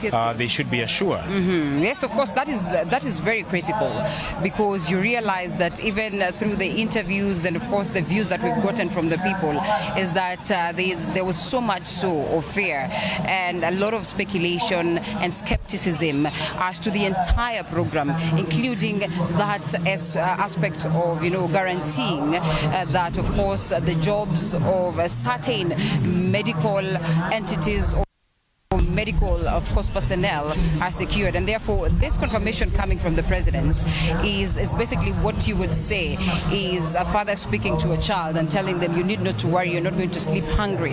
And I'm sure most of them then will be very happy today to have had that assurance, or to have gotten that assurance from the President that indeed all is on course, that the government is committed to ensuring that, well, not just them, but basically the entire country gets to benefit out of all this, and not just the SHA, the SHIF, and all these other new programs that are brought aboard by the Kenya Kwanza government, but basically almost everything. And Mashujaa, yes, when he spoke and expressed what it means means wealth creation, it means youth employment, yes, creating jobs for the youth.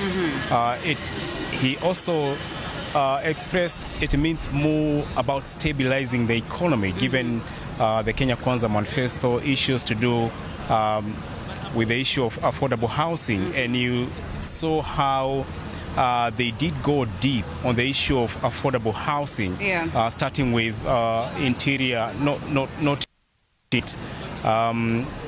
housing.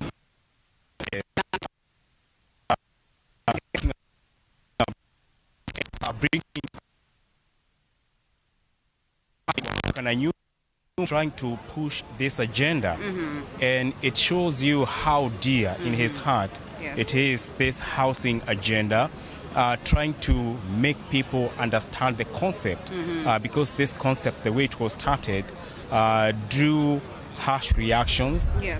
People condemned it, especially the employed, given the deductions, and now they are trying to reach out to people who are at the grassroots, the so-called hustlers. Remember, this week we have had a whole week exhibition at Muvindeni grounds at Ukunda, trying to make people understand the concept and also roping them in into this concept. So it's something it very seriously. You have seen Stanley coming out to say just how important this project of affordable housing is, not just because it will create, employment, but because then it removes the people who have struggled for a long time from that, slum kind of living and mentality, and getting them to, decent housing. And of course, they have spoken to the fact that, well, the Juakali sector is as well committed towards making sure that, we join in, or they join in on this course, so that then the affordable housing is a success, not just because the government wishes for it to be a success, but for the benefit of the people of Kenya. The president himself has picked names of a couple of individuals in the process of, getting to benefit, firsthand out of this particular, project. And he speaks of the vulnerable people in society, but reminding us that this does not lock anybody out, that this is a project for every other Kenyan, speaking to the fact that, they have even considered the students and the query of accommodation across the country. Well, appreciating the fact that we have seen student leaders, about 60 of them, coming to be part and parcel of the 1 week housing, or the Boma Yangu, say 1 week session. And we saw students as well contributing to that and saying this is how we wish for this program to be taken or to be run. And of course, the government then committing to incorporate all these proposals that have been accorded to them. And therefore, I agree with what it is that you say, Apollo Kamau, that indeed the government is focused on this, and perhaps it does not have any form of intention of then they have a clear picture of what this is going to achieve for the nation. One more thing is that we need to appreciate that we've been, as well awarded in the African Affordable Housing 2024 awards, of course, as the best in the continent in terms of, the transforming agenda. And I'll tell you that this is just not unique to Kenya. We have seen very many other countries focused on affordable housing for their own people. We have seen in Zimbabwe, I think I witnessed that firsthand, where they were talking about houses to the people and therefore rolling out the affordable housing projects. But then again, we as a country have been celebrated by the African Union. That is to tell us that perhaps we might not be so clear on where we are headed as a people, but it is evident that we are on the right track. He also did talk about women, talking about the way they have a firm place in the country's leadership. Yes. And especially after Fatuma Achani spoke, the governor of Kwale County. He did praise women and also the issue of KDF, remember, who was leading the Guard of Honor. So this is something for women to be proud of in his speech. And that's why I'm saying of a conciliatory speech, trying to unite the nation. Let's stay focused. Let's not have jitters, because he seemed to be able to reach to people grassroots on issues that are very most. And of the issue of housing, and of course the issue of social health authority, issues that mean a lot to the people. And therefore today I gather he did that deliberately, avoiding the politics, talking about Rigathi Gachagua, the former deputy president, if we may call him so, because there is a designate, and therefore this is a president who is trying to a past in him and trying to forge a new way, especially politically, and trying to inject a sense of unity and nationhood among people, especially those who came here this afternoon. You see, the number one goal of any government is not much so on politics, much as it's politics that gets them to, holding these particular offices. The number one goal is the interest of the people, development. And I think today's speech was largely about affirming and confirming to the people that the government is committed to the process of developing the nation. For us to stay in, like he says, urbanization is away from it. We must strive to run and get to with the rest of the world in terms of. Therefore, it is a plus. Perhaps we eagerly await to see then what the week has in store, because then all said and done, politics carries the day.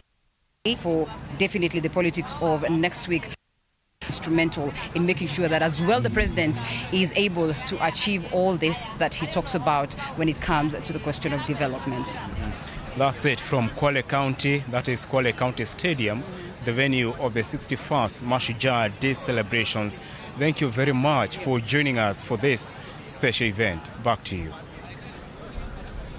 Absolutely, indeed. Our very able team led by Apollo Kamau and Linda Alela leading the very stellar crew that has brought you this 61st day Mashujaa Day celebrations live from Kwale Stadium. And another highlight was notable highlight was the presence of the Guard of Honor commanded by Lieutenant Colonel Faith Mwagandi, marking a historic moment as she became the first female senior officer to lead a Guard of Honor at a national event. Up next is a documentary on matters, development and issues in Kwale County. I want us to take a look at that, but we'll be back shortly, even as we continue with the coverage of the aftermath of the Mashujaa Day celebrations. I'll be back in a short while, but here is a look at matters Kwale County.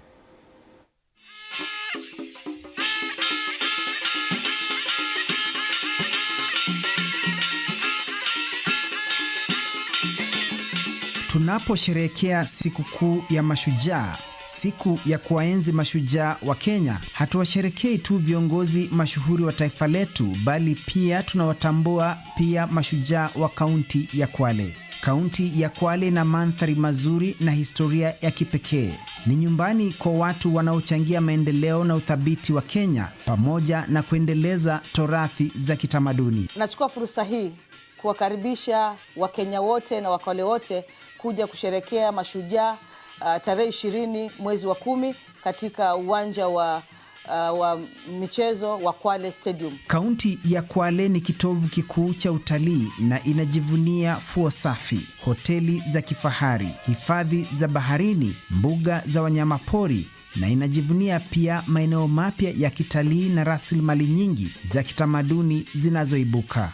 Kwale is a very peaceful county, security iko juu na viongozi wote wanafanya kazi kwa karibu, na bado kaunti ya Kwale iko open for investment.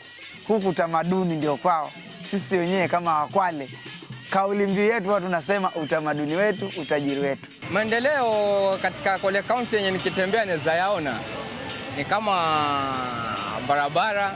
Upande wa michezo kuna viwanja vinye vimejengwa, vinye sasa hivi vimerekebishwa, zilikuwa vibaya lakini sasa hivi vimerekebishwa. Tunashukuru sana kwa watu wengi walikuwa wanatamani kuiona kama Kwale County kuna soko. Naona watu wengi wanamiminika kuja kutupromoti hapa. Ufuo wa Diani ambao ni kivutio kikuu cha watalii umepigiwa debe kama eneo bora la utalii kwa miaka 7 mfululizo barani Afrika, na hivyo kuchochea biashara katika sehemu hiyo na kutoa ajira kwa maelfu ya wakazi. Uvuvi ndio unaweka hata watalii pia waje kwa wingi, kwa sababu wakija hapa wanapata samaki wale fresh. Katika sekta hii ya utalii, wakazi wa Kwale ni mashujaa, kwani wanahakikisha kuwa watalii na wageni wanafurahia ukarimu wa Wakenya. Why here? It's a nice beach, nice blue sea. Most of the people are nice. Urithi wa utamaduni wa kaunti ya Kwale umeunganishwa kwa kina na misitu ya Kaya ambayo ni takatifu kwa jamii wa Mijikenda. Mashujaa wa utamaduni wa Kwale wanajumuisha wahifadhi wa misitu ya Kaya ambayo ilitambuliwa na shirika la Umoja wa Mataifa la UNESCO. Mashujaa hawa wamejitolea mohanga kuhifadhi mila, tamaduni na maeneo takatifu. Twataka tusimame kidete sisi wananchi, tuone kwamba sehemu zetu ambazo ilikuwa tukitambikia, sehemu hizo ziwe ziko pleni, zimeachwa wazi, wenyewe tuweze kutumikia, kwa sababu zile ilikuwa ndiyo nguzo yetu ya kupinga maradhi. Ustawi wa kiuchumi wa kaunti hii ya Kwale unatambua mashujaa ambao hawajatambuliwa, wakiwemo wakulima, wachimbaji madini na wajasiriamali wanaofanya kazi kwa bidii kila siku kuchangia uchumi wa Kenya. Tunaposherehekea sikukuu ya mashujaa, tunawapa saluti ya heshima mashujaa wa Kwale ambao wamesimama imara na kuendeleza mwenge wa ushujaa, ustahimilivu na matumaini. Ikiwa wewe kazi yako ni kupiga viatu rangi, ikiwa wewe kazi yako ni kulima, chochote unachofanya pahali popote pale ulipo, heshima kuwa ujisikie wewe ni shujaa. Kwa kazi yako unayofanya, huduma yako unafanyia nchi yetu ya Kenya, wewe ni shujaa. Ajeni mosi karibuni Kwale, kondare we mribu setajiri songere mbere. Sumilani nala wakati uno kwa karibishani mosini ndani ya jimbo la Kwale katika sherehe za mashujaa ambazo zinaendwa katika uwanja wa michezo wa Kwale Stadium. Unakaribishani mosi zemsherekee vamwangana Kwale, Kwale akajitayarisha na osini ujumuikeni siku hiyo uweze kumkaribisha rais wa Jamhuri ya Kenya ambaye ndiye ndakara kiongozi wa sherehe hizo, na Akenya njina osi pia na Jenia njina kutoka nchi za jinaze. Unaamba karibuni sana ndani ya jimbo la Kwale.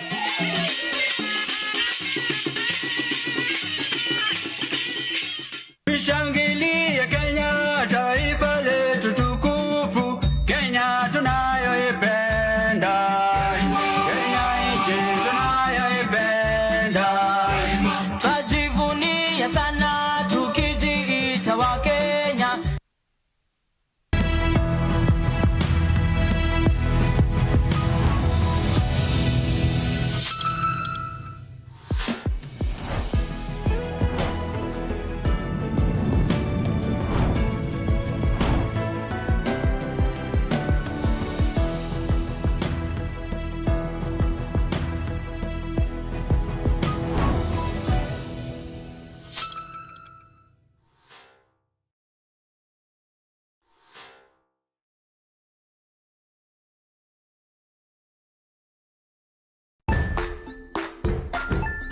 Hey there friends, welcome to Kids on the Block, where fun and imagination come alive.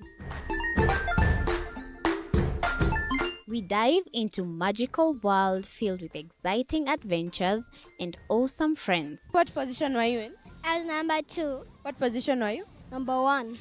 He decided to cross the bridge by his house and look for food on the other side. We're going to do half cup of chocolate chips, and the other one, we're going to do half cup of the blueberries. So, grab your imagination hats and get ready to explore with us. Join us every Saturday at 9 a.m. for new friends, amazing stories, and tons of laughter.